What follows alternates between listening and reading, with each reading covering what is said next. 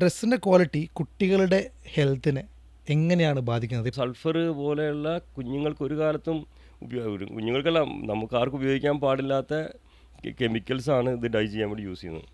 ഇത് അത്ര മോശം തുണിയാണ് ഈ വരുന്നതെന്ന് ഞാൻ മനസ്സിലാക്കുന്നത് ശരിക്ക് ഈ ഡൊമസ്റ്റിക് എക്സ്പോർട്ട് മാർക്കറ്റിൽ ചെന്നപ്പോഴാണ്.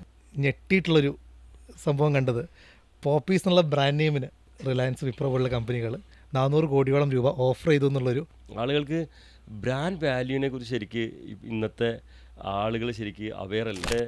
ഏറ്റവും നല്ല സെയിൽസ്മാൻ്റെ എഡ്യൂക്കേഷൻ എന്ന് പറഞ്ഞാൽ വെറും 10ാം ക്ലാസ് മാത്രമാണ്. ഐശ്വര്യ റായ് 2019 അവരുടെ ഓഫീസിൽ ഞാൻ പോയി അവരുമായിട്ട് നേരിട്ട് ചർച്ച നടത്തിയിട്ടുണ്ട് പോപ്പീസിൻ്റെ ബ്രാൻഡ് അംബാസിഡർ ആകാൻ വേണ്ടിയിട്ട്. യൂഷ്വലി എല്ലാ കമ്പനീസും IPO വഴി ലിസ്റ്റഡ് ആവുന്ന സമയത്ത് പോപ്പീസ് വേറൊരു കമ്പനി അക്വയർ ചെയ്തൊരു റിവേഴ്സ് മേജർ എന്നുള്ളൊരു സ്ട്രാറ്റജിയിലൂടെയാണ് ലിസ്റ്റഡ് ആവുന്നത്. ഇന്ത്യയിലൊക്കെ ബിഗ് ബ്രാൻഡിലെ ആളുകളെ കൊണ്ടുവന്ന് ഞാൻ അങ്ങോട്ട് കൊണ്ടുവന്ന് സെറ്റ് ചെയ്തു. ഓക്കെ, അത് ശരിക്ക് തെറ്റായൊരു, ശരിക്കും കരഞ്ഞു പോയി. ഞങ്ങൾ പുറത്തോട്ട് ഇറങ്ങി വന്നിട്ട് ചിന്തിച്ച് നോക്കുക, നമ്മൾ അത്രയും നേരം വെയിറ്റ് ചെയ്ത് നമ്മൾ വലിയൊരു സ്വപ്നം കൊണ്ടാണ് പോകുന്നത്. ഞാൻ കരഞ്ഞുകൊണ്ട് പറഞ്ഞു, ഈ ഷോപ്പിലേക്ക് ഇനി നമ്മൾ എന്തായാലും ഓർഡർ ചോദിച്ചു വരില്ല. എന്നെങ്കിലും ഈ ഷോപ്പ് നമ്മളെ വിളിച്ച് ഒരു ഓർഡർ പ്ലേസ് ചെയ്താൽ മാത്രമേ നമ്മൾ വരുള്ളൂ. കണ്ടൻറ് ക്രിയേഷൻ്റെ ഭാഗമായിട്ട് നേരെ തിരുപ്പൂർ വരെ വളരെ ഈസിയാണെന്ന് പറഞ്ഞാൽ ഏതെങ്കിലും ഒരു ഹോൾസെയിൽ ഷോപ്പ് കയറിയിട്ട് ഒരു വീഡിയോ ഇടുന്നു. ഈ വീഡിയോ കണ്ടുപോയിട്ട് ചതിക്കപ്പെടുന്നവരുണ്ട്. നമസ്കാരം, അശ്വിനാണ്. മലയാളീസ് പോഡ്കാസ്റ്റിൻ്റെ ആദ്യ എപ്പിസോഡിലേക്ക് എല്ലാവർക്കും സ്വാഗതം. ഇന്ന് നമ്മളോടൊപ്പം ഉള്ളത് വളരെ സ്പെഷ്യലായിട്ടുള്ളൊരു ഗസ്റ്റാണ്.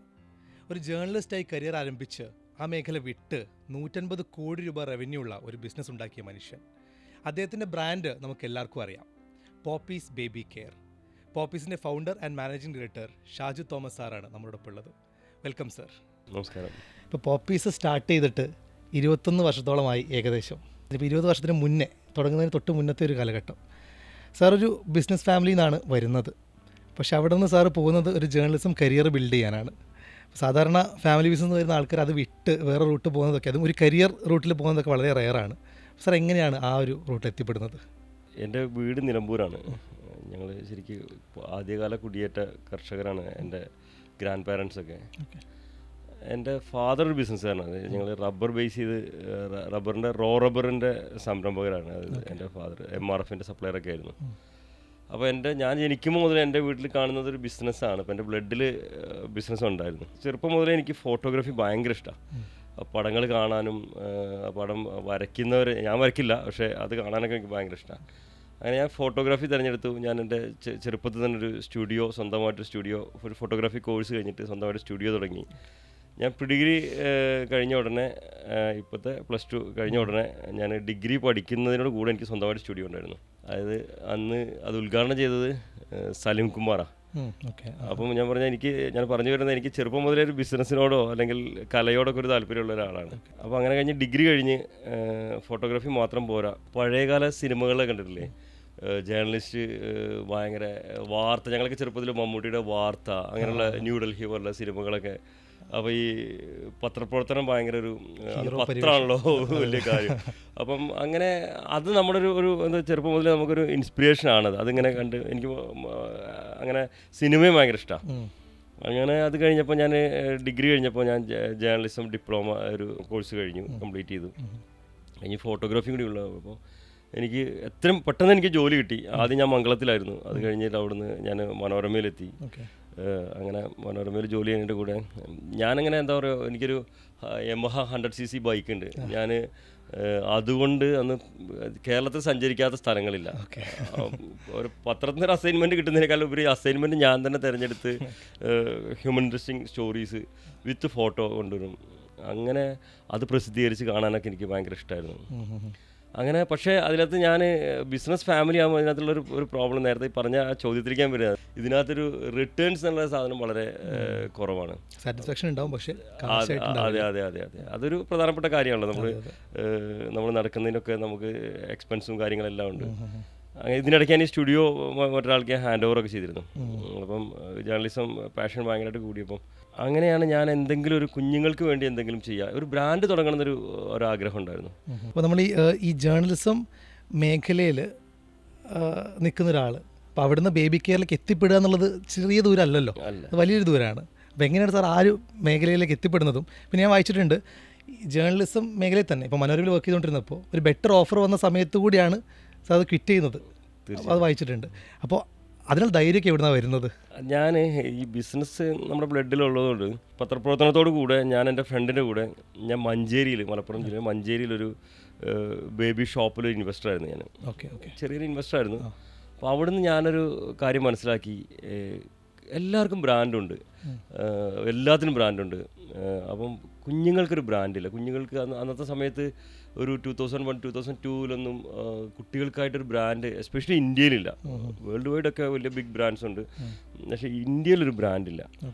അങ്ങനെ ഞാൻ അതിൽ ഈ കുഞ്ഞുടുപ്പുണ്ട്, കെട്ടുടുപ്പൊക്കെ കൊണ്ടുവന്ന് ഷോപ്പിൽ വെക്കുമ്പോഴേക്കും വിറ്റ് പോകുന്നതായിട്ട് ഞാൻ ജോലി ഇല്ലാത്ത സമയത്ത് ഞാൻ പോയി ഷോപ്പിൽ പോകുന്ന സമയത്ത് കണ്ടിട്ടുള്ളത് പെട്ടെന്ന് വിറ്റ് പോകുന്ന സാധനമാണ് കുഞ്ഞുങ്ങളുടെ. ഒരു അപ് ടു 2 years ഡ്രസ്സ് എത്രയും പെട്ടെന്ന് വിറ്റ് പോകും. ഡെഡ് സ്റ്റോക്ക് വളരെ കുറവാണ്, പ്രൈസ് വളരെ കുറവാണ്.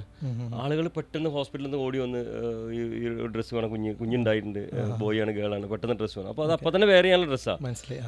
അപ്പം ഇതിൽ ഞാൻ മനസ്സിലാക്കിയൊരു കാര്യം എന്താ വെച്ചാൽ ഇതിലൊരു സാധ്യതയുണ്ട്. അങ്ങനെയാണ് ഞാൻ അത് തിരഞ്ഞെടുത്തത്. ഒരു കുട്ടികൾക്കൊരു ബ്രാൻഡ് എന്നുള്ള രീതിയിൽ. അതെ അതെ. ആ ഷോപ്പ് എപ്പോഴും ഉണ്ടോ?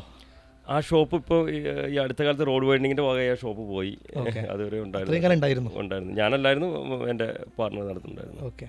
അപ്പോൾ ഈ ജേർണലിസം വിട്ട് വീണ്ടും ബിസിനസ്സിലേക്ക് ഇറങ്ങിയപ്പോഴും ഫാമിലിയുടെ ഒരു സ്റ്റാൻഡ് എങ്ങനെയായിരുന്നു? സപ്പോർട്ടീവ് ആയിരുന്നു? ജേർണലിസ്റ്റ് അന്നത്തെ കാലത്ത് പത്രപ്രവർത്തകൻ എന്ന് പറഞ്ഞാൽ ഭയങ്കര ഗ്ലാമറുള്ള, ഇന്ന് ഒരുപാട് മീഡിയാസ് ഉണ്ട്, ഒരുപാട് ആ രംഗത്ത് ഒത്തിരി ആളുകളുണ്ട്. അന്ന് വളരെ റെയറായിട്ടാണ്. ഇപ്പം ഞങ്ങൾ മലപ്പുറം ജില്ലയാണെങ്കിൽ മലപ്പുറത്താണ് ഒരു പത്ര ഓഫീസുള്ള കാര്യമായിട്ട്. ഒരു പത്രപ്രവർത്തനൊക്കെ അത്ര ആരാധനയോടെ കാണുന്ന, എവിടെ ചെന്നാലും നമുക്കൊരു ഒരു പ്രിവിലേജ് ഉള്ളൊരു കാലഘട്ടത്തിൽ, അതെ, റെസ്പെക്റ്റും ഒക്കെ ഉള്ളൊരു സമയമാണ്. അപ്പം അത് വീട്ടുകാരും നമ്മുടെ നാട്ടുകാരും എല്ലാവരും എൻജോയ് ചെയ്തിരുന്നു. നമ്മുടെ നാട്ടിൽ നിന്നൊരു ജേർണലിസ്റ്റ് എന്നുള്ള രീതിയിൽ എല്ലാവരും എൻജോയ് ചെയ്തിരുന്നു. അപ്പോൾ അതിനകത്ത് നിന്ന് പെട്ടെന്നൊരു ബിസിനസ്സിലേക്ക് മാറുക എന്ന് പറയുമ്പം അത് പ്രത്യേകിച്ച് ഞങ്ങൾ ബിസിനസ് ഫാമിലിയാണ്. മാറുകയാണെങ്കിൽ നേരെ ഫാദറിൻ്റെ കൂടെയുള്ള ബിസിനസ്സിലേക്ക് വരിക എന്നുള്ളതായിരുന്നു. പക്ഷേ എൻ്റെ ഒരു ആഗ്രഹത്തിൻ്റെ പുറകെ പോകുന്നതിൽ അത്ര വീട്ടുകാർക്ക് അത്ര വലിയ താല്പര്യമില്ലായിരുന്നു. ബ്രദറുണ്ട്, പുള്ളി ഫാമിലി ബിസിനസ്സിലാണ്. അപ്പോൾ പുള്ളി പറഞ്ഞുകൊണ്ടിരുന്നതാണ്, പിന്നെ നീ എന്താ പറയുക, ഇതിൻ്റെ പുറകെ പോകുന്നതിൽ നല്ല നീ വന്ന് ഞങ്ങളുടെ കൂടെ കൂട്, ഇവിടെ ഞങ്ങൾ ആളില്ലാതിരിക്കുകയാണ് എന്നാണ് പറഞ്ഞുകൊണ്ടിരുന്നത്. ഇതിന് ഇറങ്ങുന്നതിന് മുന്നേ നമുക്കൊരു സർട്ടൻ ലെവൽ ഓഫ് നോളജ് വേണമല്ലോ. തിരുപ്പൂർ എന്ന സ്ഥലത്ത് പോകണം, ഈ ക്ലോത്ത്സിൻ്റെ ക്വാളിറ്റി ചെക്ക് ചെയ്യണം. അപ്പോൾ ആ ഒരു ആക്സസ് ഒക്കെ എങ്ങനെ കിട്ടുന്നത്? ഇപ്പോൾ തിരുപ്പൂർ പോയാൽ കാര്യങ്ങൾ നടക്കും എന്നുള്ള കാര്യങ്ങളൊക്കെ ഉണ്ടല്ലോ, ഇപ്പോൾ ഇൻ്റർനെറ്റിൽ നമുക്ക് നോക്കിയാൽ മതി. പക്ഷെ അക്കാലത്ത് എങ്ങനെയായിരുന്നു ആ ഒരു ആക്സസ് ഒക്കെ കിട്ടുന്നത്? അത് ശരിക്കും എൻ്റെ പത്രപ്രവർത്തനം എനിക്ക് മനോരമയിൽ എൻ്റെ ജീവിതം എനിക്ക് സിസ്റ്റം, എനിക്ക് നിരീക്ഷിക്കാനുള്ള ജന്മന ഉണ്ടായിരിക്കാം, പക്ഷെ എനിക്ക് നിരീക്ഷിക്കണം. എൻ്റെ പത്രപ്രവർത്തനമാണ് ശരിക്കും എങ്ങനെ ഒരു സ്ഥലത്ത് ചെന്നാൽ അതിനെ എങ്ങനെ നിരീക്ഷിക്കണം, അതിനകത്ത് നമുക്ക് എങ്ങനെ നമുക്ക് വേണ്ട കാര്യങ്ങൾ തിരഞ്ഞെടുക്കാമെന്നുള്ളൊരു ഐഡിയ ഉണ്ടാക്കിയെടുക്കുന്നത് എനിക്ക് മനോരമയിൽ എൻ്റെ ജീവിതം ഒത്തിരി എനിക്ക് ഉപകാരപ്പെട്ടിട്ടുണ്ട്. അങ്ങനെ ഞാൻ തന്നെ അസൈൻമെൻറ്റ് ഉണ്ടാക്കി, ഞാൻ പറഞ്ഞല്ലോ, ഞാൻ തന്നെ അസൈൻമെൻറ്റ് ഉണ്ടാക്കി യാത്ര ചെയ്യുന്നു. അങ്ങനെ ഞാനൊരു വിധം ഇന്ത്യയിലെ ഒരു ഒത്തിരി വസ്ത്രങ്ങൾ ഉണ്ടാക്കുന്ന ഗ്രാമങ്ങളിൽ എനിക്ക് ആ സബ്ജക്റ്റിനോട് ഇഷ്ടം തോന്നി തുടങ്ങിയപ്പോൾ ഞാൻ യാത്ര കൂടുതൽ ഇഷ്ടപ്പെടുന്ന ആളാണ്. അപ്പോൾ ഞാൻ യാത്രകൾ ചെയ്യും. അങ്ങനെ ഈ തിരുപ്പൂരൊക്കെ പോയി അവിടുന്ന് കണ്ടു, കുറേ കാര്യങ്ങൾ ഞാൻ കണ്ടപ്പം അങ്ങനെയാണ് ഞാൻ അതിൻ്റെ എവിടെയൊക്കെ ചെന്നാൽ വാർത്ത ശേഖരിക്കാൻ പോകുമ്പോൾ എല്ലായിടത്തും നമുക്കൊരു ആക്സെപ്റ്റൻസും ഉണ്ടല്ലോ. അപ്പം അത് ഞാൻ ശരിക്കും എനിക്ക് പിന്നീട് ബിസിനസ്സിലേക്ക് എത്തിയപ്പോൾ അത് എനിക്ക് ഉപകാരപ്പെട്ടു ശരിക്കും. ഓക്കെ. അപ്പോൾ അവിടെ ചെന്ന സമയത്ത് ഇപ്പം അക്കാലത്ത് സാർ നേരത്തെ മെൻഷൻ ചെയ്തു, വളരെ കുറഞ്ഞ വിലയ്ക്കാണ് പ്രൊഡക്ട്സ് ഒക്കെ വിറ്റ് പോയിണ്ടായിരുന്നത്. അപ്പോൾ തിരുപ്പൂർ പോയപ്പോൾ അനുഭവം എന്താണ്? അപ്പോൾ അവിടെ ഈ ക്വാളിറ്റി വൈസ് ഒക്കെ ആണെങ്കിലും സാർ പോപ്പീസ് ഒബ്വിയസ്ലി നല്ല ക്വാളിറ്റി പ്രൊഡക്ട്സ് കൊടുക്കുന്ന കമ്പനിയാണ്. അപ്പോൾ അവിടെ ചെന്നപ്പോൾ ആ ഒരു അനുഭവം എങ്ങനെയായിരുന്നു? അതൊരു ശരിക്കും നമ്മളെ സമൂഹം അറിഞ്ഞിരിക്കേണ്ട കാര്യമാണ്. അതായത് കുഞ്ഞുടുപ്പ് എന്ന് പറഞ്ഞാൽ ആളുകൾ എസ്പെഷ്യലി ഡൊമസ്റ്റിക്കും എക്സ്പോർട്ട് എന്നുള്ള സാധനം, ഞാൻ ഇക്കണോമിക്സാണ് ഡിഗ്രി, ഡൊമസ്റ്റിക്കും എക്സ്പോർട്ട് എന്നുള്ളതിൻ്റെ ആ ഒരു വേർതിരിവ് എന്ന് പറഞ്ഞാൽ ശരിക്കും ഒരു ക്വാളിറ്റി വേർതിരിവാണെന്നുള്ളത്. മറ്റേ ഞാൻ ചിന്തിച്ചിരുന്നത് എക്സ്പോർട്ട് ചെയ്യുന്നത് എക്സ്പോർട്ടും നമ്മുടെ നാട്ടിലൊക്കെ വിൽക്കുന്നത് ഡൊമസ്റ്റിക്കും എന്നുള്ളത്, അതല്ല ശരിക്കും. അത് രണ്ടായിട്ടൊരു അതിർവരമ്പ് തന്നെ ഉണ്ടെന്നുള്ളത് ശരിക്കും ഞാൻ എൻ്റെ ഈ ബിസിനസ്സുമായിട്ട് ബന്ധപ്പെട്ടുള്ള തിരുപ്പൂർ യാത്രയിലാണ് മനസ്സിലാക്കുന്നത്. ഞാനൊരു ബ്രാൻഡ് ഉണ്ടാക്കാൻ തീരുമാനിച്ചു കഴിഞ്ഞപ്പോൾ ഇതൊക്കെ കളക്ട് ചെയ്ത് ഞാൻ മാർക്കറ്റിലോട്ട് ചെന്ന് ഈ പറഞ്ഞ തിരുപ്പൂരിൽ ചെല്ലുന്ന സമയത്ത് ആർക്ക് വേണ്ടിയായി, അത് എക്സ്പോർട്ട് ചെയ്യാനാണോ അതോ നിങ്ങൾക്ക് നാട്ടിൽ വിൽക്കാനാണോ, കേരളത്തിൽ വിൽക്കാനാണോ എന്നുള്ളതാണ് ചോദ്യം. അപ്പോൾ ഞാൻ പറഞ്ഞു എനിക്ക് കേരളത്തിൽ വിൽക്കാനാണ്. അപ്പം എനിക്കൊരു സ്ട്രീറ്റ് കാണിച്ചു തന്നിട്ടുണ്ട്, ആ സ്ട്രീറ്റ് പോയിക്കോ, ഖാദർപേട്ടിൽ പോയിക്കോ, ഇന്ത്യയിലോട്ട് വിൽക്കാനുള്ള പ്രൊഡക്റ്റ് അവിടെ കിട്ടുക. മറ്റേ വലിയ വലിയ ഫാക്ടറികളുണ്ട്, അതൊക്കെ നിങ്ങൾക്ക് എക്സ്പോർട്ടിനുള്ളതാണ്. ഞാൻ ഇവിടെ ചെല്ലുന്ന സമയത്ത്, ഈ മാർക്കറ്റിൽ ചെല്ലുന്ന സമയത്ത് ഡൈയിങ് ഒക്കെ കണ്ടു കഴിഞ്ഞാൽ നമുക്ക് ശരിക്ക് നമ്മുടെ കുഞ്ഞുങ്ങളാണല്ലോ ഇത് വെയർ ചെയ്യുന്നത് കാണുമ്പോൾ ഈ സങ്കടം വരുന്ന രീതിയിലാണ്. വിഞ്ച് എന്നൊക്കെ കേട്ടില്ലേ, ശരിക്കും 2 ടൈപ്പ് ഡൈയിങ് ഉണ്ട്. സോഫ്റ്റ് ഫ്ലോ ഡൈയിങ് ഉണ്ട്, വിഞ്ച് ഡൈയിങ് ഉണ്ട്. അന്നത്തെ സമയത്ത് ഒരു സോഫ്റ്റ് ഫ്ലോ ഡൈയിങ് എന്ന് പറഞ്ഞാൽ എക്സ്പോർട്ട് ചെയ്യാൻ വേണ്ടി ഉപയോഗിക്കുന്നത്. അതിന് 100 രൂപ മുതൽ മുകളിലോട്ടാണ് minimum cost per kilogram dye ചെയ്യാൻ. ഈ വിഞ്ച് ഏറ്റവും ടോപ്പ് 15 റുപ്പീസാണ്. സൾഫറൊക്കെ സൾഫർ പോലെയുള്ള കുഞ്ഞുങ്ങൾക്ക് ഒരു കാലത്തും കുഞ്ഞുങ്ങൾക്കല്ല, നമുക്ക് ആർക്കും ഉപയോഗിക്കാൻ പാടില്ലാത്ത കെമിക്കൽസാണ് ഇത് ഡൈ ചെയ്യാൻ വേണ്ടി യൂസ് ചെയ്യുന്നത്. അതും വൃത്തിയില്ലാത്ത സാഹചര്യങ്ങൾ ഇട്ടിട്ടാണ് ഇതിൻ്റെ എല്ലാ പ്രോസസ്സും നടക്കുന്നത്. അപ്പം ഞാൻ അപ്പോഴാണ് നമ്മുടെ ഷോപ്പിൽ വന്നിട്ട് ഈ ബോക്സ്, കുഞ്ഞുങ്ങളുടെ ഡ്രസ്സ് വെച്ചിരിക്കുന്ന ബോക്സിൻ്റെ ഉള്ളിൽ നമ്മൾ പാറ്റാ ഗുളിക ഉണ്ടല്ലോ ഇതിട്ട് വെച്ചിരിക്കുന്ന കാരണം ഇത് അത്ര മോശം തുണിയാണ് ഈ വരുന്നതെന്ന് ഞാൻ മനസ്സിലാക്കുന്നത് ശരിക്ക് ഈ ഡൊമസ്റ്റിക് എക്സ്പോർട്ട് മാർക്കറ്റിൽ ചെന്നപ്പോഴാണ്. അപ്പോൾ അവിടെ വേറെ തന്നെ ലോകമായിരുന്നു. അതെ അതെ അതെ. ലാഭം ഉണ്ടാക്കിയെടുക്കാനാണെങ്കിൽ ശരിക്ക് നമുക്ക് അവിടെയാണ് നമ്മൾ ശരിയും തെറ്റും തിരഞ്ഞെടുക്കേണ്ട ഒരു സ്ഥലം എന്ന് പറയുക. ബിസിനസ്സിൽ ശരിയും തെറ്റും തിരഞ്ഞെടുക്കേണ്ട ഒരു മേഖലയായിരുന്നു ശരിക്കും. അവിടുന്ന് എനിക്ക് വേണമെങ്കിൽ കുറേ കാശുണ്ടാക്കാനാണ് എങ്കിൽ എനിക്ക് ആ ഞാനതിൻ്റെ തെറ്റുകളുടെ മേഖല അങ്ങോട്ട് വേണമെങ്കിൽ പോവാം. ശരി എന്നുള്ള അതുകൊണ്ടാണ് ഞാനിന്ന് പോപ്പീസിൻ്റെ ബ്രാൻഡ് ആയിട്ടിരിക്കുന്നത് ശരിക്ക്. ഞാൻ ആ ശരിയുടെ മാർഗം തിരഞ്ഞെടുത്തു. എനിക്ക് എന്തായാലും കുഞ്ഞുങ്ങൾക്ക് ആ ഒരു പ്രൊഡക്റ്റ്, ആ ഒരു മേഖലയിൽ നിന്നുള്ള വസ്ത്രം എനിക്ക് വേണ്ട എന്ന് തിരഞ്ഞെടുത്തുകൊണ്ട് അതെനിക്ക് ഭയങ്കര സ്ട്രഗിളുമായിരുന്നു ശരിക്കും. അപ്പോൾ ഈ എത്തിക്സ് എന്തായാലും നമ്മൾ ഹോൾഡ് ചെയ്യണം എന്നുള്ളൊരു. തീർച്ചയായിട്ടും. അതുപോലെ ഈ എമൗണ്ടിൻ്റെ വ്യത്യാസത്തിൻ്റെ കാര്യം പറഞ്ഞല്ലോ. ഇപ്പോൾ ഡൈയിങ്ങിന് തന്നെ ഇത്രയും കാശിന് വ്യത്യാസം ഉണ്ടെന്നുണ്ടെങ്കിൽ ഒരു പ്രോഡക്റ്റായിട്ട് വരുമ്പോഴേക്കും ആ എൻഡ് പ്രോഡക്റ്റിന് എത്രത്തോളം ഡിഫറൻസ് ഉണ്ടായിരുന്നു സാർ ഒരു ബ്രാൻഡാക്കി വന്നപ്പോഴേക്കും, നാട്ടിലെത്തിച്ചപ്പോഴേക്കും? അതായത് കെട്ടുടുപ്പ്, ഈ ന്യൂ ബോണുള്ള ജബലാന്ന് പറയുക, കെട്ടുടുപ്പിനൊക്കെ എനിക്ക് 6 രൂപയൊക്കെയാണ് ഏറ്റവും മാക്സിമം വില. MRP എന്ന് പറഞ്ഞാൽ 6 രൂപ 7 രൂപയൊക്കെയാണ് ശരിക്ക്. ഡോട്ടുള്ളതിന് 7 രൂപയ്ക്കാണ് അന്നത്തെ പ്രൈസ്.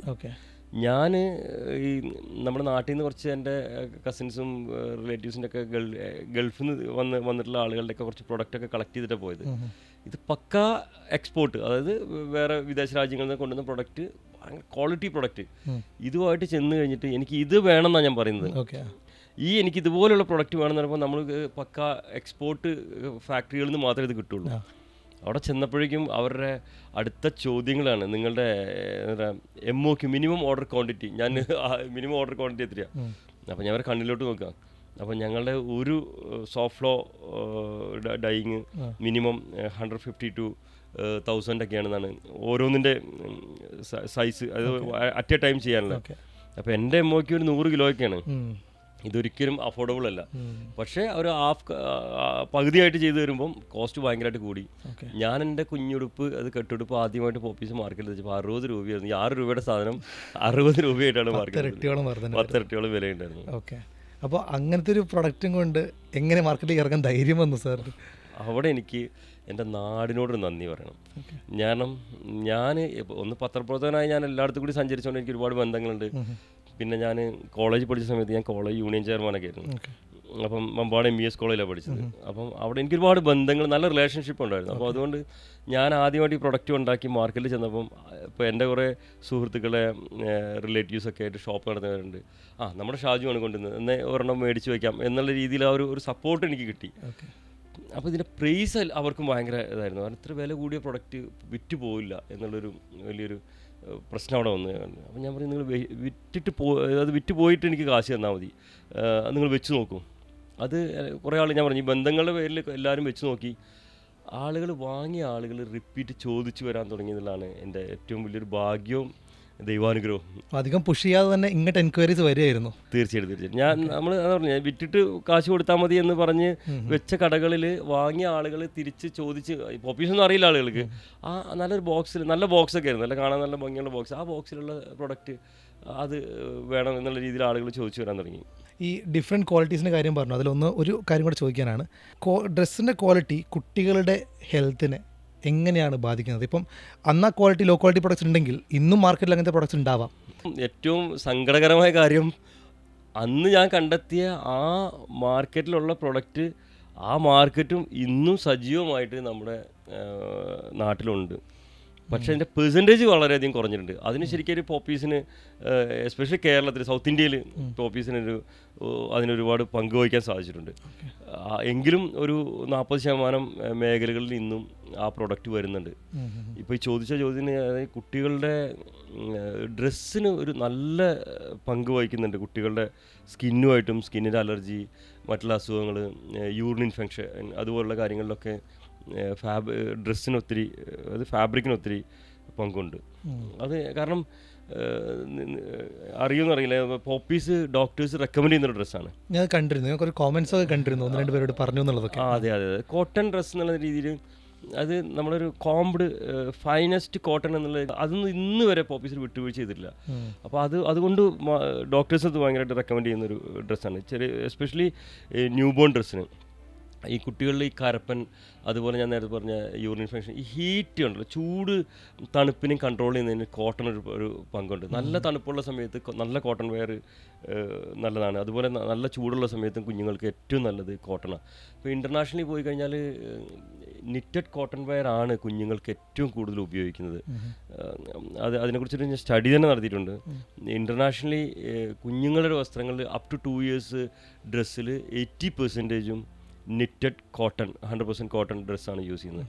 പക്ഷെ അത് ഇന്ത്യയിലത് അടുത്ത കാലം വരെ നടന്ന പഠനത്തിൽ ഒരു 60 to 70% പോളിസ്റ്റർ ആയിരുന്നു അതിൻ്റെ. പക്ഷേ ഇന്ത്യയിൽ വളരെ കുറച്ച് സ്ഥലങ്ങളിൽ മാത്രമേ അത്ര തണുപ്പുള്ള സ്ഥലങ്ങളുള്ളൂ, ചൂടാണ് കൂടുതൽ. എങ്കിൽ പോലും അത് നമ്മുടെ തെറ്റായ രീതിയാണെന്നാണ് എൻ്റെ അഭിപ്രായം. ഓക്കെ, നമ്മുടെ നാട്ടിൽ വൻകിട കമ്പനികളൊക്കെ ഫോൾസായിട്ട് പറയാറുണ്ട് ഡോക്ടർമാർ റെക്കമെൻഡ് ചെയ്ത ബ്രാൻഡാണെന്നൊക്കെ. അപ്പോഴാണ് അവർക്കൊരു കാശ് പോലും കൊടുക്കാതെ ഡോക്ടർമാർ പോപ്പീസിനെ റെക്കമെൻഡ് ചെയ്യുന്നത്. അതൊരു വലിയ വിജയമായിരിക്കും പ്രോഡക്റ്റിൻ്റെ. തീർച്ചയായിട്ടും അത് ഡോക്ടേഴ്സ് റെക്കമെൻഡ് ചെയ്യാന്ന് പറഞ്ഞാൽ എനിക്കൊരു പരിചയമില്ലാത്ത ആൾ. ഇപ്പോൾ ഞങ്ങൾ പിള്ളേരൊക്കെ കാര്യങ്ങൾക്കൊക്കെ ആയിട്ട് ഇപ്പോൾ ഒരു ചൈൽഡ് സ്പെഷ്യലിസ്റ്റിനെ കാണാനൊക്കെ ചെല്ലുന്ന സമയത്ത് ഞങ്ങൾ നോർമലി പറയാറില്ല, ഞങ്ങളിങ്ങനെ പോപ്പീസ് ഒന്നും പറയാറില്ല. എന്തെങ്കിലും യാദൃശ്ചികമായി സംസാരിക്കണമെങ്കിൽ പറഞ്ഞു പോയി കഴിഞ്ഞാൽ നിങ്ങളുടെയാണോ ഞങ്ങളിവിടെ വരുന്ന കുഞ്ഞുങ്ങളോടൊക്കെ പറയുന്നത്, അത് കേൾക്കുമ്പോഴല്ലോ അതാണ് എനിക്ക് ഒരു എന്താ പറയുക, ഒരു സംതൃപ്തി, ഒരു സംരംഭകൻ എന്നുള്ളതിൽ, ഒരു ഓൺടർപ്രണർ എന്നുള്ളതിൽ നമുക്ക് സംതൃപ്തി ഉണ്ടാക്കുന്ന ഏറ്റവും വലിയ. അത് കഴിഞ്ഞ് പുറത്തിറങ്ങുമ്പോൾ ഞാനും വൈഫും കൂടി പറയും, അത് കേൾക്കുമ്പോഴൊരു സുഖമുണ്ടല്ലോ. എത്ര പ്രൊഡക്റ്റ് വിറ്റ് നമുക്ക് ലാഭം കിട്ടി അതിൽ നിന്ന് കിട്ടുന്നതിനേക്കാളും വലിയൊരു സംതൃപ്തിയാണ് ശരിക്ക് അങ്ങനെ ഒരാൾ നമ്മുടെ പ്രോഡക്റ്റിനെ കുറിച്ച് നല്ല വാക്ക് പറയുമ്പോൾ ഉണ്ടാകുന്നൊരു സന്തോഷം, വലിയൊരു സന്തോഷമാണ് അത് ശരി. അപ്പോൾ ഈ മലബാറുകാരുടെ കാര്യങ്ങൾ പറഞ്ഞു. അപ്പോൾ ഇന്നും പോപ്പീസ് നിലമ്പൂരുള്ള തിരുവാലി എന്ന് പറഞ്ഞിട്ടുള്ളൊരു ഗ്രാമത്തിൽ നിന്നാണ് ഓപ്പറേറ്റ് ചെയ്യുന്നത്. അപ്പോൾ സാധാരണഗതിയിൽ കമ്പനികൾ വളർന്നു വരുന്ന സമയത്ത് ഒരു ബെറ്റർ സൗകര്യങ്ങൾ നോക്കി സിറ്റീസിലേക്ക് മാറുന്നൊരു പ്രവണത ജനറലി ഉണ്ട്. എന്തുകൊണ്ടാണ് പോപ്പീസ് ഇതുവരെ അങ്ങനെ ഒരു മൂവ് നടത്താത്തത്? അതൊരു ഒരു കഥയാണ് ശരിക്കും. അതായത് നിലമ്പൂർ താലൂക്കിലാണ് ഈ തിരുവാലി എന്ന് പറഞ്ഞാൽ കൊച്ചു ഗ്രാമമാണ്. നല്ല സ്നേഹമുള്ള, നല്ല സൗഹാർദ്ദമുള്ള, മലപ്പുറത്തിൻ്റെ മലപ്പുറം ജില്ലയുടെ ഒരു പൊട്ടുപോലെയുള്ളൊരു ചെറിയ വില്ലേജാണ്. അധികം ആളുകളൊന്നും അറിയാത്തൊരു വില്ലേജാണ്. അവിടെ ഞാൻ പറഞ്ഞ ഒരു യാദൃശ്ചികമായിട്ട് തിരുവാലിനെ ഞാൻ തുടങ്ങുന്നത്. കാരണം റോഡ് ആക്സസ്, ട്രെയിൻ ആക്സസ് എല്ലാം നോക്കിക്കൊണ്ടാണ് ശരിക്കും തിരുവാലിലെത്തുന്നത്. അവിടെ എത്തി, അവിടെ ഒരു കമ്പനി, പിന്നെ അത് അവിടുത്തെ ജനങ്ങൾ അവരുടെ ഹൃദയത്തിലെടുത്തു. തിരുവാലിയിലെ ഗ്രാമത്തിലെ അവരുടെ പോപ്പീസായി മാറി. പിന്നെ എൻ്റെ കൂടെ ഞാൻ പറഞ്ഞിരുന്നു മുമ്പൊക്കെ പല സമയത്തും പറഞ്ഞിരുന്നാകും, എൻ്റെ കൂടെ ജോലി ചെയ്ത ആളുകളിൽ 20 പേരെ വെച്ചാൽ ഞാൻ ഈ കമ്പനി തുടങ്ങുന്നത്. ആദ്യത്തെ എൻ്റെ ഫാക്ടറി തുടങ്ങി 20 പേരെ വെച്ചാൽ. അതിൽ ഏതാണ്ട് ഒരു 11 പേരും ഇന്നും എൻ്റെ കൂടെയുണ്ട്.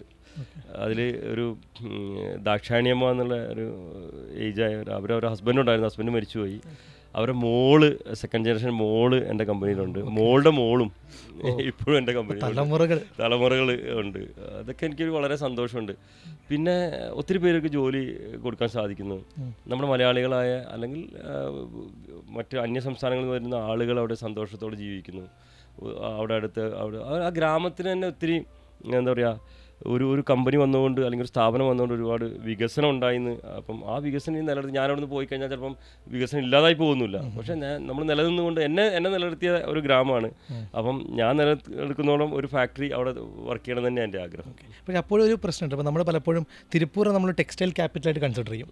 അതുപോലെ മലപ്പുറത്ത് നിന്നൊരു ബ്രാൻഡ് വരുമ്പോൾ അക്കാരണം കൊണ്ട് ആരെങ്കിലും ക്ലോത്ത്സ് വാങ്ങാൻ മടി കാണിക്കുക അങ്ങനെ എന്തെങ്കിലും ഉണ്ടായിട്ടുണ്ടോ? കാരണം ഐഡൻറ്റിറ്റിയുടെ ഭാഗമാണല്ലോ സ്ഥലം. അത് ഞാൻ ഒത്തിരി തവണ പറഞ്ഞിട്ടുള്ളതാണ്. അതായത് ഞാൻ ആദ്യം ഈ ഇതിൽ മുഴുവൻ നിങ്ങൾ പോപ്പീസിൻ്റെ ബോക്സ് എടുത്ത് നോക്കിയാൽ മതി, മൊത്തം address Popees baby care products മുഴുവൻ അഡ്രസ്സും തിരുവാലി, എല്ലാ പിൻകോഡ് ഉൾപ്പെടെ എല്ലാം വെച്ചിട്ടാണ് ഡേ 1 അടിച്ച അതേ ബോക്സിൻ്റെ അഡ്രസ്സ് ഇന്ന് വരെ ഞാൻ മാറ്റിയില്ല. ഇതുമായിട്ട് പോയി നമ്മൾ ആദ്യം മലപ്പുറത്തൊക്കെ അല്ലെങ്കിൽ കോഴിക്കോടൊക്കെ പോയപ്പോഴൊന്നും വലിയ കുഴപ്പമില്ല. അത് കഴിഞ്ഞ് അടുത്ത സ്ഥലങ്ങളിലേക്ക് പോയപ്പം അന്ന് നമ്മുടെ ഈ മലബാർ മേഖലകളിൽ നിന്നുള്ള ബ്രാൻഡ് വളരെ വളരെ കുറവാണ്, എസ്പെഷ്യലി പ്രോഡക്ട്സ് വളരെ കുറവാണല്ലോ. അപ്പം വേറെ സ്ഥലങ്ങളിൽ ചെല്ലുന്ന സമയത്ത് ഈ ഒരു ക്വാളിറ്റിയുള്ള പ്രോഡക്റ്റ് ഈ മലബാർ അല്ല അവിടെ നിന്ന് വരിക, അവിടെ നിന്ന് അതിന് ഗാർമെൻറ്റ്സിൻ്റെ ഫാക്ടറി നിന്നല്ലോ, എങ്ങനെ ഇത് അവിടെ നിന്ന് വന്ന് ആ ഒരു ചോദ്യങ്ങൾ വരാൻ തുടങ്ങി. എന്നോട് പല ആളുകൾ ഉപദേശിച്ചു, നിങ്ങൾ വേറെ എന്തെങ്കിലും അഡ്രസ്സൊക്കെ മാറ്റിക്കോ. അപ്പോൾ ഇത്രയും നല്ല ക്വാളിറ്റിയുള്ള പ്രോഡക്റ്റ് ഇവിടുന്ന് ആണെന്ന് പറഞ്ഞാൽ ആളുകൾ വിശ്വസിക്കില്ല എന്നുള്ള രീതിയിൽ പറയാൻ തുടങ്ങി. പക്ഷെ ഞാനതിൽ ഉറച്ചു നിന്നു. കാരണം നമ്മൾ എവിടെ ആയിരിക്കുന്നോ അത് ആ അഡ്രസ്സ് തന്നെ വേണം. എന്നോട് മാറ്റാൻ പറഞ്ഞ് എന്നോട് പറഞ്ഞു എൻഡ് യൂസർ എന്തായാലും ഇത് നോക്കാൻ സാധ്യതയില്ല. പക്ഷേ എന്നോട് പറഞ്ഞ എൻഡ് യൂസർ, അതായത് കസ്റ്റമേഴ്സ് തന്നെ പറയും ഇത് നിങ്ങൾ വെറുതെ ഒട്ടിച്ചിരിക്കുകയാണെന്ന് പറയും. കാരണം ക്വാളിറ്റി കണ്ടിട്ട് അങ്ങനെ പറയുന്നു, വിശ്വസിക്കാൻ പറ്റുന്നില്ല അത്. പക്ഷെ ഞാൻ ഇന്നും അത് തന്നെ തുടരുന്നു. പക്ഷേ എനിക്ക് എവിടെ ഒത്തിരി സ്ഥലങ്ങളിൽ ഞാൻ പറഞ്ഞില്ലേ ഈ കാരണം കൊണ്ട് ആദ്യ കാലഘട്ടത്തിൽ മാറ്റി വെച്ചിട്ടുണ്ടെങ്കിൽ ഇന്ന് തിരുവാലി അറിയപ്പെടുന്നത് തന്നെ, അല്ലെങ്കിൽ തിരുവാലി എന്ന് പറഞ്ഞാൽ കുട്ടികളുടെ ഉടുപ്പുണ്ടാക്കുന്ന ഒരു ഗ്രാമം എന്നുള്ള പേരിലാണ് അറിയപ്പെടുന്നത് തന്നെ. അതിപ്പം എന്താ തിരുവാലിന്ന് വെക്കാൻ വേണ്ടി ആളുകൾ ഇപ്പോൾ പുതിയ വരുന്ന കമ്പനികളൊക്കെ തിരുവാലി അഡ്രസ്സ് വെക്കാൻ വേണ്ടിയിട്ട് മത്സരിക്കുന്ന ഒരു സമയമാണ്. ഇപ്പോൾ ഞാനൊരു ഒന്നിനോട് ചോദിച്ചപ്പോൾ മനസ്സിലായിട്ടുണ്ടായിരുന്നു അവിടെ ഒരുപാട് ഫാക്ടറീസ് ഇപ്പോൾ വന്നിട്ടുണ്ടെന്നുള്ളത്. അത് പണ്ടില്ലായിരുന്നു, പോപ്പിന് ശേഷമാണ് അതൊക്കെ വരുന്നത് അല്ലേ? ഇന്ന് ഏതാണ്ട് തിരുവാലി പഞ്ചായത്തിൽ തന്നെ എൻ്റെ രജിസ്റ്റർ ചെയ്ത് 50-നടുത്ത് കുട്ടികളുടെ ഡ്രസ്സ് ഉണ്ടാക്കുന്ന യൂണിറ്റുകൾ, ചെറുതും വലുതുമായ യൂണിറ്റുകൾ തിരുവാലി രജിസ്റ്റർ ചെയ്ത് കഴിഞ്ഞിട്ടുണ്ട് ഇൻഡസ്ട്രിയൽ ഡിപ്പാർട്ട്മെന്റ് എന്നുള്ള കണക്ക് പ്രകാരം. ഇനി ഒത്തിരി വരാനുണ്ടെന്ന് എനിക്ക് സ്റ്റാർട്ടപ്പുകൾ വന്നുകൊണ്ടിരിക്കുകയാണ്. വളരെ സന്തോഷമുണ്ട് കാണുമ്പോൾ.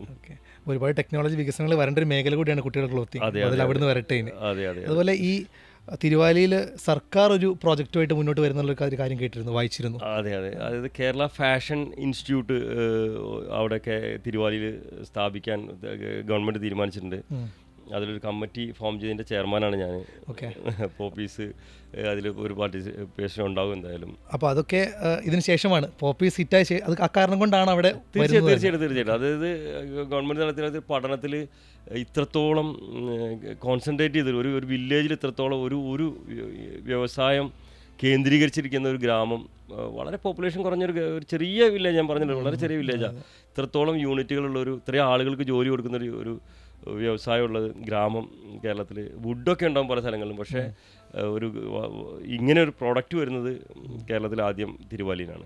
ഒരു മനുഷ്യൻ വിചാരിച്ചാൽ ഒരു ഗ്രാമത്തിന് മൊത്തം ലിഫ്റ്റ് ചെയ്ത് കൊണ്ടുവരാൻ പറ്റുന്ന തെളിവാണ് ശരിക്കും സാർ രീതിയിൽ നോക്കിയാണെങ്കിൽ. ദൈവാനുഗ്രഹം കൊണ്ട്, ഞാൻ ദൈവത്തിൽ വിശ്വസിക്കുന്ന ആളാണ്. ദൈവാനുഗ്രഹം കൊണ്ടും എൻ്റെ മാതാപിതാക്കളുടെ പ്രാർത്ഥനയൊക്കെ കൊണ്ടാണ് എന്താ പറയുക അങ്ങനെയൊക്കെ നമുക്ക് ആയി തീരാൻ സാധിച്ചത്. എന്താ ഇനി അടിപൊളിയായിട്ട് പോട്ടെ. അതുപോലെ നമ്മൾ ആദ്യം സ്റ്റാർട്ട് ചെയ്യുമ്പോൾ തിരുപ്പൂരിൽ നിന്നാണ് പ്രോഡക്റ്റ്സ് എടുക്കുന്നത്. എപ്പോഴാണ് ഒരു ഫാക്ടറി സ്വന്തമായിട്ട് സ്റ്റാർട്ട് ചെയ്യുന്ന ഇതിലേക്ക് എത്തുന്നത്? എത്ര വർഷം അല്ലാതെ ഓപ്പറേറ്റ് ചെയ്തു? ഞാൻ ഈ നേരത്തെ പറഞ്ഞ MOQ എന്നുള്ള ഈ ഒരു വാൾ എൻ്റെ തലയുടെ മുകളിൽ നിന്നുകൊണ്ട്, കാരണം ഞാൻ ഇങ്ങനെ വലുതാവും തോറും ഈ MOQൻ്റെ ഫാക്ടറിയിൽ അടുത്ത ഫാക്ടറിക്ക് സ്റ്റെപ്പ് വയ്ക്കുമ്പോഴേക്കും അവിടുത്തെ സെക്യൂരിറ്റിനെ തടഞ്ഞു നിർത്തും. എങ്ങോട്ടാ? അന്ന് ഡൊമസ്റ്റിക് ആളുകളെ കാണുന്നതേ എക്സ്പോർട്ട് കമ്പനികൾക്ക് അലർജി. അത്ര ഇന്ത്യയിൽ നിന്ന് അത്രത്തോളം എക്സ്പോർട്ട് നടക്കുന്ന സമയമാണ്. അപ്പോൾ അങ്ങനെ വന്നു കഴിഞ്ഞപ്പം പല സമയത്തും എനിക്ക് വെറൈറ്റീസ്, കുഞ്ഞുങ്ങളുടെ ഡ്രസ്സിൽ വെറൈറ്റീസ് വേണമല്ലോ, കളറുകളും ഉണ്ടെങ്കിൽ വൈവിധ്യങ്ങളുണ്ടെങ്കിലേ കുഞ്ഞുങ്ങളുടെ ഡ്രസ്സ് വിറ്റ് പോകുള്ളൂ. അപ്പോൾ ഈ ഫാക്ടറികളിലേക്ക് നമ്മളുടെ എൻട്രി ഭയങ്കര, തിരുപ്പൂരിലെ ഫാക്ടറി എൻട്രി ഒരു 2 വർഷം കൊണ്ട് തന്നെ എനിക്ക് വലിയ ഫാക്ടറികളിലേക്ക് കടക്കാൻ പറ്റാത്ത അവസ്ഥയായി. സെക്യൂരിറ്റി കടത്തി വിടില്ല, കാണാൻ പോലും പറ്റില്ല, ഓണറെ കാണാൻ പോലും പറ്റില്ല. അങ്ങനെ വന്നപ്പോൾ ഞാൻ ചിന്തിച്ചു എന്തുകൊണ്ട് നാട്ടിലൊരു യൂണിറ്റ് തുടങ്ങാം, ഫാക്ടറി തുടങ്ങാം. അങ്ങനെയാണ് ഞാൻ തിരുവാലിയിൽ വന്നിട്ട് 2005 ഞാൻ 2003 ബ്രാൻഡ് തുടങ്ങുന്നത്. 2005 ഞാൻ ആദ്യത്തെ ഫാക്ടറി തിരുവാലിയിൽ തുടങ്ങുന്നത്. 20 പേരെ വെച്ച്, ഞാൻ നേരത്തെ പറഞ്ഞ പോലെ 20 പേരെ വെച്ച് തുടങ്ങുന്നത്. അത് ഭയങ്കര കോസ്റ്റ്ലി ആയിരുന്നില്ല അന്ന്? ആ ഒരു ഫണ്ടിങ് ഒക്കെ എങ്ങനെയാണ് റെഡി ആക്കിയിരുന്നത് ആ കാലത്ത്?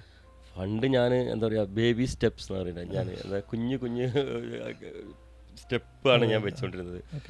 ഞാൻ ജോലി ചെയ്തുണ്ടാക്കി കുറച്ച് കാശ്, പിന്നെ എൻ്റെ പപ്പ വന്ന കുറച്ച് എമൗണ്ടും എല്ലാം വെച്ചിട്ട് വളരെ ചെറിയൊരു വെച്ചിട്ടാണ് ഞാൻ തുടക്കിട്ടത്. അപ്പം മനസ്സിലായി ഇവിടെ ചെറിയ സ്റ്റെപ്പിന് ഇവിടെ സാധ്യതകളില്ല. എങ്കിലും ഞാൻ എൻ്റെ ഫാദറിന് ബിസിനസ് ലോണൊക്കെ ഉണ്ട്, പക്ഷേ ഞാൻ ഫാദറിനോട് സംസാരിക്കാതെ, കാരണം ഈ ഡ്രസ്സ് വ്യവസായത്തിലേക്ക് ഇറങ്ങണ എൻ്റെ വീട്ടുകാർക്ക് ആർക്കും താല്പര്യമില്ല, ഞാൻ പറഞ്ഞല്ലോ. അങ്ങനെ ഞാൻ ബാങ്കിലൊരു പ്രൊജക്ട് റിപ്പോർട്ടൊക്കെ ഉണ്ടാക്കി ഞാൻ ബാങ്കിൽ ചെന്നിട്ട് ബാങ്ക് മാനേജറോട് ഞാൻ പറഞ്ഞു എനിക്കൊരു ലോൺ കിട്ടിയാൽ വലിയ കുഴപ്പമില്ലായിരുന്നു. അപ്പം എത്ര പ്രൊജക്ട് റിപ്പോർട്ട്? അപ്പോൾ ഞാൻ പറഞ്ഞു 10 ലക്ഷം രൂപ. അപ്പോൾ അന്ന് 10 ലക്ഷം രൂപയാണ് ബാങ്ക് മാനേജർ. അപ്പോൾ എന്താ വ്യവസായം, എന്താ ഷാജുവിന് എന്താ? അപ്പോൾ ഞാൻ പറഞ്ഞു ഇങ്ങനെ ഗാർമെൻറ്, എന്നെ ഷാജു അറിയുന്നില്ല. അപ്പോൾ ഇങ്ങനെ ഗാർമെൻറ്റ്സിൻ്റെ യൂണിറ്റാണ്. അപ്പം പുള്ളി എന്നെ നേരെ ഒരു ഓഫീസറെ അടുത്ത് പറഞ്ഞയച്ചു എന്നെ കൗൺസിൽ ചെയ്യാൻ വേണ്ടിയിട്ട്. ഗാർമെൻറ്റ് കേരളത്തിലെല്ലാം പരാജയമാണ്, ഒരിക്കലും ഇന്ത്യയിൽ തന്നെ ഗാർമെൻറ്റ് അതിൻ്റെ ഗ്രോത്ത് റേറ്റ് വളരെ കുറവാണ്, ഒരിക്കലും വിജയിക്കില്ല. നിങ്ങളുടെ ഫുഡ് പ്രോസസ്സിങ് യൂണിറ്റ് തുടങ്ങിക്കോ. അന്ന് നമ്മുടെ ഒരുപാട് ഈ കറി പൗഡർ ബ്രാൻഡുകളൊക്കെ ഇങ്ങനെ ഹിറ്റായിക്കൊണ്ടിരിക്കുന്ന സമയമാണ്. നിങ്ങൾക്ക് അങ്ങനെ എന്തെങ്കിലും തുടങ്ങിക്കൂടെ, പ്രാദേശികമായിട്ട് ഇതിനൊക്കെ ഭയങ്കര സ്കോപ്പ് ഉണ്ടെന്നൊക്കെ പറഞ്ഞ് എൻ്റെ അഡ്വൈസ്. ഞാൻ പറഞ്ഞു ഞാൻ എന്തായാലും കുഞ്ഞുങ്ങൾക്ക് ഡ്രസ്സ് ഉണ്ടാക്കാൻ സാറേ വന്ന് എനിക്ക് ഇതിനെന്ത് തരാൻ പറ്റുമെന്ന് ചോദിച്ചു. അപ്പോൾ ഇത് എൻ്റെ അടുത്ത് കൊളാറ്ററൽ സെക്യൂരിറ്റി കൊടുക്കാൻ വേണ്ടിയിട്ട് ഒന്നുമില്ല. അങ്ങനെ ആ മാനേജറും ആ ഓഫീസറും കൂടി ചേർന്ന് തീരുമാനമെടുത്തു 1 ലക്ഷം രൂപ എനിക്ക് ആദ്യമായിട്ട് ലോൺ തന്നു. അതെനിക്ക് ഒട്ടും സഫീഷ്യൻ്റ് അല്ലായിരുന്നു എനിക്ക് മുന്നോട്ട് പോകാൻ വേണ്ടിയിട്ട്. അങ്ങനെ ഞാനങ്ങനെ എന്താ പറയുക പതുക്കെ ഇങ്ങനെ സ്റ്റെപ്പ് വെക്കാൻ ശ്രമിക്കുന്നതിനിടയ്ക്ക് എൻ്റെ ഭാഗ്യം പോലെ ആ Canara bank SME branch, SME എന്ന് പറഞ്ഞാൽ ഈ അവർക്ക് ബ്രാഞ്ച് ഉണ്ടെന്ന് ഞാനങ്ങനെ ആയിരുന്നു. അവിടെ ഒരു മാനേജർ, ദൈവദൂതനെ പോലൊരു മാനേജർ, ഒരു ചന്ദ്രരാജ് എന്ന് പറഞ്ഞൊരു സാറ് വന്നു. സാർ എൻ്റെ ഒരു പാഷനും എനിക്ക് വ്യവസായം ചെയ്യാനുള്ള താല്പര്യം കണ്ടപ്പോൾ സാർ എൻ്റെ എന്താ പറയുക എൻ്റെ കൂടെ നിന്ന് സാർ എന്നോട് പറഞ്ഞു ആ ലോൺ പുള്ളി എന്നെ 10 ലക്ഷം ആക്കുന്നു. പുള്ളിക്ക് 3 വർഷം ആ കാലാവധിക്കുള്ളിൽ പുള്ളി പോകുന്നതിന് മുമ്പ് അത് 1 കോടി രൂപ ലോണാക്കിയിട്ടാണ് പുള്ളി അവിടെ നിന്ന് പോകുന്നത്. അപ്പോഴേക്കും അത് എനിക്ക് ശരിക്കും ഭയങ്കര സപ്പോർട്ടുമായിരുന്നു. എന്താ പറയുക ഇന്നത്തെ ഉദ്യോഗസ്ഥന്മാർ ഒക്കെ കണ്ടു പഠിക്കേണ്ടതാണ്. അതുപോലെയുള്ള ഉദ്യോഗസ്ഥന്മാരാണ് ചിലപ്പം പല കാര്യങ്ങളിലും ഒരു എന്താ പറയുക ചേഞ്ച് മേക്കർ എന്ന് പറയില്ലേ, എന്താ പറയുക മാറ്റം സൃഷ്ടിക്കുന്നവർ അവരെ പോലുള്ള ആളുകളാണ്. അദ്ദേഹത്തെ ഞാൻ ഇന്നും നന്ദിയോടെ ഓർക്കുന്നു.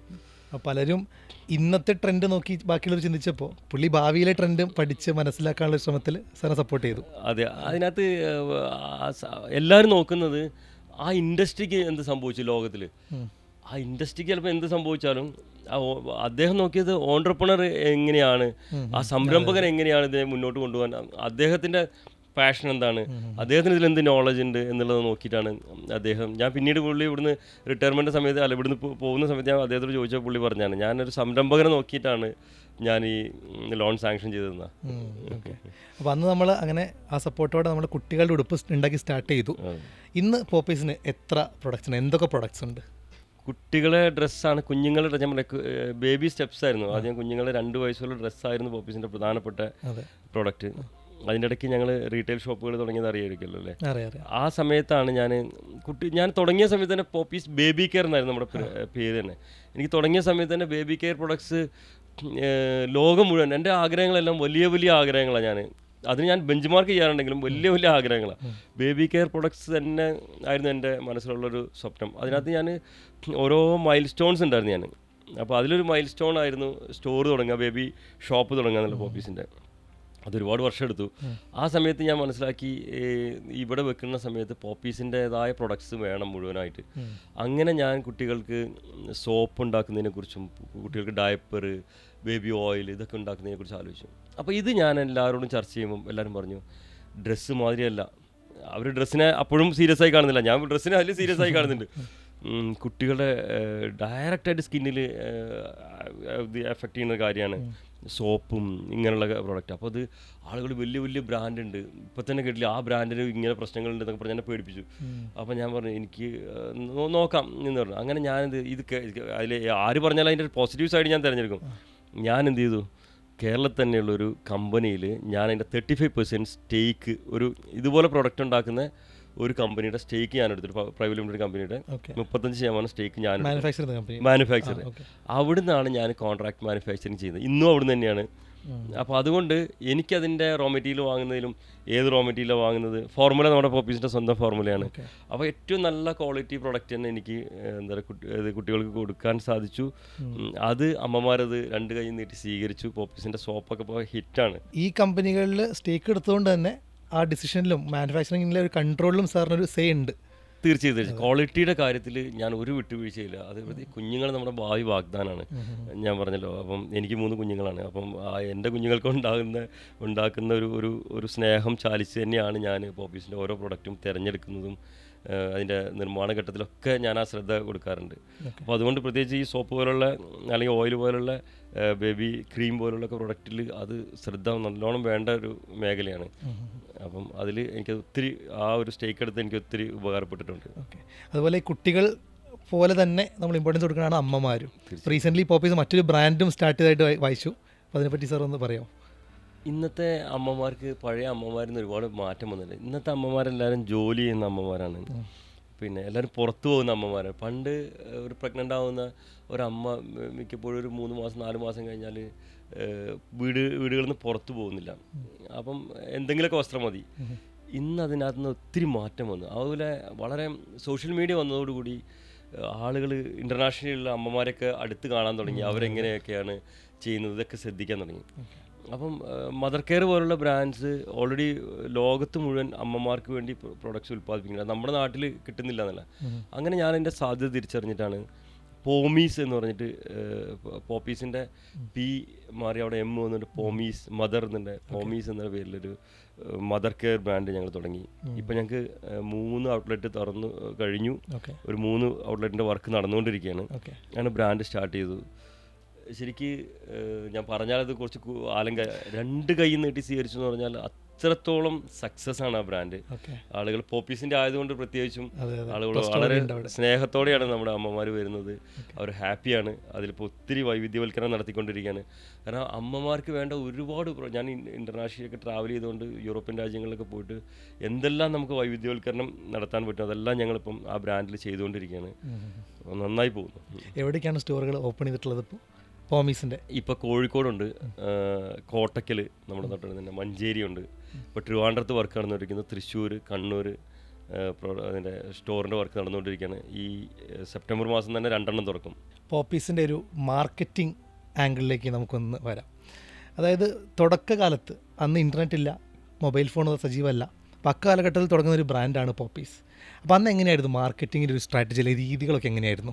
ഞാൻ പറഞ്ഞല്ലോ, ഞാൻ ജേർണലിസോ അഡ്വർടൈസ്മെൻറ്റോ ഉണ്ടായിരുന്നു. സ്റ്റുഡിയോ നടത്തിയ സമയത്ത് എൻ്റെ സ്റ്റുഡിയോയുടെ മാർക്കറ്റിംഗ് സ്ട്രാറ്റജി 1 മിനിറ്റിനുള്ളിൽ അന്ന് എല്ലാവർക്കും പാസ്പോർട്ടിനും ഇപ്പോൾ ഫോട്ടോ പെട്ടെന്ന് ആവശ്യമുള്ള സമയമാണ്. ഞാൻ എൻ്റെ അന്നത്തെ പരസ്യവാചകം 1 മിനിറ്റിനുള്ളിൽ ഫോട്ടോ ലഭിക്കുന്നു.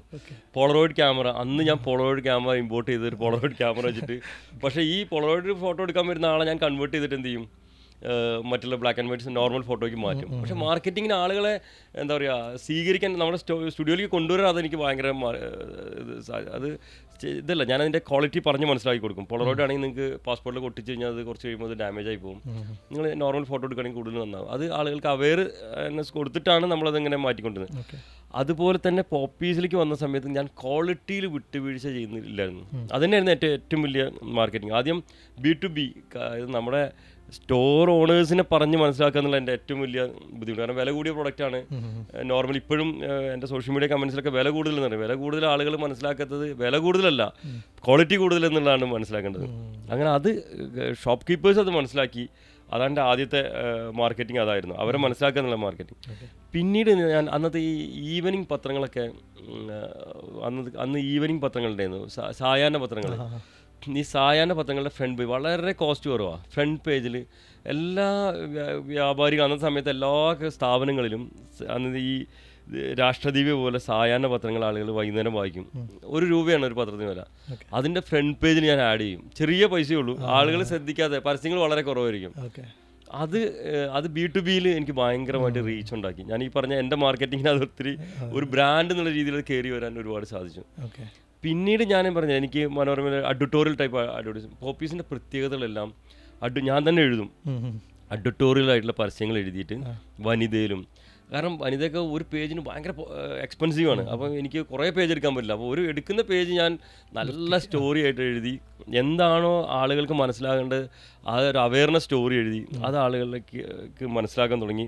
ആളുകൾ കൂടുതൽ ചോദിച്ചു വരാൻ തുടങ്ങി. പത്രങ്ങളിലാണെങ്കിൽ പോലും ഞാൻ അന്ന് എനിക്ക് കളർഫുൾ പരസ്യം ചെയ്യുന്നതിനേക്കാളും ഞാൻ അന്ന് ചൂസ് ചെയ്തിരുന്നത് ഒരു അവെയർനെസ്സിന് വേണ്ടി, ബ്രാൻഡ് അവെയർനെസ്, പ്രൊഡക്റ്റിൻ്റെ ക്വാളിറ്റി എന്താണെന്ന് മനസ്സിലാക്കാൻ വേണ്ടിയുള്ള പരസ്യങ്ങൾ എൻ്റെ ആദ്യത്തെ സ്ട്രാറ്റജി. അപ്പോൾ ഫോട്ടോഗ്രാഫി എന്നൊരു പാഷൻ, ജേർണലിസം എന്നുള്ള പാഷൻ, ഇതൊക്കെ പോപ്പീസിൽ ഹെൽപ്ഫുൾ ആയിട്ടുണ്ടായിരുന്നു.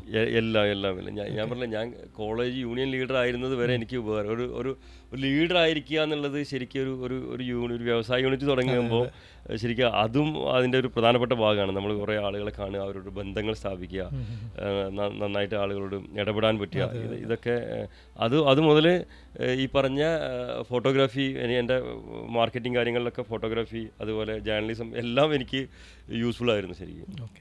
അതുപോലെ സാർ കുറച്ച് മുന്നേ മെൻഷൻ ചെയ്തു മനോരമ സാറിന് സിസ്റ്റംസ് പഠിപ്പിച്ച കാര്യത്തെപ്പറ്റി. അത് എത്രത്തോളം പോപ്പീസിലേക്ക് സാറിന് പകർത്താൻ പറ്റിയിട്ടുണ്ട്? എന്താണ് ഒരു ഇമ്പാക്റ്റ് ഉണ്ടായിട്ടുള്ളത്? പോപ്പീസിൻ്റെ ഓഫീസിൽ വന്നിട്ടുള്ള ആളുകൾക്ക് അറിയാം, പോപ്പീസിൻ്റെ ഓഫീസിലൊരു സ്നേഹമുണ്ട്, അതുപോലെ നല്ലൊരു സിസ്റ്റമുണ്ട് എല്ലാ ആളുകളും. അത് ഞാൻ മനോരമയിൽ നിന്ന് പഠിച്ചത്. മനോരമയിലെ ജീവനക്കാർ ശ്രദ്ധിച്ചാൽ മതി, അവിടുന്ന് പിരിഞ്ഞു പോകുന്ന ആളുകൾ പെർസെൻറ്റേജ് വളരെ കുറവാണ്. റിട്ടയർ ആയി കഴിഞ്ഞാൽ അവരെ മക്കളൊക്കെ ആയിട്ട് അവിടെ തന്നെ ഉണ്ടാവും, എല്ലാ ആളുകളും ഒരു റിലേഷൻഷിപ്പ് ഉണ്ട്. അത് അവരുടെ മാനേജ്മെൻറ്റിൻ്റെ ഒരു പ്രത്യേകതയാണ്. അത് എൻ്റെ ഫാദറും അതുപോലെയാണ്. എപ്പോഴും സ്റ്റാഫിനോടൊക്കെ ഒരു സ്നേഹം അത് പ്രകടിപ്പിക്കല്ല, അത് യഥാർത്ഥ സ്നേഹം ഉള്ളൊരു അത് നമ്മുടെ ഒരു കുടുംബം, ഒരു ഫാമിലിയായിട്ട്. ഞാൻ എപ്പോഴും പറഞ്ഞു പോപ്പീസ് ഒരു സ്ഥാപനം എന്നുള്ള ഫാമിലിയാണ്. ഫാമിലിയിൽ ഒരു സിസ്റ്റം കൊണ്ടുവരുമല്ലോ, എല്ലാവരും കൂടി ചേർന്നിട്ട് ഒരു സിസ്റ്റമാണ്. അപ്പം നമ്മളവിടെ ഒരു സിസ്റ്റം കൊണ്ടുവരുമ്പം അതൊരു ഫാമിലിയുടെ സിസ്റ്റമായി മാറുന്നത് ഞാൻ പഠിച്ചത് ശരിക്കും മനോരമയായിരുന്നു. അതെനിക്ക് എൻ്റെ വളർച്ചയിൽ, പോപ്പീസിൻ്റെ വളർച്ചയിൽ ഒത്തിരി ഉപകാരമായിട്ടുണ്ട്. പോപ്പീസിന് നമ്മളിതുവരെ ഒരു വലിയ ബ്രാൻഡ് അംബാസഡേഴ്സിനെ ഒന്നും കണ്ടിട്ടില്ല. അപ്പം അതങ്ങനെ വേണ്ടെന്ന് വെച്ചതാണോ അതോ പ്ലാൻസ് ഉണ്ടോ? എങ്ങനെയാണ്? പോപ്പീസിൻ്റെ ഏറ്റവും വലിയ ബ്രാൻഡ് അംബാസഡേഴ്സ് പോപ്പീസിൻ്റെ എന്താ പറയുക അമ്മമാരാണ്. പോപ്പീസ് കുഞ്ഞുങ്ങൾക്ക് വാങ്ങിക്കൊടുത്ത അമ്മമാരാണ്. അന്ന് പോപ്പീസ് 20-21 വർഷം മുമ്പ് പോപ്പീസ് ഉപയോഗിച്ച കുഞ്ഞുങ്ങൾ ഇന്ന് അമ്മമാരാകാൻ വരികയാണ്, ആയി തുടങ്ങുകയാണ്. അപ്പം എനിക്ക് തോന്നുന്നു അന്നത്തെ അമ്മമാരൊക്കെ കുഞ്ഞുങ്ങളുടെ ചെറിയ ഡ്രസ്സൊക്കെ സൂക്ഷിച്ച് വെച്ചിട്ടുണ്ടാവും. അപ്പം എൻ്റെ 3 കുഞ്ഞുങ്ങളുണ്ട്, അവരുടെ ഡ്രസ്സിൽ കുറേയൊക്കെ എൻ്റെ വൈഫ് സൂക്ഷിച്ച് വെച്ചിട്ടുണ്ട്. അപ്പം ഇതിപ്പോൾ സൂക്ഷിച്ചു വെച്ച ആളുകളൊക്കെ ഇനി അമ്മമാരാകാൻ പോകുന്നവരൊക്കെ ആ പ്രൊഡക്റ്റ് എന്തായാലും എടുത്ത് നോക്കുമല്ലോ, ഒരു പഴയ നൊസ്റ്റാൾജിയുടെ വകയിൽ എടുത്ത് നോക്കുമ്പോൾ അവർ ആ പോപ്പീസിനോടൊരു എന്താ പറയുക സ്നേഹം അവർക്കുണ്ടാവും എന്തായാലും. പക്ഷേ ഞാൻ പറയുന്നത് ഒരു ബ്രാൻഡിൻ്റെ ഒരു പരിധിവരെ വളർച്ചയിൽ നമുക്ക് ക്വാളിറ്റി ഉണ്ടെങ്കിലും മൗത്ത് പബ്ലിസിറ്റി ഉണ്ടെങ്കിലും അതിനുപരിയായിട്ട് നമുക്കൊരു ബ്രാൻഡ് അംബാസഡർ നിലയ്ക്ക് വരികയാണെങ്കിൽ അത് ഉപകാരമാകും എന്നുള്ളത് മനസ്സിലാക്കുന്ന ആളാണ്. ഞാനത് ആരും പല സ്ഥലങ്ങളിൽ ഇപ്പോൾ പറഞ്ഞു തുടങ്ങി, ഞാൻ മുമ്പ് പറയാത്തായിരുന്നു. ഞാൻ ഐശ്വര്യ റായ് 2019 അവരുടെ ഓഫീസിൽ ഞാൻ പോയി അവരുമായിട്ട് നേരിട്ട് ചർച്ച നടത്തിയിട്ടുണ്ട് പോപ്പീസിൻ്റെ ബ്രാൻഡ് അംബാസഡർ ആകാൻ വേണ്ടിയിട്ട്. അങ്ങനെ അവർ പോപ്പീസിൽ ബ്രാൻഡ് അംബാസഡർ ആകാൻ തയ്യാറായി. എഗ്രിമെൻ്റ് സൈൻ ചെയ്യാൻ വേണ്ടി ഒരു മാർച്ച് 21 2020 മാർച്ച് 21 എഗ്രിമെൻ്റ് സൈൻ ചെയ്യാൻ തീരുമാനിച്ചു. ആ മാർച്ച് 20-18 ശരിക്കും ലോക്ക്ഡൗൺ വരുന്നത്. ഇല്ലെങ്കിൽ ഇന്ന് ഐശ്വര്യ ആയിരുന്നു പോപ്പീസിൻ്റെ ബ്രാൻഡ് അംബാസഡർ. പക്ഷേ എൻ്റെ മനസ്സിലൊരു ഡ്രീമുണ്ട്, ഒരു ബ്രാൻഡ് അംബാസഡർ വരും. അത് നമ്മളെ എന്താ പറയുക മലയാളികൾ വളരെയധികം ഇഷ്ടപ്പെടുന്ന ഒരാളാണ് എൻ്റെ മനസ്സിലുള്ള ആൾ. എന്താ പറയുക ലോകം അംഗീകരിക്കുന്ന ആളും കൂടിയാണ്. പേര് വെളിപ്പെടുത്തുന്നില്ല, വെയിറ്റ് ചെയ്യുന്നു. അതുപോലെ സാർ ഇപ്പോൾ പറഞ്ഞ ഒരു ചെറിയ പോയിന്റ്, അതായത് പഴയ കുട്ടികളായ അമ്മമാർ എടുത്തു വെച്ചിട്ടുണ്ട് പറഞ്ഞ ഡ്രസ്സുകളൊക്കെ ഇത്ര കാലമായിട്ടും ഡാമേജ് ആവാതെ ഡ്രസ്സുകൾ നിൽക്കുമോ? അതാണ് അതിൻ്റെ ഞങ്ങളുടെ നിറ്റിങ്ങും ഞങ്ങളുടെ ഡൈയിങ്ങും ഇതിൻ്റെയൊക്കെ ഒരു പ്രത്യേകതയാണത്. ഇത്ര ക്വാളിറ്റി ഫൈനസ്റ്റ് ക്വാളിറ്റിയിലാണ് ചെയ്യുന്നത്. അത് സൂക്ഷിച്ച് വെച്ചിട്ടുള്ള ആളുകളുണ്ടായിരിക്കും മിക്കവാറും. നിങ്ങളുടെ വീഡിയോയുടെ താഴെ കമൻറ്റ്സ് വരും, അല്ലെങ്കിൽ ഫോട്ടോ ഇടും മിക്കവാറും ആളുകൾ. സാധ്യതയുണ്ട്. കാരണം എൻ്റെ കുഞ്ഞുങ്ങളുടെ എൻ്റെ മോന് മൂത്ത ആൾക്ക് 14 വയസ്സായി. എൻ്റെ മോൻ്റെ വസ്ത്രം ഇപ്പോഴും എൻ്റെ വൈഫ് സൂക്ഷിച്ച് വെച്ചിട്ടുണ്ട്, ഒരു കംപ്ലൈൻറ്റും ഇല്ലാതിരിക്കുന്നു. അതുപോലെ ബ്രാൻഡിങ്ങിന് സാർ വളരെ ഇമ്പോർട്ടൻസ് കൊടുക്കാറുണ്ട്. ഫാക്ടറി തുടങ്ങുന്നതിന് മുന്നേ തന്നെ പേരൊക്കെ രജിസ്റ്റർ ചെയ്ത കഥകളൊക്കെ ഉണ്ട്. അപ്പം ഈ പോപ്പീസ് എന്നുള്ള പേരിൻ്റെയും ലോഗോയുടെയും ഒരു സ്റ്റോറി എങ്ങനെയാണ്? പൂക്കളോട് എനിക്ക് ഭയങ്കര ഇഷ്ടമാണ്. അപ്പോൾ എനിക്കൊരു ഫ്ലവറുമായിട്ട് കണക്ട് ചെയ്തൊരു പേര് വേണമെന്നായിരുന്നു എൻ്റെ ആഗ്രഹം. ഞാനിരുന്നിട്ട് സെർച്ച് ചെയ്തുകൊണ്ടേയിരിക്കുകയാണ്. ഞാൻ ഈ ജേർണലിസവും അഡ്വർടൈസ്മെൻറ്റും എനിക്ക് ബ്രാൻഡ് നെയിം രജിസ്റ്റർ ചെയ്യണമെന്ന് ഇന്നത്തെ ആളുകളൊന്ന് മനസ്സിലാക്കിയില്ല. എന്തായാലും ഒരു ബ്രാൻഡ് ആര് തുടങ്ങുകയാണെങ്കിലും ആദ്യം വേണ്ടത്, ഇപ്പോൾ ആളുകൾ അവെയറാണ് ആ കാര്യത്തിൽ, ഒരു ബ്രാൻഡ് രജിസ്റ്റർ ചെയ്യണം എന്നുള്ള നിർബന്ധം. അങ്ങനെ ഞാൻ ആ ബ്രാൻഡ് രജിസ്റ്റർ ചെയ്യണം ആദ്യം മുതൽ തീരുമാനമെടുത്തിരുന്നു. അങ്ങനെ സെർച്ച് ചെയ്ത് നോക്കുന്ന സമയത്ത് അത് കിട്ടാൻ ഒരു സാധ്യതയില്ല. പിന്നെ എനിക്ക് അടുത്ത ഒരു കാര്യം എന്തായിരുന്നു, ചെറിയ പേരായിരിക്കണം, വളരെ ചെറുതായിരിക്കണം, ആളുകൾക്ക് പെട്ടെന്ന് പറയാൻ പറ്റണം. അങ്ങനെ കണക്ട് ചെയ്താണ് ഞാൻ പോപ്പീസ് എന്ന് പറഞ്ഞാൽ ശരിക്ക് കുട്ടികളുമായിട്ട് ബന്ധപ്പെട്ടത്, ഒരു പെൺകുട്ടികളുമായിട്ട് കണക്ട് ചെയ്ത ഒരു ഫാഷനായിട്ട്, ഒരു ഇൻ്റർനാഷണലി പറയുന്നൊരു കാര്യം, ഫ്രഞ്ച് വേർഡാണ് ശരിക്കും. അങ്ങനെ കണക്ട് ചെയ്തിട്ടാണ് ശരിക്കും പോപ്പീസ് പിങ്ക് കളറുമായിട്ട് ഒരു കണക്ഷൻ ഉണ്ട്. അതാണ് പോപ്പീസിൻ്റെ കളറിലാണ് പിങ്ക് വന്നിരിക്കുന്നത്. അങ്ങനെയാണ് ശരിക്കും പോപ്പീസ് എന്നുള്ള പേര് തിരഞ്ഞെടുത്തത്. ഏതാണ്ട് 17 ട്രേഡ് മാർക്ക് പോപ്പീസ് ഇപ്പോൾ എടുത്തിട്ടുണ്ട്. ഇന്റർനാഷണലി ഒരു 10-16 രാജ്യങ്ങളിൽ ട്രേഡ് മാർക്ക് രജിസ്റ്റർ ചെയ്തിട്ടുണ്ട്. അപ്പോൾ ലോഗോ ഭയങ്കര ഇൻട്രസ്റ്റിംഗ് ആയിട്ടുള്ള ലോഗോ ആണ്. എനിക്ക് ലോഗോ സംഭാവന ചെയ്തത് കൊച്ചിയിലെ ഷൈജു കമ്പൽ എന്ന് പറഞ്ഞൊരു വ്യക്തിയാണ്. പുള്ളി ഒരു സ്റ്റാർട്ടപ്പായിട്ട് വന്നിട്ട് എൻ്റെ ലോഗോ വേറെ ലോഗോ ആയിരുന്നു. പോപ്പീസ് തുടങ്ങിയ ഒരു 8 വർഷം വേറൊരു ലോഗോ ആയിരുന്നു. ആ ലോഗോ എൻ്റെ സ്വന്തം ലോഗോ, ഞാനതിൽ അഭിമാനിച്ചുകൊണ്ടിരിക്കുന്ന സമയത്ത് ഈ ഒരു പയ്യൻ ഷൈജു കമൽ വന്നിട്ട് പറഞ്ഞു, ഈ ലോഗോ ഒന്നും ശരിയല്ല സാറിന്. ശരിക്കും വേറൊരു സംരംഭകനാണ് ഈ ദേഷ്യം വന്ന് ഇയാളെ ഇറക്കി വിടും. ഞാൻ പറഞ്ഞു എന്തൊക്കെ ഇതിനകത്ത് ശരിയല്ലായ്മ, ഞാൻ ശരിയുള്ള ഒരു ലോഗോ സാറിന് ചെയ്ത് കൊണ്ടുതരാമെന്ന് പറഞ്ഞ് കാണിച്ചിട്ട് പുള്ളിയുടെ ഫ്രണ്ടും കൂടി കൊണ്ടുവന്നിട്ടാണ് ഒരു ലോഗോ എനിക്ക് കാണിച്ചു തരുന്നത്. അപ്പോൾ അവരൊരു ക്രിയേറ്റീവ് ഡയറക്ടർ ഉണ്ട്, അദ്ദേഹത്തിൻ്റെ പേരെനിക്ക് ഓർമ്മയില്ല. അദ്ദേഹമാണ് ശരിക്കും ശ്രദ്ധിച്ചിട്ടുണ്ടറിയാം ഈ ബട്ടർഫ്ലൈയുടെ പ്യൂപ്പ, അതാണ് അതിൻ്റെ മനോഹരമായിട്ട് പുള്ളി ആ ക്രിയേറ്റീവ് ആർട്ടിസ്റ്റ് അത് ചെയ്ത് കൊണ്ടുവന്നൊരു ഒരു സാധനം. അത് ജനം ശരിക്കും എനിക്ക് അത് മാറുക എന്നുള്ളൊരു തീരുമാനം എടുക്കാൻ ഞാൻ ഒത്തിരി വേദനയോടെ എടുത്ത തീരുമാനമാണ്. പക്ഷെ ഇന്ന് വളരെ സന്തോഷത്തോടെയാണ് ഞാൻ ആ തീരുമാനം ലോകം മുഴുവൻ അംഗീകരിച്ചു. ശരിക്കും ആ ഒരു സ്റ്റോറിയിൽ ആ ലോഗോ തന്നെ ഉണ്ട്, പോപ്പീസ് എന്നുള്ള ബ്രാൻഡിൻ്റെ ഒരു സത്ത എന്ന് പറയുന്ന സംഭവം. തീർച്ചയായിട്ടും. ഇപ്പോൾ ഈ അടുത്ത കാലത്തായിട്ട് ഞാൻ ഏറ്റവും കൂടുതൽ ഞെട്ടിയിട്ടുള്ളൊരു സംഭവം കണ്ടത്, പോപ്പീസ് എന്നുള്ള ബ്രാൻഡ് നെയിമിന് വൻകിട കമ്പനികൾ, റിലയൻസ്, വിപ്രോ പോലുള്ള കമ്പനികൾ 400 കോടിയോളം രൂപ ഓഫർ ചെയ്തു എന്നുള്ളൊരു സാർ തന്നെ പറയുന്നൊരു ക്ലിപ്പ് കണ്ടിരുന്നു. അത് ശരിക്കും ഒരു കോഴിക്കോട് വെച്ച് നടന്ന കുറച്ച് സംരംഭകരായ ആളുകളുടെ ഇടയിലുള്ള ഒരു സ്വകാര്യ സംഭാഷണം പോലെ നടന്നൊരു കാര്യമാണ്. അത് അദ്ദേഹത്തിൻ്റെ പേജിലിട്ടാണ്. അത് ഒത്തിരി ആളുകളത് ഏറ്റെടുത്തു. അത് ശരിക്കും പുറത്ത് പറയാൻ പാടില്ലാത്തൊരു ഡീലായിരുന്നു ഡിസ്കഷൻ നടന്നത്. അപ്പം സുരേഷ് കുമാർ സാറിന് പറഞ്ഞു, അത് ഇപ്പോൾ പുള്ളിയൊക്കെ ഒരുപാട് ആളുകൾ വിളിക്കുന്നുണ്ട് എന്ന് പറഞ്ഞ്. ശരിക്കും അതല്ല അതിൻ്റെ വാല്യൂ. അവരെന്നോട് വേറെ ആൾ വഴി എന്നോട് പറഞ്ഞതാണ്, ഇതല്ല ശരിക്കും വാല്യൂ, എന്നോട് പറയാനാണ് പറയുന്നത്. അപ്പം ഇന്നും എൻ്റെ പുറകെയുണ്ട്, ഇത് എന്നാണ് നിങ്ങളിത് സെൽ ഔട്ട് ചെയ്യുന്നത്. ഇത് വന്നതിന് ശേഷം, ഈ വീഡിയോ വന്നതിന് ശേഷം എനിക്ക് വരുന്ന കോളുകളുടെ എണ്ണം കൂടിക്കൊണ്ടിരിക്കുകയാണ്. ഞങ്ങൾ അതൊന്നും അല്ല കേട്ടോ എക്സ്പെക്ട് ചെയ്യുന്നത് പറഞ്ഞിട്ട്. അപ്പോൾ ആളുകൾക്ക് നമ്മുടെ കുറേ കമൻസ് വരുന്നുണ്ട്, ഇത് എന്താ പറയുക, ഞാൻ ചുമ്മാ പറയുന്നതാണ്, ഇത് റിയാലിറ്റി അല്ല. ആളുകൾക്ക് ബ്രാൻഡ് വാല്യൂവിനെ കുറിച്ച് ശരിക്ക് ഇന്നത്തെ ആളുകൾ ശരിക്ക് അവെയർ അല്ല. എല്ലാവരും അന്നന്ന് കിട്ടുന്ന ലാഭത്തിനെ കുറിച്ചാണ് ആളുകൾ ചിന്തിക്കുന്നത്. അതായത് ഒരു ബിസിനസ് ചെയ്യുന്നു, എനിക്ക് അവസാനം നെറ്റ് പ്രോഫിറ്റ് എന്ത് കിട്ടും. നെറ്റ് പ്രോഫിറ്റ് ഒരു പ്രധാനപ്പെട്ട കാര്യമാണ്. അതോട് കൂടെ തന്നെ ഒരു പ്രധാനപ്പെട്ട കാര്യമാണ് ഒരു ബ്രാൻഡ് വാല്യൂ എന്നുള്ളത്. ബാലൻസ് ഷീറ്റിൽ നെറ്റ് പ്രോഫിറ്റ് വളരെ കുറഞ്ഞ ഒത്തിരി സ്ഥാപനങ്ങളുണ്ട്. നമ്മളെ എന്താ പറയുക, ഓല പോലുള്ള ഒരുപാട്, ഞാൻ പറയണ്ടല്ലോ, അല്ലേ, നമ്മുടെ മുമ്പിൽ ഏതെടുത്താലും അങ്ങനെയുള്ള.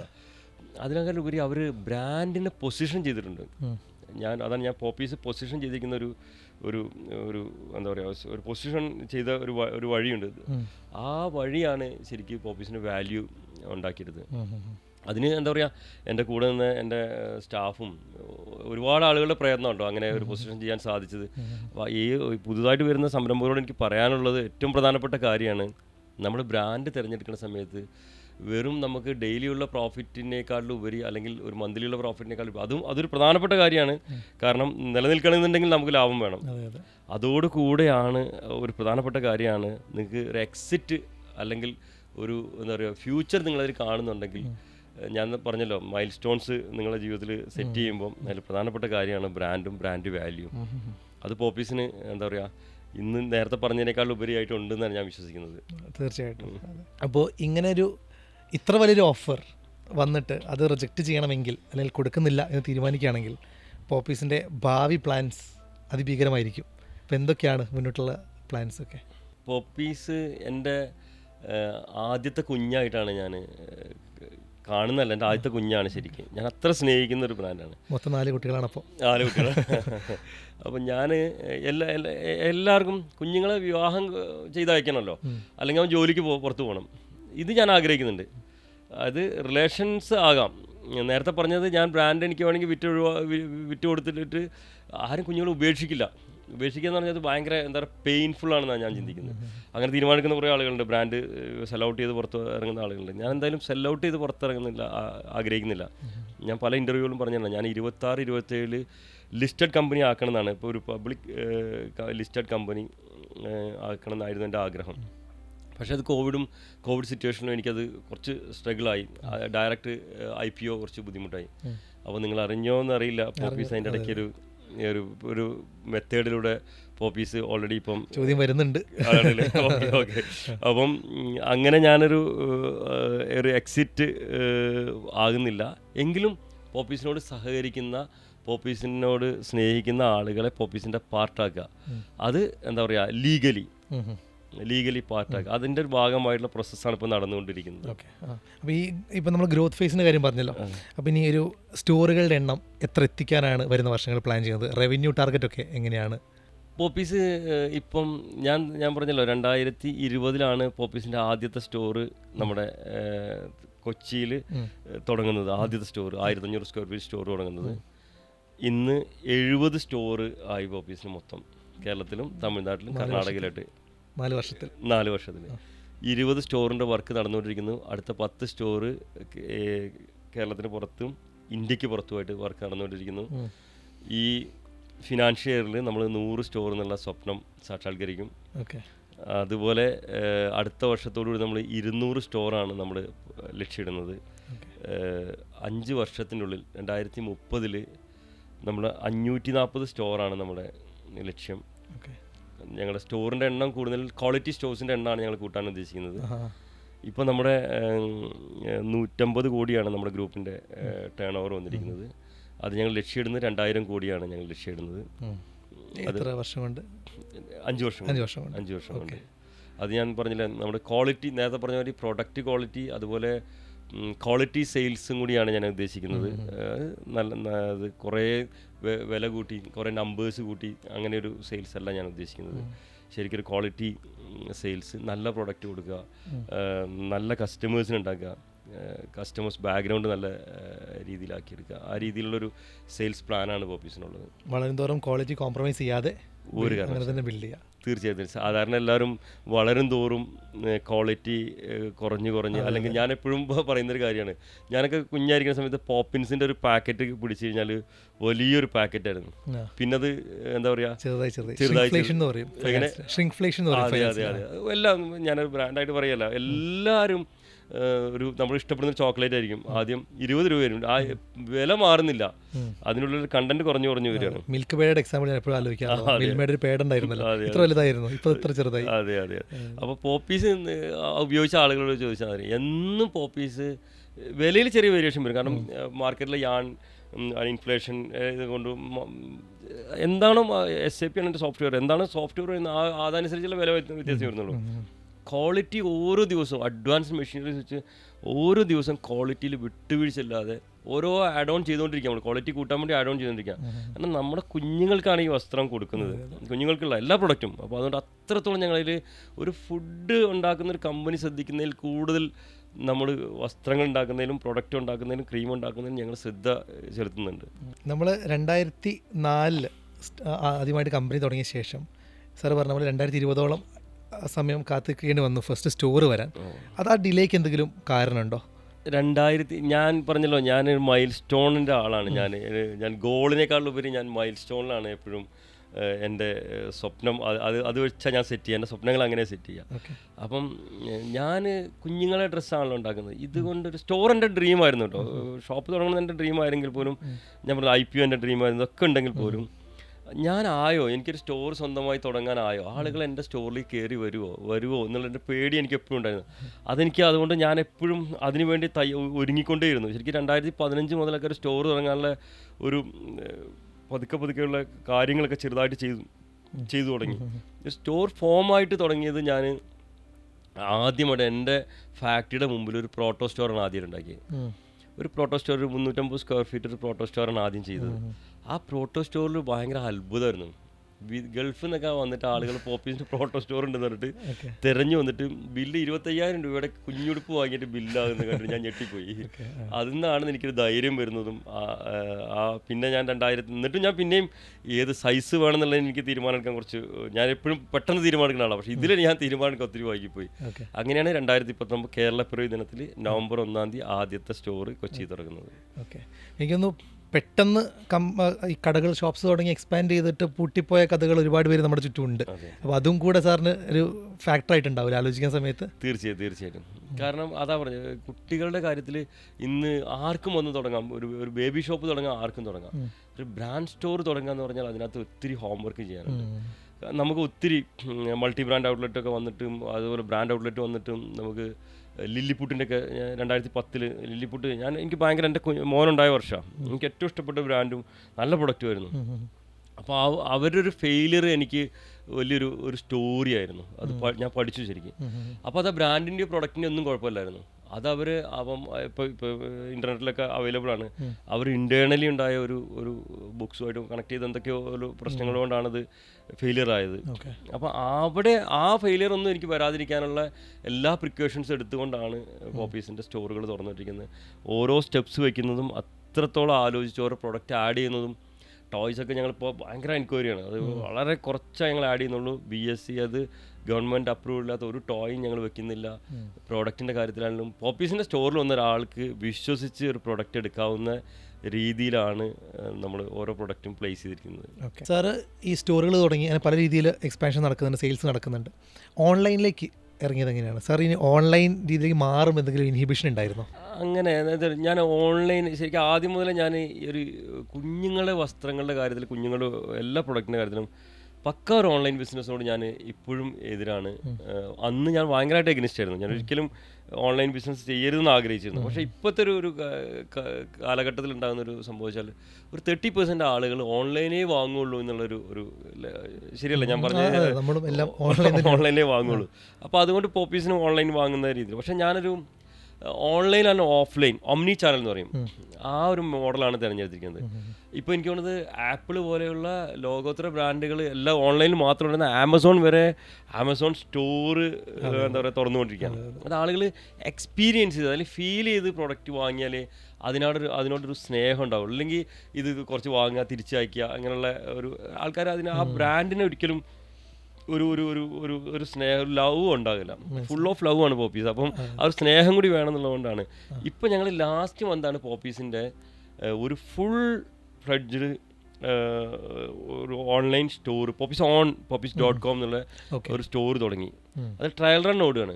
ഫസ്റ്റ് 10 days കൊണ്ട് 1.5 lakhs ബിസിനസ് നടന്നു. അഡ്വർടൈസ്മെൻ്റ് ഒന്നും കാര്യമായിട്ട് ചെയ്തില്ല, വളരെ സിമ്പിളായിട്ട് ട്രയൽ റണ്ണാണ്. നിങ്ങൾ കയറി നോക്കിയാൽ മതി. അത് കഴിഞ്ഞ് ഓഗസ്റ്റ് മന്തിൽ, ജൂലൈയിലാണ് 10 days, ഓഗസ്റ്റ് മന്തിൽ അത് 7.25 ലക്ഷം രൂപയായി സെയില്. ഭയങ്കര ഗ്രോത്താണ്. Online business ചെയ്യുന്നവർക്കറിയാം. ഈ മന്ത് എനിക്ക് തോന്നുന്നത് ഫസ്റ്റ് 5 days തന്നെ എനിക്ക് ഒരു 5 lakhs ആയി ബിസിനസ്. അപ്പം ഇപ്പം ഞങ്ങൾ 4 സ്റ്റോർ കണക്ട് ചെയ്തിട്ടുള്ളൂ. ട്രയൽ റൺ തന്നെയാണ് ഞങ്ങൾ. എനിക്ക് തോന്നുന്നത് നവംബറോട് കൂടി തന്നെ, നവംബർ 1-ാം തീയതിയാണ് ഞങ്ങളൊരു കേരളപ്പിറവിയാണ് ഞങ്ങളുടെ ഫസ്റ്റ് സ്റ്റോർ. അന്നാണ് ഞങ്ങളൊരു ഒഫീഷ്യൽ ലോഞ്ച് ഞങ്ങൾ സ്ട്രോങ് ആയിട്ട് ഉദ്ദേശിക്കുന്നത്. അപ്പോൾ എല്ലാ സ്റ്റോറും ഓംനി ചാനലിലേക്ക് കണക്ട് ചെയ്യും, ഓഫ്ലൈൻ ആൻഡ് ഓൺലൈനിലേക്ക് കണക്ട് ചെയ്യും. എനിക്ക് തോന്നുന്നു ആദ്യമായിട്ട് നമ്മൾ ബ്രാൻഡിനെ ഓൺലൈനിൽ കാണുമ്പോഴായിരിക്കും സാർ പറയുന്ന പ്രശ്നങ്ങൾ ഉണ്ടാവുക. അതേസമയം പോപ്പീസ് ഇപ്പം നമുക്ക് എല്ലാവർക്കും അറിയാം, നല്ല ക്വാളിറ്റി ആളുകൾക്ക് അറിയാം. അപ്പോൾ പിന്നീട് ഓൺലൈൻ വാങ്ങുമ്പോൾ അത്ര പ്രശ്നം ഉണ്ടാവില്ല. തീർച്ചയായിട്ടും. ഞാനത് പറയാൻ കാരണം വെച്ചപ്പോൾ നമ്മൾ നോർത്ത് ഇന്ത്യ ചെന്ന് കഴിഞ്ഞാൽ പോപ്പീസ് കുറച്ച് സ്റ്റോറുകളിലേ ഉള്ളൂ. അതേസമയത്ത് നമ്മുടെ കസ്റ്റമേഴ്സ്, സ്റ്റോറിലേക്ക് വരുന്ന കസ്റ്റമേഴ്സോ അല്ലെങ്കിൽ ഓൺലൈൻ വാങ്ങുന്ന കസ്റ്റമേഴ്സോ കുറച്ചും കൂടി എന്താ പറയുക എക്സ്പീരിയൻസ് ഉണ്ടെങ്കിൽ നമ്മുടെ സെയിൽസ് കുറച്ചും കൂടി മാറ്റം വരും. അതുകൊണ്ട് നമ്മൾ പാൻ ഇന്ത്യ സ്റ്റോഴ്സ് തുറന്നിട്ടാണ് അവിടെ എല്ലാം ഓംനി ചാനൽ കുറച്ചും കൂടി സ്ട്രോങ് ആക്കാൻ ഉദ്ദേശിക്കുന്നത്, ഓൺലൈൻ ബിസിനസ് സ്ട്രോങ് ആക്കാൻ ഉദ്ദേശിക്കുന്നത്. അപ്പോൾ ഈ നമ്മൾ 100 സ്റ്റോറിൻ്റെ കാര്യങ്ങളൊക്കെ പറഞ്ഞു. അപ്പോൾ മോസ്റ്റ്ലി ഫ്രാഞ്ചൈസി മോഡൽ തന്നെയാണോ പോകുന്നത്? ആദ്യം നമ്മൾ ഫ്രാഞ്ചൈസി ഓപ്പറേറ്റർ തന്നെയായിരുന്നു നമ്മുടെ ആദ്യത്തെ മോഡൽ. പിന്നീട് അതിനകത്ത് എല്ലാ ഫ്രാഞ്ചൈസി ഓണേഴ്സും അവരെല്ലാവരും ഓരോ സംരംഭകരാകുമ്പോൾ ഉണ്ടാകുന്ന കുറേ പ്രശ്നങ്ങളും ബുദ്ധിമുട്ടുകളും ഒക്കെ ഉണ്ട്. അങ്ങനെയാണ് ഞങ്ങൾ ലാസ്റ്റ് ഇയർ മുതൽ ഞങ്ങൾ ഫ്രാഞ്ചൈസി ഇൻവെസ്റ്റഡ് കമ്പനി ഓപ്പറേറ്റഡ്. ഇപ്പം എവിടെ ഇരുന്നും ഗൾഫിലുള്ള ഒരാൾക്ക് പോലും പോപ്പീസിൻ്റെ സ്റ്റോർ ഓണറാകാം. അയാൾക്ക് ഫ്രാഞ്ചൈസി ഇൻവെസ്റ്റ് ചെയ്യുക, കംപ്ലീറ്റ് കമ്പനി ഓപ്പറേറ്റ് ചെയ്യും. കമ്പനി സ്റ്റാഫ്, കമ്പനി സ്റ്റോക്ക്, ഒരു റിസ്ക്കും അദ്ദേഹം അറിയണ്ട. അദ്ദേഹത്തിൻ്റെ ഫോണിൽ ഇരുന്നുകൊണ്ട് അദ്ദേഹത്തിൻ്റെ ഫോണിൽ ഡേ ടു ഡേ സെയിൽസ്, അത് എവിടെ വേണമെങ്കിലും അവർ ലൊക്കേഷൻ കമ്പനി തീരുമാനിക്കും. അവർക്ക് ഒരു ലോസോ അതൊന്നും വരാത്ത രീതിയിൽ കമ്പനി അത് മാനേജ് ചെയ്യും. ചില സ്ഥലങ്ങളിൽ തുടങ്ങി ലോസ് ആണെങ്കിൽ ആ ലൊക്കേഷൻ മാറ്റി അടുത്ത ലൊക്കേഷനിൽ കമ്പനി മാറ്റും. അങ്ങനെ ഒരു മോഡലാണ്. ആ ബിസിനസ് മോഡൽ ഭയങ്കരമായിട്ട് ആളുകൾ ഒരെണ്ണം എടുത്ത് ഒരു 2 എണ്ണം 3 എണ്ണം 4 എണ്ണം ഒക്കെ എടുത്തുകൊണ്ടിരിക്കുകയാണ്. വിദേശത്തിരുന്ന് പോലും ആളുകൾ ഇവിടെ ഇപ്പോൾ സ്റ്റോർ തുറന്നുകൊണ്ടിരിക്കുകയാണ്. അപ്പോൾ നല്ലൊരു ഇൻവെസ്റ്റ്മെൻറ്റുമാണ്. ഭാവിയിലേക്ക് ഈ ആളുകൾക്ക് സ്റ്റോർ ഒരു 3 വർഷം 4 വർഷം ലോക്കിംഗ് പീരീഡ് കഴിഞ്ഞാൽ ഇവർക്ക് വേണമെങ്കിൽ പോപ്പീസിൻ്റെ ഷെയർ ആയിട്ട് കൺവേർട്ട് ചെയ്യാൻ വരെ ഇതിനകത്ത് ഓപ്ഷൻ ഉണ്ട്. ഇപ്പം ഗ്ലോബലി എത്ര സ്ഥലങ്ങളിലേക്ക് പോപ്പീസിൻ്റെ പ്രസൻസ് ഉണ്ട്? സ്റ്റോറുകളായിക്കോട്ടെ അല്ലെങ്കിൽ എക്സ്പോർട്ട് ചെയ്യുന്നതായിക്കോട്ടെ. നമ്മളിപ്പോൾ ഒരു 30-ലധികം രാജ്യങ്ങളിലേക്ക് നമ്മൾ പല രീതിയിൽ നമ്മുടെ ബ്രാൻഡ് തന്നെ എക്സ്പോർട്ട് ചെയ്യുന്നുണ്ട്. അതെ, എക്സ്പോർട്ട് ചെയ്യുന്നുണ്ട്. ഇപ്പോൾ ഞങ്ങൾ എക്സ്പോർട്ടിൽ കൂടുതൽ, കോവിഡിന് മുമ്പായിരുന്നു ഞങ്ങൾ കോൺസെൻട്രേഷൻ കൂടുതൽ എക്സ്പോർട്ടിലുണ്ടായിരുന്നത്. ഇപ്പം ഞങ്ങൾ ബ്രാൻഡായിട്ട് സ്റ്റോറായിട്ട് തന്നെ തുറക്കുന്ന മോഡലാണ് ഇപ്പം. അതുകൊണ്ട് അങ്ങനെയുള്ള പ്രൊഡക്റ്റ് എക്സ്പോർട്ട് വളരെ കുറച്ചുകൊണ്ടിരിക്കുകയാണ്. എന്നിട്ട് നമ്മളിപ്പം UAE ഇപ്പം 3 സ്റ്റോറാണ് ഈ ഒക്ടോബറിൽ, അതെല്ലാം ബിഗ് മാൾസിൽ. ഒന്ന് ദുബായ് മാളിൽ, എന്താ എല്ലാവരും അഭിമാനത്തോടെയാണ് ദുബായ് മാളിലാണ്. എനിക്കുള്ള ഒരു മലയാളി ബ്രാൻഡ് ആദ്യമായിട്ടായിരിക്കും, കേരളത്തിലുള്ള ബ്രാൻഡ് ആദ്യമായിട്ടായിരിക്കും ദുബായ് മാളിൽ വരുന്നത്. അതുപോലെ സഹാറ സെൻറ്ററിൽ, അതുപോലെ അബുദാബിയിലൊരു മാളിലും വർക്ക് ഏതാണ്ട് പൂർത്തിയായിക്കൊണ്ടിരിക്കുകയാണ്. ഇത് 3ഉം വരുന്നു. അതുപോലെ UK മാഞ്ചസ്റ്ററിലൊരു സ്റ്റോർ ഞങ്ങൾ വന്നു കഴിഞ്ഞു. അതുപോലെ UK മൊത്തം സ്റ്റോഴ്സ് വരാൻ പോവാണ്. ഓസ്ട്രേലിയയിൽ പെർത്തിൽ ഞങ്ങളൊരു പ്രോട്ടോ സ്റ്റോർ തുറന്നു കഴിഞ്ഞു. അതുപോലെ കാനഡയിലൊക്കെ ഒത്തിരി സ്ഥലങ്ങളിൽ നിന്ന് എൻക്വയറി ഉണ്ട്. അപ്പോൾ അതാ പറഞ്ഞത്, ആരെങ്കിലും നമ്മുടെ വീഡിയോ കാണുന്ന ആരെങ്കിലും ഒക്കെ ഉണ്ടെങ്കിൽ ഫ്രാഞ്ചൈസി ആയിട്ട് തുടങ്ങണമെങ്കിൽ അങ്ങനെ തുടങ്ങാം. അതല്ലെങ്കിൽ നമ്മുടെ കൂടെ നേരത്തെ പറഞ്ഞ പോലെ അസോസിയേറ്റ് ചെയ്യാൻ താല്പര്യം ഉണ്ടെങ്കിൽ അങ്ങനെ അസോസിയേറ്റ് ചെയ്തുകൊണ്ട് നമുക്ക് തുറക്കാം. ശരി, ഓക്കെ. അപ്പോൾ ഈ വീഡിയോ കാണുന്ന ആർക്കെങ്കിലും ഫ്രാഞ്ചൈസിയിൽ ഇൻവെസ്റ്റ് ചെയ്യാൻ താല്പര്യം ഉണ്ടെങ്കിൽ അവരെങ്ങനെയാണ്, എത്ര കാശ് ഒരു കാര്യങ്ങൾ ചെയ്യാൻ, അങ്ങനത്തെ കാര്യങ്ങളൊക്കെ ഒന്ന് പറയാമോ? അത് ലൊക്കേഷൻ അനുസരിച്ചാണ്. ഒരു മിനിമം ഒരു 55 lakhs ആണ് ശരിക്ക് ഒരു കേരളത്തിലെ ഒരു ചെറിയൊരു മുനിസിപ്പാലിറ്റി തുടക്കാൻ വേണ്ടി വരുന്നത്. ലൊക്കേഷൻ അനുസരിച്ച് മാറുന്നതനുസരിച്ച് ഇപ്പോൾ നമ്മൾ ഈ കേരളത്തിലെ ഏതാണ്ട് എല്ലാ ലൊക്കേഷനും പൂർത്തിയായി കഴിഞ്ഞു. വളരെ കുറച്ച് ലൊക്കേഷൻ ഇനിയുള്ളൂ. തമിഴ്നാടുണ്ട്, ആന്ധ്രയുണ്ട്. അപ്പോൾ വലിയ വലിയ ടൗണുകളിൽ പോകുമ്പോൾ ബിസിനസ്സും കൂടും, ഇൻവെസ്റ്റ്മെൻറ്റ് ഒരു 75 lakhs. അത് ഇൻ്റർനാഷണലി പോകുന്ന സമയത്ത് ഇപ്പോൾ ദുബായിലോ അല്ലെങ്കിൽ മറ്റുള്ള രാജ്യങ്ങളിൽ പോകുമ്പം അത് അവിടുത്തെ കറൻസി വ്യത്യാസം വരുന്നതനുസരിച്ച് കുറച്ചും കൂടി വ്യത്യാസം വരും. ഒരു 1.5 crores വരെ ഇന്ത്യക്ക് പുറത്ത് വരും. ഇന്ത്യക്ക് ഉള്ളിലാണെങ്കിൽ ഒരു 85 lakhs ഉള്ളിലായിട്ടാണ് വരിക. അത് മോളിലൊക്കെ തുറക്കാം. അത് റവന്യൂ ഡിഫറെൻ്റ് ആവും കേട്ടോ. നോർമൽ സ്ഥലങ്ങളിൽ തുറക്കുന്നതും ഇവിടെ തമ്മിൽ വ്യത്യാസമുണ്ട്. മനസ്സിലായി. അപ്പം അവർക്ക് സാറിനെ ബന്ധപ്പെടണമെങ്കിൽ എങ്ങനെ മൂവ് ചെയ്യണം എന്നുള്ള കാര്യങ്ങളൊക്കെ പറയുകയാണെങ്കിൽ നമുക്ക് കോമെൻറ്റിൽ ഡിസ്ക്രിപ്ഷനിൽ കൊടുക്കാം. ഓക്കെ, തീർച്ചയായും നമ്മുടെ ഓഫീസിൻ്റെ ടീമിനെ കണക്ട് ചെയ്യാനുള്ള നമ്പറും മെയിൽ ID ഒക്കെ ഒന്ന് കൊടുക്കുകയാണെങ്കിൽ വലിയ നന്നായിരിക്കും. കൊടുക്കാം, എന്തായാലും ഒരുപാട് പേര് ഇൻട്രസ്റ്റഡ് ആയിരിക്കും എന്ന് ഉറപ്പാണ്. തീർച്ചയായും എൻ്റെ ഇൻസ്റ്റാഗ്രാമിലൊക്കെ ഒത്തിരി ആളുകൾ, ലിങ്ക്ഡിനിലൊക്കെ ഒത്തിരി ആളുകൾ കണക്ട് ചെയ്യുന്നുണ്ട്. ഒത്തിരി ആളുകൾ ആ വഴി ഒരുപാട് ആളുകൾ സ്റ്റോർ തുറന്നു കഴിഞ്ഞപ്പോൾ തന്നെ. അതുപോലെ ഈ നമ്മളെ ഫസ്റ്റ് സ്റ്റോർ തുടങ്ങി ഉടനെ തന്നെയാണ് കോവിഡ് സ്ട്രൈക്ക് ചെയ്യുന്നത്. അപ്പോൾ അത് ഏതൊരു കമ്പനിക്കും, വളർന്നു വരുന്ന കമ്പനിക്കും വളരെ ഒരു നെഗറ്റീവ് കാര്യമാണ്. അപ്പോൾ എങ്ങനെയാണ് പോപ്പീസിൻ്റെ കോവിഡ് എക്സ്പീരിയൻസ് ഉണ്ടായിരുന്നത്? കോവിഡ് തുടങ്ങുന്ന സമയത്ത് നമ്മൾ ആരും പ്രതീക്ഷിക്കാത്ത രീതിയിലല്ലോ. എനിക്ക് അറിയായിരിക്കും 2000-ലധികം തൊഴിലാളികളുണ്ട് എല്ലാവരും കൂടി പോപ്പീസ് ഫാമിലിയിലുണ്ട്. നമ്മുടെ ഫാമിലി മെമ്പേഴ്സ്, ഞാൻ എപ്പോഴും പറയുന്നതാണ്, പെയിൻ ഉണ്ടെങ്കിൽ എനിക്ക് സ്റ്റാഫിനും, ഗെയിൻ ഉണ്ടെങ്കിൽ ഷാജുവിനും അല്ല, അത് എനിക്കും അല്ല, പോപ്പീസിനും അല്ല. പെയിൻ വന്നാലും ഗെയിൻ വന്നാലും എനിക്ക് തന്നെ വരണം. അതുപോലെ ഗെയിൻ്റെ ഒരു പാർട്ട് സ്റ്റാഫിനും കൂടി വേണമെന്ന് ചിന്തിക്കുന്നതാണ്. അതുകൊണ്ട് ഞാൻ ആർക്കും ലോക്ക്ഡൗൺ ഇത്രയും ലോങ് ലോക്ക്ഡൗൺ ആരും പ്രതീക്ഷിച്ചിട്ടില്ല. അപ്പോൾ ഇവരെല്ലാവരും നമ്മുടെ ഹോസ്റ്റലിൽ തന്നെയായിരുന്നു ഇവർ കഴിഞ്ഞിരുന്നത്. അതുകൊണ്ട് തന്നെ അവർക്ക് ഫുഡ്, ഇങ്ങനെ കുറേ കാര്യങ്ങൾക്ക് ഞങ്ങൾ ഭയങ്കര സ്ട്രഗിൾ ചെയ്തു. അതുപോലെ ഇത്തിരി ആളുകളെ ഒരു ഹോസ്റ്റൽ, ഒരു ബിൽഡിങ്ങിൽ മെൻസ് ഹോസ്റ്റലും ലേഡീസ് ഹോസ്റ്റലും അക്കോമഡേറ്റ് ചെയ്യാന്ന് പറഞ്ഞാൽ തന്നെ പകൽ മുഴുവൻ കഴിഞ്ഞ് കൂടെ ഭയങ്കര ബുദ്ധിമുട്ടല്ലായിരുന്നു. ആ ചൂടുള്ള സമയമൊക്കെ ആകുമ്പോൾ ഭയങ്കര ബുദ്ധിമുട്ടായിരുന്നു. കാരണം മാർച്ച് ഏപ്രിൽ സമയങ്ങളിലാണ്. അങ്ങനെ ഞങ്ങൾ എന്ത് ചെയ്തു, ആ തുണിയാണെങ്കിൽ ഇഷ്ടംപോലെ സ്റ്റോക്ക് ഇരിക്കാം. ആദ്യ ഘട്ടം ഞങ്ങൾ മാസ്ക് തയ്യാറാക്കിയിട്ട് ഫ്രീ ആയിട്ട് ഞങ്ങൾ എല്ലാവർക്കും കൊടുത്തു. അന്ന് മാസ്ക് എല്ലാവരും തയ്ച്ചിട്ട് 50 രൂപ 100 രൂപയൊക്കെ പ്രൈസിന് വയ്ക്കുന്നത് ഞങ്ങൾ ഫ്രീ ആയിട്ട് കൊടുത്തു. പോലീസിനും ആരോഗ്യ പ്രവർത്തകരെല്ലാം ഫ്രീ ആയിട്ട് കൊടുക്കാൻ തുടങ്ങി. അതിപ്പോൾ അവിടുന്ന് പറഞ്ഞു നിങ്ങൾ ഫ്രീ ആയിട്ട് കൊടുക്കണ്ട, നിങ്ങൾ കാരണം നിങ്ങൾ ഫാക്ടറി പ്രവർത്തിക്കും, എന്നിട്ട് കാരണം അത്രയും ഷോർട്ടേജാണ് മാസ്കിന്. ഓർമ്മയുണ്ടോ? തുടക്കകാലം അറിയാമല്ലോ. അങ്ങനെ ഞങ്ങൾ 10 രൂപ വെച്ച്, ഞാൻ എന്തെങ്കിലും റേറ്റ് ഉണ്ടെന്നുണ്ടെങ്കിൽ 10 രൂപ വെച്ചിട്ട് മാസ്ക് ഞങ്ങൾ കേരളം മുഴുവൻ ഞങ്ങൾ കൊടുത്തു. അത് പോപ്പീസ് അടിക്കുന്ന സ്റ്റിച്ച് ചെയ്യുന്ന ആ ഡ്രസ്സ് ഉപയോഗിച്ചിട്ടാണ്. ഹൈ ക്വാളിറ്റി ആയിട്ട്. അതെ അതെ അതെ. അങ്ങനെ ഒരു 6ാമത്തെ 7ാമത്തെ ദിവസമാണ്, ലോക്ക്ഡൗണാണ്. ഞാനും വൈഫും എന്നും നമ്മുടെ CMൻ്റെ പത്രസമ്മേളനം കണ്ടുകൊണ്ടിരിക്കുകയാണ്. അപ്പോൾ അദ്ദേഹം പറയുന്നു കുഞ്ഞുങ്ങൾക്ക് ഡ്രസ്സില്ല, ഭയങ്കര ബുദ്ധിമുട്ടാണ്, കാരണം ജനിക്കുന്ന കുഞ്ഞുങ്ങൾക്ക് ഇല്ല എന്നൊക്കെ പറഞ്ഞു. ആരെങ്കിലുമൊക്കെ മെഡിക്കൽ ഷോപ്പുകളിൽ, അന്ന് വാഹനങ്ങൾ ഒരു പഞ്ചായത്തിൽ വാഹനം പോകാത്ത കാലഘട്ടമാണ്, വസ്ത്ര ഫാക്ടറികളെല്ലാം അടഞ്ഞെടുക്കാണ്. അപ്പം വസ്ത്രം എത്തിക്കാൻ പറ്റുമോ എന്നൊക്കെ പറഞ്ഞ പുള്ളി ഒരു ഇത് പറഞ്ഞു. അപ്പം ഞങ്ങൾ ചിന്തിച്ചു, നമ്മുടെ വെയർ ഹൗസിൽ ഇഷ്ടം പോലെ ഇരിക്കുന്നു, നമ്മുടെ ഫാക്ടറിയിൽ ഇഷ്ടം പോലെ ഡ്രസ്സ് ഇരിക്കുന്നു, ഇതെങ്ങനെ നമുക്ക് എത്തിക്കാം? അപ്പോൾ ഞങ്ങൾ ചിന്തിച്ചു, CM പറഞ്ഞത് ഇത് പണത്തിന് ക്യാഷ് വാങ്ങി എത്തിക്കാനാണ് പറയുന്നത്. ഞങ്ങൾ എന്തിനാ അങ്ങനെ ഒരു ആവശ്യമില്ല, കാരണം പ്രൈവറ്റ് ഹോസ്പിറ്റലൊക്കെ അവർക്ക് അതിൻ്റെ അകത്ത് തന്നെ അതിനുള്ള സെറ്റപ്പൊക്കെ ഉണ്ടാവും. ഗവൺമെൻറ് ആശുപത്രി ജനിക്കുന്ന കുഞ്ഞുങ്ങൾക്ക് അത് ഭയങ്കര സ്ട്രഗിളായിരിക്കും, ബുദ്ധിമുട്ടായിരിക്കുമല്ലോ. അപ്പോൾ നിങ്ങൾ ചിന്തിച്ചു. അങ്ങനെ ഞാൻ എന്ത് ചെയ്തു, അപ്പോൾ തന്നെ CMന് ഒരു മെയിൽ അയച്ചു, ഞങ്ങൾ സൗജന്യമായിട്ട് ഞങ്ങൾ വസ്ത്രം എത്തിക്കാൻ തയ്യാറാണ്, അതിനുള്ള പെർമിഷൻ ഞങ്ങൾക്ക് വേണമെന്ന്. അപ്പോൾ തന്നെ CMൻ്റെ ഓഫീസിൽ നിന്ന് ഞങ്ങൾ വിളിച്ചു. നിങ്ങൾ അന്നത്തെ വൈകുന്നേരത്തെ പത്രസമ്മേളനത്തിൻ്റെ ഞങ്ങൾ അതുവരെ ഒരു ബ്രാൻഡിൻ്റെയോ ഒരു ആരും പേര് പറയാത്ത, എനിക്ക് തോന്നുന്നു അന്നത്തെ നമ്മുടെ CM അങ്ങനത്തെ പേരേ ഉപയോഗിക്കാത്ത ആളായിരുന്നു. അദ്ദേഹം പറയുന്നു പോപ്പീസ് സൗജന്യമായിട്ട് കുട്ടികളെ ഡ്രസ്സ് എത്തിക്കാൻ തയ്യാറാണെന്ന്. ഇത് ഭയങ്കരമായിട്ട് വലിയ പ്രശ്നമായി മാറി. കാരണം വെച്ചാൽ ഇത് വന്നതോടുകൂടി പല സ്ഥലങ്ങളിൽ നിന്ന് ആളുകൾ വിളിക്കുകയാണ്, 2 രീതിയിൽ. നമ്മളെ കൺഗ്രാജുലേറ്റ് ചെയ്തുകൊണ്ട് വിളിക്കുന്നു, അതുപോലെ ഈ പ്രൊഡക്റ്റ് കിട്ടാൻ വേണ്ടി വിളിക്കുന്നു. ഒരു ജില്ലയാണ് കാസർഗോഡൊക്കെ എത്തിപ്പെടുക എന്ന് പറഞ്ഞാൽ ഭയങ്കര എന്താ പറയുക, വലിയ കാസർഗോഡൊക്കെ വലിയ പ്രശ്നങ്ങൾ നടന്നുകൊണ്ടിരിക്കുന്ന കാലഘട്ടം. 7ാമത്തെ 8ാമത്തെ ഒക്കെ ദിവസമാണ് ഏതൊരു ഗൾഫിൽ നിന്ന് ഒരു കാസർഗോഡ് ആൾ വന്നൊക്കെ പ്രശ്നമായിക്കൊണ്ടിരിക്കുന്ന സമയത്താണ്. അങ്ങനെ ഞങ്ങളുടെ ടീം, പോപ്പീസിൻ്റെ ഫാമിലിയും എല്ലാവരും കൂടി ഒരുമിച്ച് ഒത്തൊരുമയോടെ എല്ലാ ആശുപത്രികളിലും ഞങ്ങൾ ഡ്രസ്സ് എത്തിച്ചു. അതിൻ്റെ ഒരു സ്നേഹം ഞങ്ങൾ അനുഭവിച്ചത്, ഞങ്ങൾ സ്റ്റോർ തുറന്നു കഴിയുമ്പോൾ നമ്മൾ ഈ ഡ്രസ്സ് കിട്ടിയ ആളുകൾ വന്നിട്ട് കണ്ണ് നിറഞ്ഞുകൊണ്ട് വന്ന് പറയുകയാണ്, ഞങ്ങൾക്ക് ആദ്യമായിട്ട് കുട്ടി ഉണ്ടാകുകയാണ്, ഞങ്ങൾ എന്ത് ചെയ്യുന്ന ഞങ്ങൾക്ക് അറിയില്ല, കുട്ടിക്കൊരു ഉടുപ്പ് ഇടാൻ വേണ്ടിയിട്ട് അതിനുള്ള സംവിധാനമില്ല. എല്ലാവരും ഭക്ഷണത്തിനെക്കുറിച്ചൊക്കെ ചിന്തിക്കും, കുട്ടികളുടെ ഉടുപ്പിനെ കുറിച്ച് ആരും ചിന്തിച്ചില്ല. നമുക്ക് എല്ലാവർക്കും ഓരോ ഷർട്ട് അല്ലെങ്കിൽ വേറെ ഷർട്ട് മാറിയിടാണ്ട് ചിന്തിച്ച് നോക്കിയാൽ, കുഞ്ഞുങ്ങൾ ജനിക്കുന്നവർക്ക് അങ്ങനെ ഒരു സംവിധാനമല്ല, പഴയത് വാങ്ങിയിടാൻ പറ്റില്ല, ചെറിയ കുഞ്ഞുങ്ങളല്ലേ.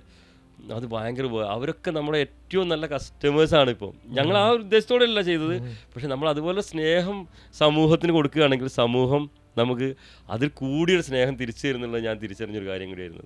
നല്ല കാര്യം ചെയ്താൽ തിരിച്ച് പല രീതിയിലായിട്ട് വരും. പിന്നെന്താ തീർച്ചയായിട്ടും. ബിസിനസ്സിലേക്ക് ഇറങ്ങാൻ ആഗ്രഹമുള്ള ആളുകൾക്ക് സാറിൻ്റെ അടുത്ത് നിന്ന് കുറച്ച് ഇൻസൈറ്റ്സ് കിട്ടുന്ന രൂപത്തിലുള്ള കുറച്ച് ക്വസ്റ്റ്യൻസ് ആണ്. ഒരു പ്രോഡക്റ്റ് നമ്മൾ ബിൽഡ് ചെയ്യുന്ന സമയത്ത് പ്രോഡക്റ്റിൻ്റെ പ്രൈസിങ് ഭയങ്കര ഇമ്പോർട്ടൻ്റ് ആയിട്ടുള്ള ഫാക്ടറാണ്. ഇപ്പോൾ പോപ്പീസ് പ്രോഡക്റ്റ് പ്രൈസ് ചെയ്യുന്ന സമയത്ത് ശ്രദ്ധിക്കാറുള്ള ഏറ്റവും പ്രധാനപ്പെട്ട കാര്യങ്ങൾ എങ്ങനെയാണ്? അഫോർഡബിൾ ആയിരിക്കണം, എന്നാൽ ക്വാളിറ്റി ഉള്ളതായിരിക്കണം, പ്രോഫിറ്റബിൾ ആയിരിക്കണം, എല്ലാം ആവണം. അപ്പോൾ അതെങ്ങനെയാണ് പ്രൈസിങ് സ്ട്രാറ്റജി?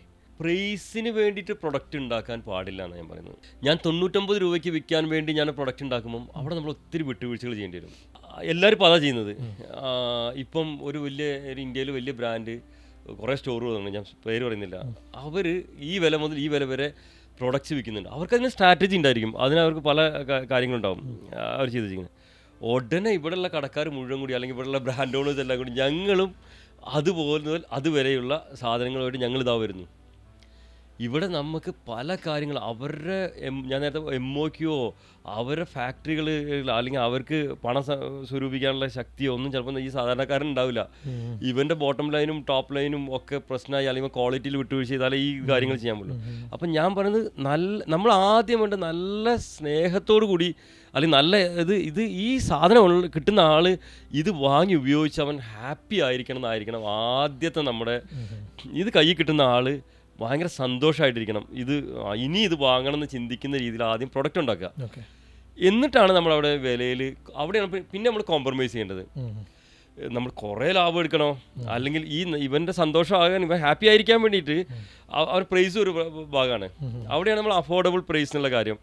നല്ല സാധനം അവിടെ അഫോർഡബിൾ പ്രൈസ്, അല്ലാതെ എന്താ പറയുക, അവന് അഫോർഡബിൾ പ്രൈസ് ആക്കാൻ വേണ്ടിയിട്ട് ഒരു നിലവാരം ഇല്ലാത്തൊരു പ്രൊഡക്റ്റ് ഉണ്ടാക്കിയിട്ട് അഫോർഡബിൾ പ്രൈസ് ഉണ്ടാക്കുന്നതിൽ കാര്യമില്ല എന്നാണ് എൻ്റെ അഭിപ്രായം. ഓക്കെ, ഇത്രയും വർഷത്തിൽ 2004 മുതൽ 2024 എത്തി നിൽക്കുകയാണ്. കൺസ്യൂമർ ബിഹേവിയർ എങ്ങനെയാണ് ചേഞ്ച് ചെയ്തിട്ടുള്ളത് സാറിൻ്റെ ഒരു ഒബ്സർവേഷനിൽ? ശരിക്കും 2003 മുതൽ 2024 വരെ ദിവസേന മാറുന്നു ഞാൻ വേണമെങ്കിൽ പറയാം. ഭയങ്കര മാറ്റം.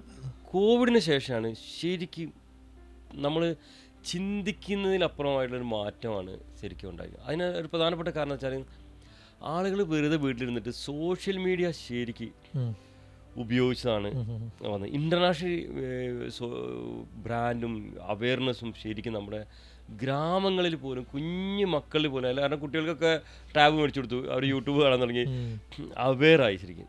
അത് ശരിക്കും നമ്മുടെ പർച്ചേസിങ്ങിലും കളറിലും ഞങ്ങൾ കോവിഡിന് മുമ്പുള്ള പോപ്പീസ് കോവിഡിന് ശേഷമുള്ള പോപ്പീസിനെ കളറിങ് വരെ നിങ്ങൾക്ക് എടുത്ത് നോക്കിയാൽ അറിയാം, അത്രമായിട്ട് മാറിയിട്ടുണ്ട്. വൈറ്റ് ഡ്രസ്സ് എനിക്ക് ഏറ്റവും ഇഷ്ടപ്പെട്ട, കുഞ്ഞുങ്ങൾക്ക് വൈറ്റും ലൈറ്റ് കളേഴ്സും എൻ്റെ വൈഫിൻ്റെ ഏറ്റവും ഇഷ്ടപ്പെട്ട കളേഴ്സാണ്. ഇതൊന്നും നമ്മുടെ മാർക്കറ്റിന് വേണ്ടായിരുന്നു. ഇന്നത് മാറിയിട്ട് എനിക്ക് കാണുമ്പോൾ അത്ഭുത. വൈറ്റ് ഡ്രസ്സ്, അതായത് നമ്മുടെ പണ്ട് വൈറ്റേ വേണ്ടെന്നാണ് സെയിൽസ്മാനൊക്കെ വന്നിട്ട് വൈറ്റ് ഡ്രസ്സ് വേണം, ലൈറ്റ് പിങ്ക് വേണം എന്നൊക്കെ പറഞ്ഞ കേൾക്കുമ്പോൾ എനിക്കിപ്പോൾ, കാരണം കുഞ്ഞുങ്ങൾക്ക് ലൈറ്റാണ് നല്ലത്. അപ്പോൾ അത് ആ ലെവലിൽ മാറി ശരിക്കും. അത് ഒരു കണക്ക് നല്ല. അതുപോലെ പർച്ചേസിങ് കപ്പാസിറ്റിയും ആളുകൾ കുഞ്ഞുങ്ങളുടെ ഡ്രസ്സിൻ്റെ കാര്യത്തിൽ ആളുകൾ വേറെ എന്ത് കാര്യത്തിലും വിട്ടുവീഴ്ച ചെയ്താലും ഡ്രസ്സിൻ്റെ ക്വാളിറ്റീൻ്റെ കാര്യത്തിലൊക്കെ ആൾക്കാർ എന്താ പറയുക, അത് പോപ്പീസ് കമൻസ് എടുത്ത് നോക്കിയാൽ, പോപ്പീസിൻ്റെ കമൻസ് എടുത്ത് നോക്കിയാൽ അറിയാം. എല്ലാവരും നമ്മൾ പരസ്യം കൊടുക്കേണ്ട ആവശ്യമില്ല, നമുക്ക് അഡ്വർടൈസ്മെൻറ്റ് ജനങ്ങൾ തരിക.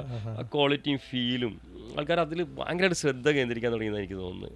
എനിക്ക് തോന്നുന്നു സാറിനെ മുമ്പത്തെ കോൺവെർസേഷനിൽ പറഞ്ഞിട്ടുണ്ട്, കോമെൻറ്റിൽ ആരൊരാൾ പ്രൈസിനെ പറ്റി പറഞ്ഞ സമയത്ത് അതിന് ഉത്തരമായിട്ട് ബാക്കിയുള്ളവർ ഉത്തരം കൊടുക്കുന്ന പോലെ ഒരാൾ വന്ന് ഒരു സ്ഥലത്തല്ല, ഒരു സ്ഥലത്താണ് ഭയങ്കര വില കൂടുതലാണ്, ആരെങ്കിലും കമൻറ്റ് ഇടുമ്പോഴേക്കും അതിൻ്റെ അടിയിൽ ഒരു 10 പേരോ 15 പേരോ എന്ന് പറയുകയാണ്, നിങ്ങൾ പോയി ക്വാളിറ്റി നോക്ക്, നിങ്ങളൊരു ഫാക്ടറി ഒന്ന് കണ്ടു നോക്ക് എന്നൊക്കെ പറഞ്ഞിട്ട് ഞാൻ അറിയാത്ത ആൾ ഞാനപ്പോൾ എടുത്ത് നോക്കും, ചിലപ്പോൾ ചില സമയത്ത് ഞാനെടുത്ത് നോക്കും.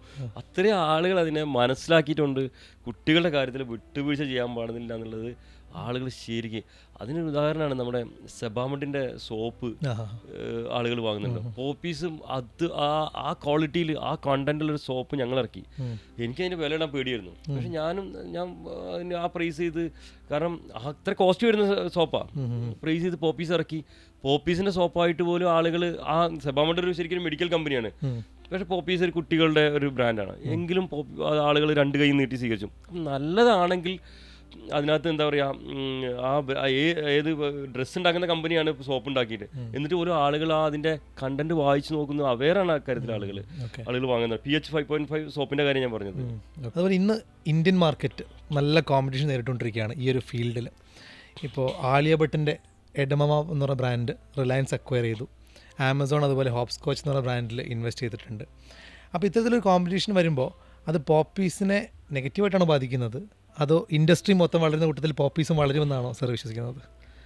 ബേബി കെയർ മാർക്കറ്റ് ലോകത്തിൽ ഭയങ്കരമായിട്ട് ഗ്രോ ചെയ്തിട്ടുണ്ട്, അറിയായിരിക്കും ഒത്തിരി ബ്രാൻഡുകളുണ്ട്. ഇന്ത്യയിൽ ശരിക്കും ലാസ്റ്റ് 15 years ആയിട്ടാണ് ബേബി കെയർ മാർക്കറ്റ് എന്നുള്ളൊരു സാധനം വരുന്നത്.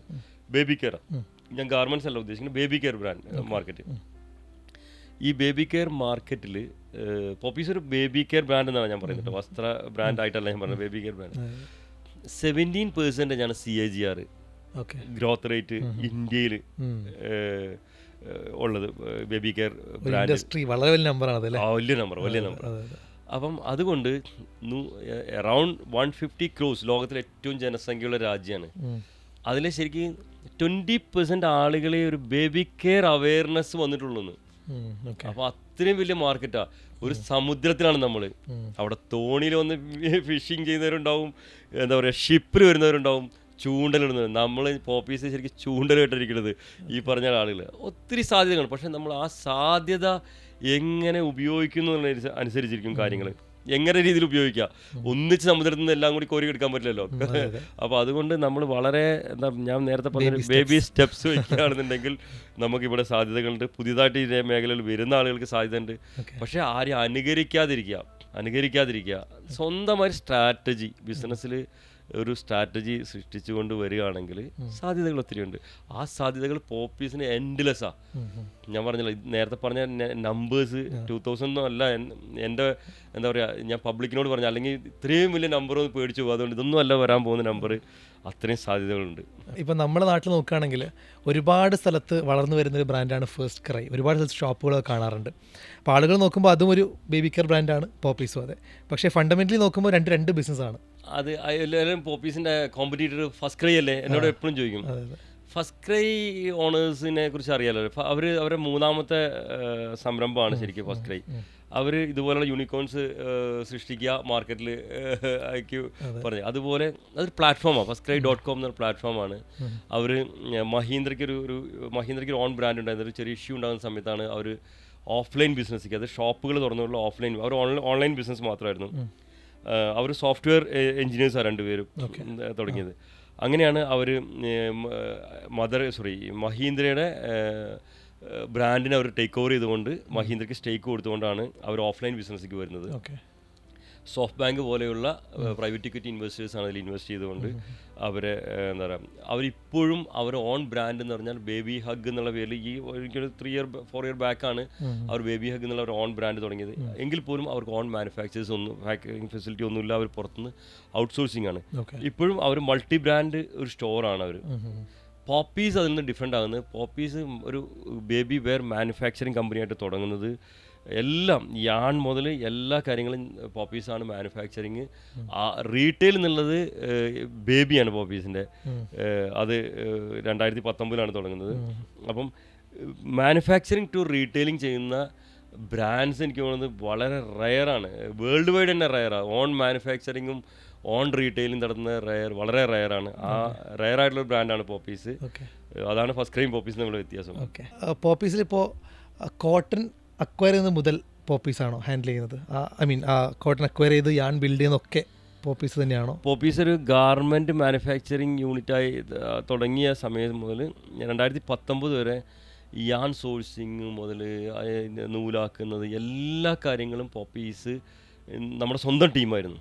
ഇപ്പം നമ്മൾ എന്ത് ചെയ്തു, ഇത് ചെയ്തുകൊണ്ടിരിക്കുന്ന ഒരു യൂണിറ്റിനെ നമ്മളെ ഒരു എന്താ പറയുക അസോസിയേറ്റ് ആക്കി.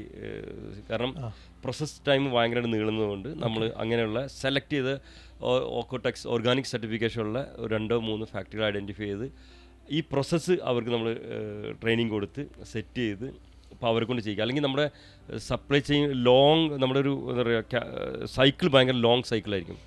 ഈ കോട്ടൺ മുതൽ ഓൺ റീറ്റെയിൽ വരെ ആകുമ്പോഴേക്കും ഒരു ഭയങ്കര ലോങ് സൈക്കിളാണ്. അപ്പോൾ ആ സൈക്കിളിൻ്റെ ലെങ്ത്ത് കുറയ്ക്കാൻ വേണ്ടി നമ്മൾ അതിൻ്റെ ഇടയ്ക്ക് പക്ഷേ ഫുള്ളി പോപ്പീസ് എൻജിനീയേഴ്സും ക്വാളിറ്റി ടീമും എല്ലാം നോക്കിക്കൊണ്ടുള്ള ഒരു ടീമാണ് അതെല്ലാം ചെയ്യുന്നത്.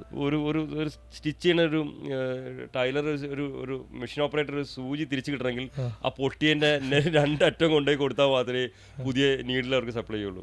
അത്ര പോളിസി ഞങ്ങൾ അത്ര സ്ട്രോങ് ആണ്. കാരണം ഈ കുഞ്ഞിൻ്റെ ഡ്രസ്സിൽ എവിടെയെങ്കിലും ഇരുന്ന് കഴിഞ്ഞാൽ അത് കുട്ടിക്ക് സ്ക്രാച്ച് ഉണ്ടാകാം, കുട്ടിക്ക് പറയാനറിയില്ല, കരയാനേ അറിയുള്ളൂ.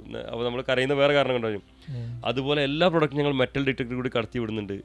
ഈ കാര്യങ്ങളൊന്നും ചിലപ്പം നമ്മുടെ ബേബിയുടെ കാര്യം ആയതുകൊണ്ട് നമ്മളിതൊക്കെ ശ്രദ്ധിക്കുന്നു, മറ്റുള്ളവർക്ക് അത് ശ്രദ്ധിക്കാൻ പറ്റില്ല. അപ്പോൾ ആ കാര്യത്തിൽ ഞങ്ങൾ യാതൊരു വിട്ടുവീഴ്ചയില്ല. ഇപ്പോഴും അതുപോലെ തന്നെ ആ പ്രോസസ്സ് അതുപോലെ തുടരുന്നു.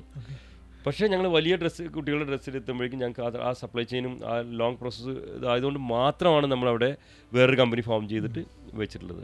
ഓക്കെ, ഇനി എൻ്റെ അടുത്ത ചോദ്യം സാർ പറഞ്ഞ പോയിന്റ് തന്നെയാണ്. ഈ മറ്റ് ബ്രാൻഡ്സിൽ നിന്ന് സ്റ്റാൻഡ് ഔട്ട് ചെയ്യാൻ വേണ്ടിയിട്ട് എന്തൊക്കെയാണ് പോപ്പീസിൽ ചെയ്യുന്നത്? ആ ടെസ്റ്റിംഗ് അടക്കമുള്ള കാര്യങ്ങൾ. മറ്റ് ബ്രാൻഡ്സിന് സ്റ്റാൻഡ് ഔട്ട് ചെയ്യാന്നുള്ളൊരു അങ്ങനെ ഒരു ചിന്തയും നമുക്കില്ല. നമ്മുടെ കുഞ്ഞുങ്ങൾക്ക് ഏറ്റവും നന്നാക്കി എന്ത് കൊടുക്കാം എന്നുള്ളതാണ് നമ്മുടെ പോപ്പീസിൻ്റെ ടീമിൻ്റെ ഒരു ചിന്ത. എല്ലാവരെയും അപ്പോൾ അതിൻ്റെ മുകളിലിരിക്കുന്ന ഞാനും വൈഫും മുതൽ താഴോട്ടുള്ള എല്ലാവരും ടീം മെമ്പേഴ്സിൻ്റെ മൊത്തം ആളുകളുടെ ചിന്ത ഏറ്റവും നല്ലത് എങ്ങനെ കൊടുക്കാം. എംബ്രോയ്ഡറി ചെയ്ത് കഴിഞ്ഞാൽ, ഡ്രസ്സിൻ്റെ എംബ്രോയ്ഡറി ചെയ്ത് കഴിഞ്ഞാൽ കുറേ സ്റ്റിച്ചൊക്കെ ബാക്കിലുണ്ടാകും. നിങ്ങൾ നമ്മുടെ ഷർട്ടൊക്കെ എടുത്ത് നോക്കിയാൽ അത് നമുക്ക് നമ്മുടെ ഡ്രസ്സിൽ നമ്മുടെ ശരീരത്തിൽ ഇടുമ്പോൾ ഭയങ്കര ഇച്ചിങ് ഒക്കെ ഉണ്ടാവും, ഇറിറ്റേഷനൊക്കെ ഉണ്ടാവും. ചിലപ്പോൾ നമ്മൾ തന്നെ പെട്ടെന്ന് ഒരു പാർട്ടിക്കൊക്കെ പോയി കഴിഞ്ഞാൽ പെട്ടെന്ന് ആ ഡ്രസ്സ് മാറ്റിയിട്ട് ടീഷർട്ടൊക്കെ എടുത്ത് വേറെ ചെയ്യും. അപ്പം ഇതിലെന്താ ഞങ്ങൾ അവിടെ ഒരു ഫോം വെച്ച് കവർ ചെയ്യുന്നുണ്ട്. ഒരു 3 രൂപ 4 രൂപയോളം കോസ്റ്റാണ് ശരിക്കും അത് ചെയ്യാൻ വേണ്ടിയിട്ട് ഒരു ഡ്രസ്സിൽ വരുന്നത്. എല്ലാ ഡ്രസ്സിലും അത് ചെയ്യുന്നുണ്ട്. എല്ലാ ബട്ടണും ഞങ്ങൾ പുൾ ടെസ്റ്റ് ചെയ്യുന്നുണ്ട്. എല്ലാ ബട്ടൺസും പുൾ ടെസ്റ്റ് എന്ന് പറഞ്ഞാൽ കുഞ്ഞുങ്ങൾ കടിച്ചു വലിക്കാൻ സാധ്യതയുണ്ടല്ലോ ബട്ടൺ, അത് കടിച്ചു വലിക്കാൻ വിഴുങ്ങി പോകാൻ സാധ്യതയുണ്ട്. അതുപോലെ ഡൈസൊക്കെ ആണെങ്കിൽ ഏറ്റവും എന്താ പറയുക ഹാംഫുൾ അല്ലാത്ത ഡൈസ് ഞങ്ങൾ ഒരിക്കലും കുട്ടിക്ക്, കാരണം കുട്ടികൾ ഡ്രസ്സിൽ കടിക്കും, എന്തായാലും ഒറ്റയ്ക്ക് കടത്തി കഴിഞ്ഞാൽ കുഞ്ഞുങ്ങൾ ഫുൾ സ്ലീവ് ഒക്കെ ആണെങ്കിലും അല്ലെങ്കിൽ എടുത്ത് കഴിയും, അതെല്ലാം ശ്രദ്ധിക്കുന്നുണ്ട്. അതുപോലെ ഒരു ബോ വയ്ക്കുകയാണെങ്കിലോ ഒരു ബട്ടൺ, എല്ലാ കാര്യങ്ങളും ഉപയോഗിക്കുന്ന സ്റ്റിച്ച് ചെയ്യുന്ന ത്രെഡ് വരെ ഞങ്ങളെ ശ്രദ്ധിച്ച് അത്രയും കുഞ്ഞുങ്ങൾക്ക് എന്താ പറയുക ഹാംഫുൾ അല്ലാത്ത രീതിയിലുള്ള സാധനങ്ങൾ മാത്രമേ ഞങ്ങൾ ഉപയോഗിക്കുന്നുള്ളൂ. അപ്പം അത് മറ്റുള്ളവർ വേറിടാൻ വേണ്ടിയിട്ടല്ല, പോപ്പീസ് വേറിട്ട് തന്നെയാണ്, വേറിട്ട് നിൽക്കണം. അത് വേറിട്ട് നിൽക്കാൻ വേണ്ടിയല്ല, അത് നമ്മുടെ കുഞ്ഞുങ്ങൾക്ക് കൊടുക്കാനുള്ളത്. അപ്പോൾ ആ ഒരു കരുതൽ ഞങ്ങൾ ആ കാര്യത്തിലുണ്ട്. എല്ലാം സ്റ്റാൻഡ് ഔട്ട് ചെയ്യുന്നത് ഒരു ബൈ പ്രോഡക്റ്റ് ആയിരിക്കും ക്വാളിറ്റീൻ്റെ എന്നുള്ള രൂപത്തിലാണ്. തീർച്ചയായിട്ടും. ഈ ജേണിയിൽ പ്രോഫിറ്റബിൾ ആയിരുന്നു തുടക്കകാലം മുതൽ എന്ന് സാർ സൂചിപ്പിച്ചിട്ടുണ്ടായിരുന്നു. ലോസ് ഉണ്ടായ വർഷങ്ങൾ ഉണ്ടായിട്ടുണ്ടോ? അതെങ്ങനെ നേരിടുക അങ്ങനത്തെ സിറ്റുവേഷൻസ് ഒക്കെ? ആ 2 വർഷം ലോകത്തിലൊരു 70% ആളുകൾക്കും ലോസ് ഉണ്ടായ വർഷം എനിക്കും ലോസ് ഉണ്ടായത് കോവിഡിൻ്റെ 2 വർഷങ്ങൾ പോപ്പീസിൻ്റെ ലോസ് ആയിരുന്നു. എൻ്റെ ജീവിതത്തിൽ ആദ്യത്തെ ലോസ് ബാലൻസ് ഷീറ്റ് ബുക്ക് ചെയ്ത വർഷങ്ങളായിരുന്നു കോവിഡിൻ്റെ 2 വർഷങ്ങൾ. പക്ഷേ അത് ഇപ്പോൾ ദൈവാനുഗ്രഹിച്ച് അതിനൊത്തിരി സ്ട്രഗിൾ ചെയ്ത് അതിനകത്ത് ഞങ്ങൾ ഓവർകം ചെയ്ത് ഞങ്ങൾ അടുത്ത ഘട്ടത്തിലേക്ക് കടന്നുകൊണ്ടിരിക്കുകയാണ്. ഞങ്ങൾ വലിയൊരു എബിറ്റൊക്കെയാണ് ഞങ്ങൾ ഇനി എക്സ്പെക്ട് ചെയ്യുന്നത് മുന്നോട്ട് പോകുമ്പോൾ. റീസെൻ്റ്ലി ഇപ്പോൾ പോപ്പീസിന് നമുക്ക് ഓരോ കമ്പനിക്കും ഓരോ മൈൽ സ്റ്റോൺസ് ഉണ്ടാവുമെന്ന് പറയുമല്ലോ.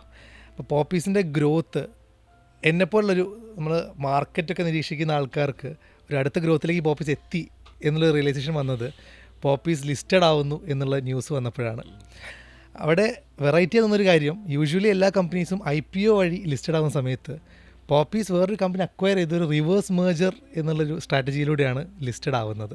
അപ്പോൾ ആ ഒരു മെത്തഡ് ചൂസ് ചെയ്യാൻ കാരണം എന്താണ്? ഞാൻ പറഞ്ഞത് എൻ്റെ സ്വപ്നമായിരുന്നു IPO. പക്ഷേ ഞാൻ അതിനെക്കുറിച്ച് ഈ കോവിഡ് സമയത്താണ് ഞാൻ എന്തുകൊണ്ട് IPO ചെയ്യണം, വേറെ എന്തെങ്കിലും മെത്തേഡ് ഉണ്ടോ, SME IPOയെ കുറിച്ച് ഞാൻ പഠിച്ചു.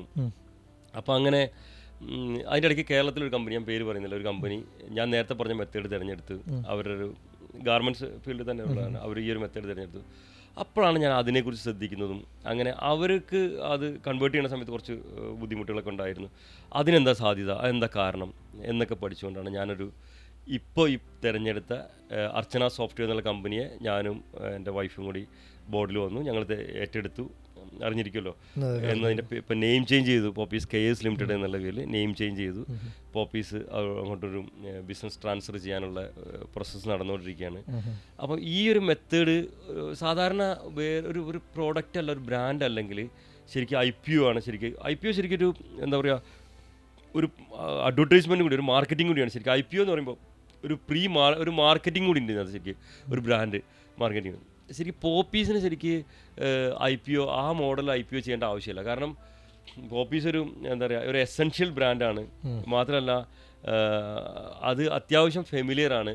പിന്നെ ഈ സെഗ്മെൻറ്റിൽ ഇപ്പോൾ ഈ അടുത്ത കാലത്ത് ഒരുപാട് വിപ്ലവകരമായ മാറ്റങ്ങളും എന്താ പറയുക സംഭവങ്ങളൊക്കെ മാർക്കറ്റിൽ ഉണ്ടായിക്കൊണ്ടിരിക്കുകയാണ്. അപ്പോൾ ഞാനത് മനസ്സിലാക്കിക്കൊണ്ട് അവർ ഫയൽ ചെയ്ത കാര്യങ്ങളൊക്കെ അറിഞ്ഞുകൊണ്ട്, ഫസ്റ്റ് ഗ്രേഡ് ഫയലിംഗ് എല്ലാം അറിഞ്ഞുകൊണ്ട് തന്നെയാണ് നമ്മൾ ഈ ഒരു മെത്തേഡ് തന്നെ എടുത്തത്. അപ്പോൾ ഇത് കുറച്ചും കൂടി പ്രോസസ്സ് വളരെ ഫാസ്റ്റായിട്ട് നടക്കും. കോസ്റ്റ് ഒരു 20% വരുള്ളൂ. എക്സ്പെൻസ് വരുന്നത് IPOൻ്റെ എക്സ്പെൻസിൻ്റെ 20% എക്സ്പെൻസ് നമുക്ക് ഈ ഒരു മെത്തേഡ് തിരഞ്ഞെടുത്താൽ വരുള്ളൂ. ഓക്കെ, ഈ ലിസ്റ്റഡ് ആയിട്ടുള്ള ജീവിതം എങ്ങനെയുണ്ട്? കുറേ കോംപ്ലിക്കേഷൻസ് ഒക്കെ ഉള്ള ജീവിതമാണെന്ന് പലരും പറഞ്ഞു കേട്ടിട്ടുണ്ട്, അങ്ങനെയാണോ? ലിസ്റ്റഡ് അല്ലാത്ത ജീവിതം എന്ന് പറഞ്ഞാൽ നമ്മൾ സ്കൂൾ ലൈഫും നമ്മളൊരു ജോലി കിട്ടിയിട്ടില്ല എന്ന് പറയാൻ പറ്റില്ല. നമ്മൾ സ്വന്തമായി ഒരു സംരംഭകനായിട്ടുള്ള ജീവിതം തമ്മിലുള്ള ഒരു വ്യത്യാസം ഉണ്ടല്ലോ. ലിസ്റ്റഡ് എന്ന് പറഞ്ഞാൽ നമ്മുടെ സ്കൂൾ ലൈഫാണ്. ലിസ്റ്റഡ് കമ്പനി എന്ന് പറഞ്ഞാൽ എല്ലാത്തിനും കൃത്യത വേണം. സ്കൂളിൽ പോകുമ്പോൾ രാവിലെ എത്തുന്ന സമയം കൃത്യമായിരിക്കണം. അതിന് ഓരോ ടൈമുണ്ട്, എല്ലാത്തിനും ഓരോ ടൈമുണ്ട്. അതുപോലെയാണ് ലിസ്റ്റഡിൻ്റെ എല്ലാ കാര്യത്തിലും എന്താ പറയുക, നമ്മൾ പ്രിൻസിപ്പൽ മുകളിലുണ്ട്, അല്ലെങ്കിൽ അതിൻ്റെ താഴെ അധ്യാപകരുണ്ട്, നമ്മളെ കൺട്രോൾ ചെയ്യാൻ ഒത്തിരി ആളുകളുണ്ട്.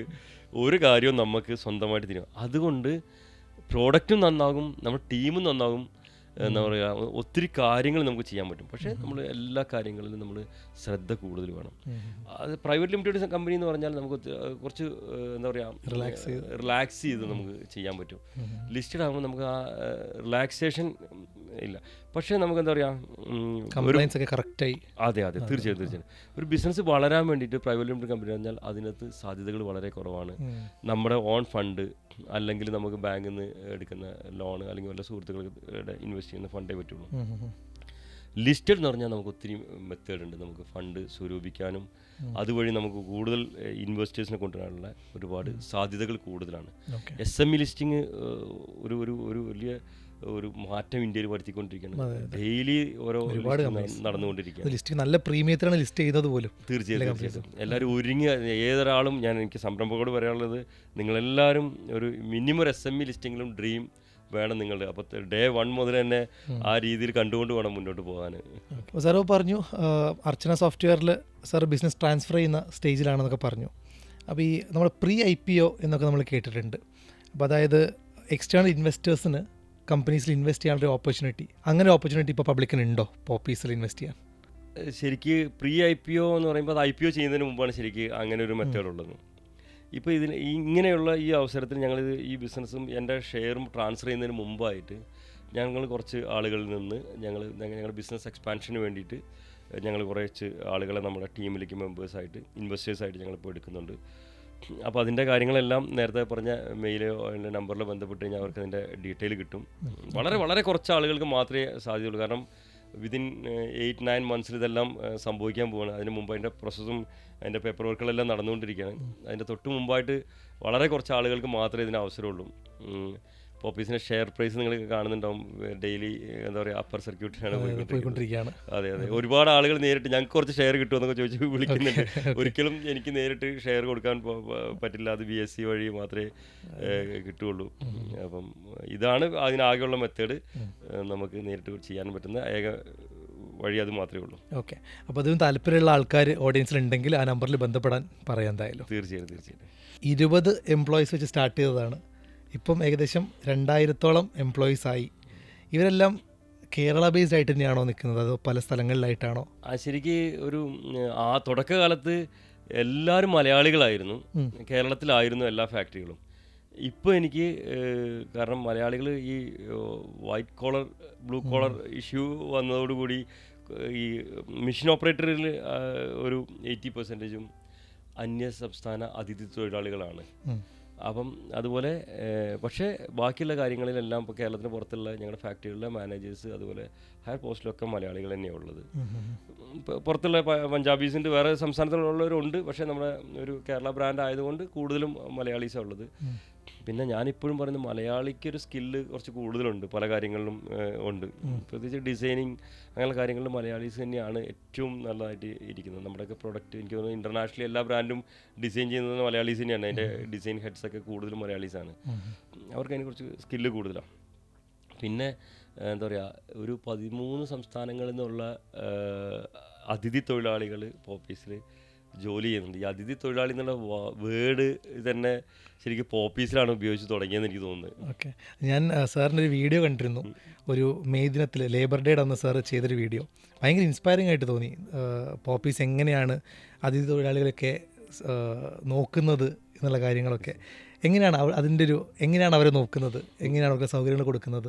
നമ്മൾ ദുബായിലോ സൗദി അറേബ്യയിലോ പോകുന്നതിനേക്കാളും ദൂരമാണ് ഇന്ത്യയിലെ ബംഗാളിൽ നിന്ന് ഒരാൾ കേരളത്തിലേക്ക് എത്താൻ വേണ്ടി. നമ്മൾ 3 മണിക്കൂർ കൊണ്ട് നമ്മളിങ്ങനെ പോകും, ഫ്ലൈറ്റിൽ പോകും.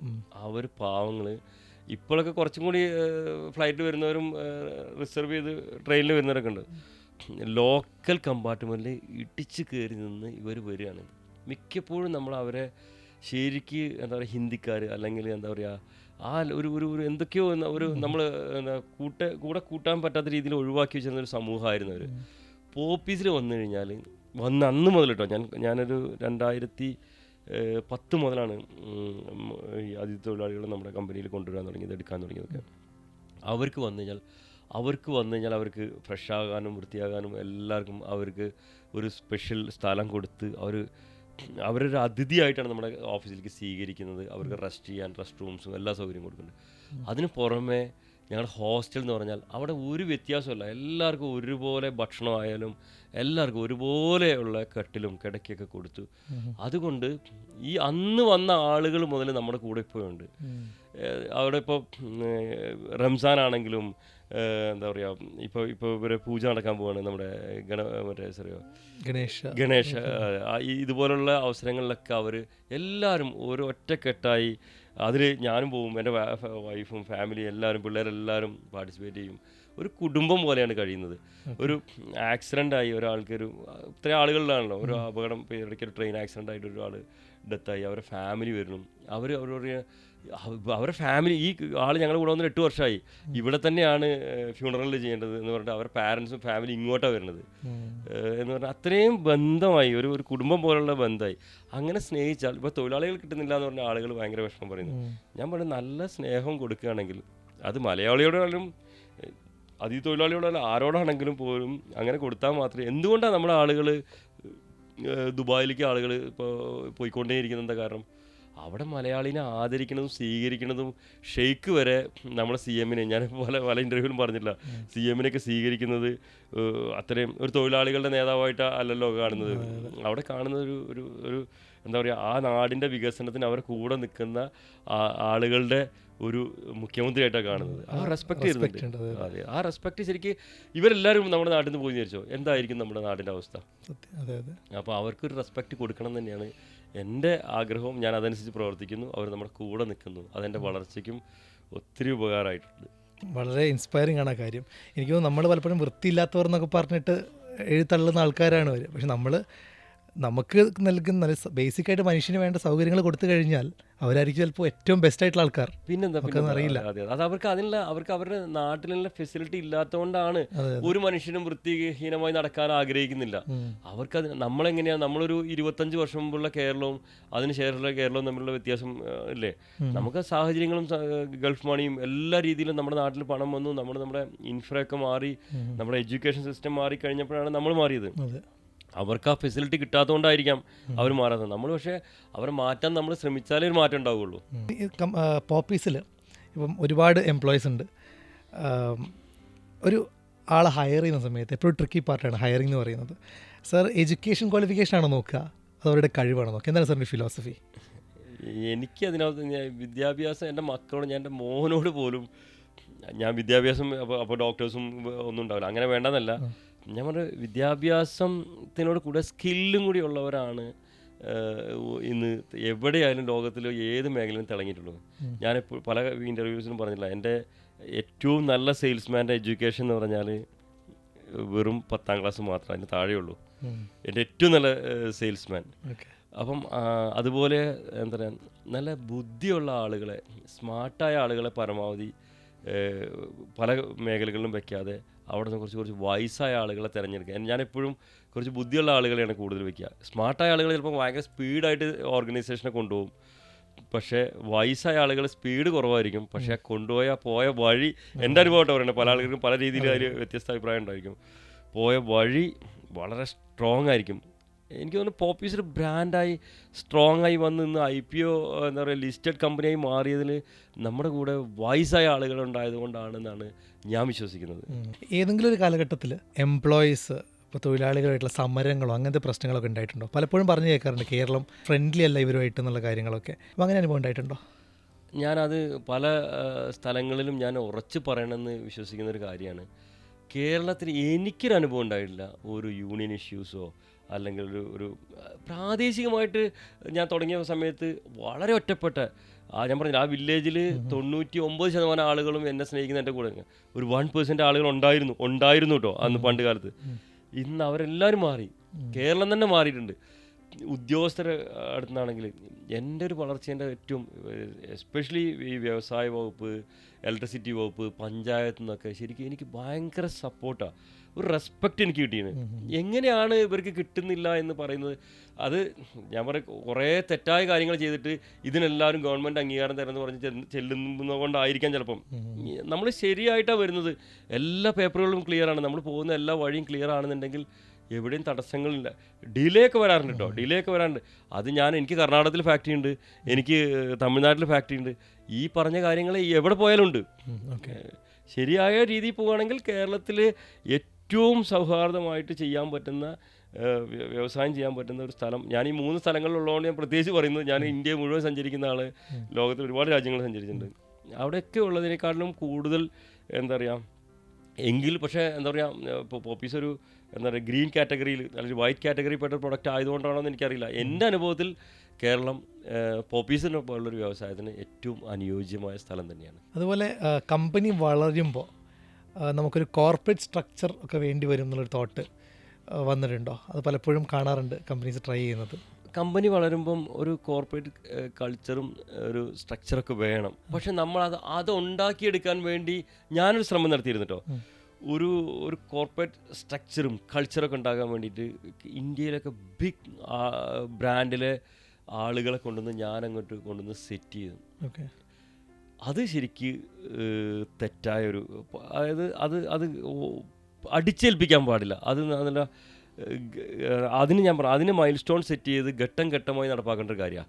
അടിച്ചേൽപ്പിച്ച് കഴിഞ്ഞാൽ നിലവിലുള്ള സിസ്റ്റം പെട്ടെന്ന് ബ്രേക്ക് ആകുകയും അത് എന്താ പറയുക നമ്മുടെ ഇക്കോ സിസ്റ്റമൊക്കെ മാറി നമ്മൾ ഉദ്ദേശിക്കുന്ന ആ ഗ്രോത്തിനെയൊക്കെ ഭയങ്കരമായിട്ട് ബാധിക്കും. കാരണം ചിലപ്പോൾ നമ്മളൊരു കമ്പനിയിൽ നിന്ന് കൊണ്ടുവരുന്ന ഒരു CEO അല്ലെങ്കിൽ ഒരു CFO അതല്ലെങ്കിൽ അങ്ങനെയുള്ള ആളുകൾക്ക് അവർ വളരെ പെർഫെക്റ്റ് ആൾക്കാരായിരിക്കും. അവർക്കൊരു സിസ്റ്റം ഉണ്ടാവും. അവർ ആ സിസ്റ്റത്തേക്കും അവർ ചിന്തിക്കുന്നത് ആ കമ്പനിയുടെ ഒരു ഹെഡായിട്ടിരുന്ന ആളായിരിക്കും അവർ ആ സിസ്റ്റം കൊണ്ടുവന്ന് ഇവിടെ ഇംപ്ലിമെൻറ്റ് ചെയ്യാൻ ശ്രമിക്കും. താഴെ തട്ടിലേക്ക് സിസ്റ്റം ഒന്നും ഉണ്ടാവില്ല. അപ്പോൾ താഴെ തട്ടിൽ അതിനാണ് ഞാൻ കൺസൾട്ടൻസിനെ ഉപയോഗിക്കണമെന്ന് പറഞ്ഞത്. ഓക്കെ, ആദ്യഘട്ടങ്ങളിൽ ഈ സിസ്റ്റത്തേക്ക് മാറുന്നതിൻ്റെ ഭാഗമായിട്ട് നമ്മൾ ചെയ്യേണ്ടത് ഒരു കൺസൾട്ടൻസിനെ കൊണ്ടുവന്നിട്ട് ഓരോ ഘട്ടത്തിൽ നന്നായിട്ട് ചെയ്യാൻ പറ്റുന്ന ആളുകളെ കൊണ്ടുവന്നിട്ട് കൺസൾട്ട് ചെയ്ത് നമ്മൾ അവിടെ സെറ്റ് ചെയ്ത് കൊണ്ടുവന്നിട്ട് മാത്രമേ നമുക്ക് ആ സിസ്റ്റത്തിലേക്ക് മാറാനും, അതുപോലുള്ള ആളുകളെ കൊണ്ടുവന്ന് അതായത് ബേസ്മെൻറ്റ് ശരിയാക്കി എടുത്തിട്ട് മാത്രമേ നമ്മൾ ആ ഒരു കോർപ്പറേറ്റ് ഞങ്ങൾ കോർപ്പറേറ്റായി മാറി എന്ന് പറഞ്ഞ ഒരു ദിവസം പിറ്റേ ദിവസം മാറ്റിക്കഴിഞ്ഞാൽ അത് മുഴുവൻ തകർന്നു പോകുന്നതാണ് എൻ്റെ അനുഭവം. അങ്ങനെ എന്തെങ്കിലും ചെറിയ സംഭവം മനസ്സിലുണ്ടോ? ഒരു എക്സാമ്പിൾ പോലെ പറയുന്നത് പ്രശ്നം ഉണ്ടായത് അങ്ങനെ ട്രൈ ചെയ്തിട്ട്? എൻ്റെ ഏറ്റവും പ്രധാനപ്പെട്ട ഉദാഹരണം എൻ്റെ സ്ഥാപനം ഞാൻ പറഞ്ഞല്ലോ, പോപ്പീസ് തന്നെയാണ്. 2019 ഞാനൊരു കോർപ്പറേറ്റ് സ്ട്രക്ചറിങ് ചെയ്തത്. ഞാൻ വലിയ കമ്പനികളിലെ CFO ഒക്കെ ആയിരുന്ന ആളുകളെ കൊണ്ടുവന്ന് വെച്ചു. ഇതിൻ്റെ സപ്ലൈ ചെയിൻ എന്ന് പറഞ്ഞ സാധനം, സപ്ലൈ ചെയിൻ ഞാൻ തന്നെ സപ്ലൈ ചെയിനും അതിനെക്കുറിച്ചൊക്കെ ഞാൻ ആദ്യമായിട്ടാണ് പഠിക്കുന്നത്. ഒരു സപ്ലൈ ചെയിൻ ഹെഡിനെ കൊണ്ടുവന്ന് വെച്ചു. ഇദ്ദേഹം സപ്ലൈ ചെയിൻ കൈകാര്യം, നോർമലി എൻ്റെ ഫാക്ടറിയിൽ എന്ന് വെച്ചാൽ നോർമലി ആളുകൾ വരുന്നു, എന്താണ് ഡിമാൻഡ് മാർക്കറ്റിൽ നിന്ന് വാട്സപ്പിലൊക്കെ വരുന്നു, ഈ പ്രൊഡക്റ്റ് പാക്ക് ചെയ്യുന്നു, ഇത് അയച്ചുകൊണ്ടിരിക്കുന്നതാണ്. ഇത് ഡിമാൻഡും സപ്ലൈയും കൂടി കോർഡിനേഷനൊക്കെ വന്നതോടുകൂടി ഇത് മൊത്തം മാർക്കറ്റിലൊരു ഓണക്കാലത്താണ്. മാർക്കറ്റിൽ പ്രൊഡക്റ്റ് ഒന്നും പോയിട്ടില്ല. കാരണം PO അതിൻ്റെ പ്രോപ്പർ വേയിൽ വന്നില്ല. അപ്പോൾ അതുകൊണ്ട് ഈ പ്രൊഡക്റ്റ് അയക്കാൻ പറ്റില്ല എന്ന് പറഞ്ഞിട്ട് ബ്ലോക്ക് ചെയ്ത് വെച്ചിരിക്കുക. ഓണം തിരിച്ചു വരാൻ പറ്റില്ലല്ലോ, ഓണം നടന്നു പോകും. അങ്ങനെ ആ സമയത്ത്, ആ ഓണക്കാലത്ത് ഞങ്ങൾക്ക് പ്രൊഡക്റ്റ് ശരിക്കും ആ സമയത്ത് കൃത്യമായ സമയത്ത്, എന്നിട്ട് ഇത് പിന്നീടാണ് ഞാൻ അറിയുന്നത്. കാരണം ഇത് പ്രോപ്പർ ചാനൽ വഴി CEO റിപ്പോർട്ട് ചെയ്ത് എൻ്റെ അടുത്ത് എത്തിയപ്പോഴേക്കും വളരെ ടൈം, കാരണം ബൈപ്പാസ് ചെയ്യാനേ പറ്റില്ല. സിസ്റ്റമാണ് അവിടെ, സിസ്റ്റം ബൈപ്പാസ് ചെയ്യാൻ പറ്റില്ല. ഇത് ഞാൻ വളരെ വൈകി അറിയുന്നത്. ഞാൻ പെട്ടെന്ന് അവിടെ ഇടപെട്ടു. ഒരു 10 days ബിഫോറാണ് ഇത് അറിയുന്നത്. പെട്ടെന്നിട്ട് നമ്മുടെ വണ്ടികളിട്ട് എല്ലായിടത്തും സെറ്റ് ചെയ്തു. ഇന്ന് വളരെ പ്രോപ്പറായിട്ട് സപ്ലൈ ചെയിൻ ഓഫീസിൽ പോകുന്നുണ്ട്, സിസ്റ്റമാറ്റിക്കായി പോകുന്നുണ്ട്. ടീം എല്ലാവരും അതിനെല്ലാവരും സെറ്റായിട്ടുണ്ട്. അതുപോലെ ഇനി കുറച്ച് സാറിന് പേഴ്സണലായിട്ടൊന്ന് മനസ്സിലാക്കാനുള്ളൊരു 1-2 ചോദ്യങ്ങളായിരിക്കും. എങ്ങനെയുള്ളൊരു വ്യക്തിയാണ് ഷാജു തോമസ്? ഇപ്പോൾ എതിരാളികളൊക്കെ ഇല്ലാതാക്കി മുന്നോട്ട് അഗ്രസീവായിട്ട് പോകണമെന്ന് വിചാരിക്കുന്ന ആളാണോ, അല്ലെങ്കിൽ കാം ആൻഡ് കമ്പോസ്ഡ് ആയിട്ട് മുന്നോട്ട് പോകാൻ ഇഷ്ടപ്പെടുന്ന ഒരാളാണോ? എനിക്ക് വളരെ, എത്ര ആളുകൾക്ക് പറയാൻ, എനിക്ക് എൻ്റെ നെഞ്ചിൽ കൈ വെച്ച് എനിക്ക് പറയാൻ പറ്റും, എനിക്ക് എതിരാളികളേ ഇല്ല. ഞാൻ ആരെയും എതിരാളികളായി കാണാറില്ല. ഞാനിത് പറയുമ്പം എനിക്ക് ആരെങ്കിലും ശത്രുക്കളുണ്ടെങ്കിൽ, ഷാജു തോമസിന് ശത്രുക്കളായിട്ട് ആരെങ്കിലും ഒരാളുണ്ടെങ്കിൽ ഇതിൻ്റെ അടിയിൽ വന്ന് കമൻറ്റ് ചെയ്യാം. ധൈര്യമായിട്ട് പറയാൻ, ഞാൻ ഒരാളെയും ശത്രുവായിട്ട് കാണാറില്ല. ഇനി പ്രശ്നങ്ങളുണ്ടാവട്ടെ, മനുഷ്യന്മാരാണ്, സംഘർഷങ്ങൾ ഇല്ലാതിരിക്കില്ല, ഉറപ്പായിട്ടുണ്ടാവും. പക്ഷെ അതെല്ലാം നമ്മൾ എന്ത് ചെയ്യും, വൈകുന്നേരം ഞാൻ ഉറങ്ങാൻ പോകുന്നതിന് മുമ്പ് ഒരു 90% ആളുകളോട് ഒരു കയർത്ത് സംസാരിച്ചാൽ പോലും, എൻ്റെ സ്റ്റാഫിനോടാണെങ്കിൽ പോലും ഞാൻ വൈകുന്നതിന് മുമ്പ് ഞാൻ അവരെ വിളിച്ചിട്ട് അത് എന്തുകൊണ്ട് നമ്മൾ ആ ഒരു സംഭവം ഉണ്ടായി എന്ന് പറഞ്ഞ് ഞാൻ പരമാവധി ഞാൻ സോൾവ് ചെയ്യാൻ ശ്രമിക്കാറുണ്ട്. അതല്ലെങ്കിൽ നേരിട്ട് പോയി കണ്ട് സംസാരിക്കും. ഇപ്പോൾ ഒരു ബ്രാൻഡുമായിട്ട് ബന്ധപ്പെട്ടൊക്കെ ഒത്തിരി പ്രശ്നങ്ങളുണ്ടായിരുന്നു. ഇപ്പോൾ ഞങ്ങളുടെ വേറെ ഇൻഡസ്ട്രി വരുന്ന ഭാഗമായിട്ടും കുറേ, ഇവരോടൊന്നും ഞാൻ ഒരു ശത്രുത ഞാൻ കീപ്പ് ചെയ്യാറില്ല. എനിക്കൊരു വഴിയുണ്ട്. ആ വഴിയിൽ ഞാൻ എൻ്റേതായ എന്താ പറയുക, ഞാൻ എനിക്ക് ഇത് എൻ്റെ വഴിയാണ്, അതുകൊണ്ട് ഞാൻ കൈ വിരിച്ച് പിടിച്ച് നടന്നിട്ട് ഞാൻ ബാക്കിയുള്ളവരൊക്കെ തട്ടി തട്ടി പോകാൻ പറ്റില്ലല്ലോ. അതിലേറ്റവും ഒതുങ്ങി ശ്രദ്ധയോടുകൂടി പോകുക എന്നുള്ളതാണ് എൻ്റെ വഴി. ആ വഴിയിലൂടെ ഞാൻ പോയിക്കൊണ്ടിരിക്കുന്നു. അതുകൊണ്ട് എന്നെ സ്നേഹിക്കുന്ന ഒത്തിരി ആളുകളുണ്ട് സമൂഹത്തിൽ. അവരാണ് എന്നെ എന്താ പറയുക കൈപിടിച്ചുയർത്തുന്നതും എന്നെ മുന്നോട്ട് നയിക്കുന്നതും. ഈ ഒരു ജേണിയിൽ അതുപോലെ സാറിൻ്റെ കൂടെ നിന്ന ഒരാളാണ് തുടക്കം മുതൽ വൈഫ് സാറിൻ്റെ. ഒരുവിധം എല്ലാ ഇൻ്റർവ്യൂസിലും സാർ വൈഫിനെ പറ്റി പറയാറുണ്ട്. അപ്പം ഇത്ര വലിയൊരു ബിസിനസ് ബിൽഡ് ചെയ്യുമ്പം ഫാമിലി ലൈഫിൽ എന്തെങ്കിലുമൊക്കെ കോംപ്രമൈസൊക്കെ ഉണ്ടായിട്ടുണ്ടാവും. അപ്പോൾ എങ്ങനെയായിരുന്നു വൈഫ് ആ സിറ്റുവേഷൻസിലൊക്കെ? ഭയങ്കര സപ്പോർട്ടീവ് ആയിരുന്നോ? ഞങ്ങളെ അത് എടുത്തു പറയേണ്ട കാര്യം, എൻ്റെ ബ്രാൻഡ് ജനിക്കുന്നതും 2005 എൻ്റെ വിവാഹം. ഫാക്ടറി തുടങ്ങുന്നതും ഏകദേശം അടുത്ത കാലഘട്ടങ്ങളിലാണ്. ഫാക്ടറി തുടങ്ങുമ്പോൾ ഒരു ചിന്തിച്ച് നോക്കും, ഒരു ഫാക്ടറി തുടങ്ങുമ്പോൾ ഒരു പുതുതായിട്ട് വിവാഹം കഴിച്ച് ഭാര്യ വരുന്നു, എൻ്റെ ജീവിതത്തിലേക്ക് വരുന്നു.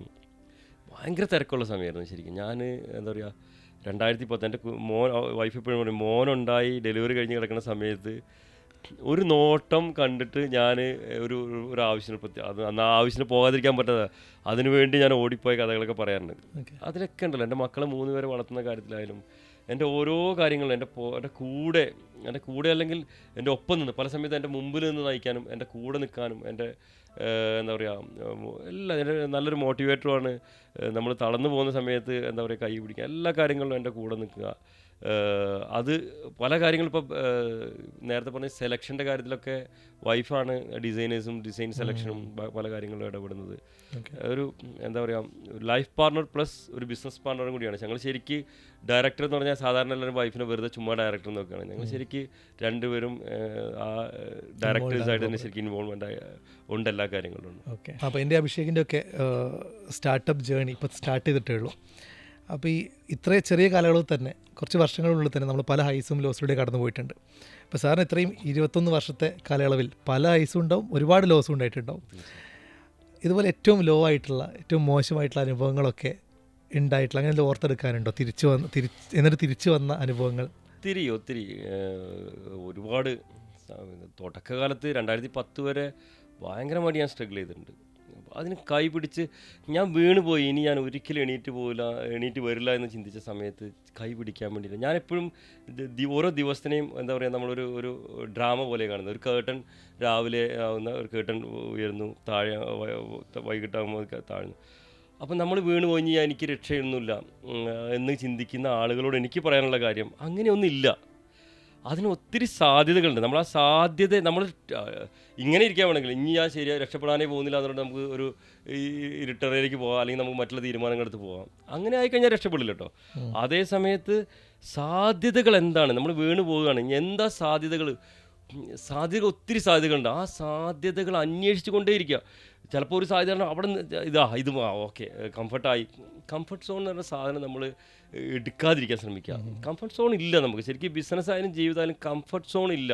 അത് നമ്മൾ വെറുതെ തോന്നുക. നമ്മൾ എപ്പോഴും എന്ത് ചെയ്യുക, ആക്റ്റീവായി മുന്നോട്ട് പോയി കഴിഞ്ഞാൽ ഞാൻ വീണ് പോയി ഇനി ഇല്ല, എനിക്ക് നാളെ ഇല്ല എന്ന് ചിന്തിക്കുന്ന സമയത്ത് ഞാൻ പ്രവർത്തിച്ചുകൊണ്ടേയിരിക്കും. ഞാൻ ആളുകളെ കാണും, ഞാൻ ഫിനാൻഷ്യലാണെങ്കിലും ചിലപ്പോൾ ടെക്നിക്കലാണെങ്കിലും ടെക്നോളജി ആയിരിക്കും, പല കാര്യങ്ങളുണ്ടാവും. അതിലൊക്കെ എനിക്ക് എന്നെ മുന്നോട്ട് നയിച്ചിരിക്കുന്നത് ഞാൻ ഒരു കംഫർട്ട് സോൺ ഒരു സമയത്ത് എടുത്തിട്ടില്ല. ഞാൻ 100 കിലോമീറ്റർ സ്പീഡിലെത്തിയിട്ട് എൻ്റെ മൈൽ സ്റ്റോൺ ഞാൻ അവിടെ ഞാൻ സെറ്റ് ചെയ്യില്ല. എല്ലാ ആളുകളും എന്ത് ചെയ്യുമോ, അവിടേക്ക് ഒരു എന്താ 80 കിലോമീറ്ററേക്ക് താഴ്ത്തി വെക്കും. 80 കിലോമീറ്റർ ഓടിച്ചാൽ 100 കിലോമീറ്റർ സിമ്പിളായിട്ട് എത്താവുന്ന സ്ഥലത്ത് 80 കിലോമീറ്റർ ഞാൻ എപ്പോഴും 120 സെറ്റ് ചെയ്യാം.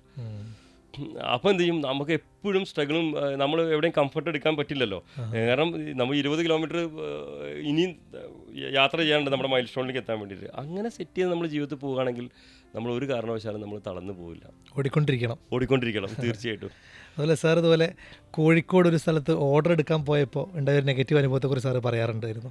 അത് ഞാൻ നെഗറ്റീവ് അല്ല, അത് പോസിറ്റീവ് അനുഭവം കേട്ടോ. ഞാൻ എനിക്ക് മറ്റുള്ളവർ നെഗറ്റീവ് എന്ന് പറയുന്ന കാര്യങ്ങളല്ല, ഞാൻ എൻ്റെ ജീവിതത്തിൽ അത് പോസിറ്റീവായിട്ട് എടുക്കും.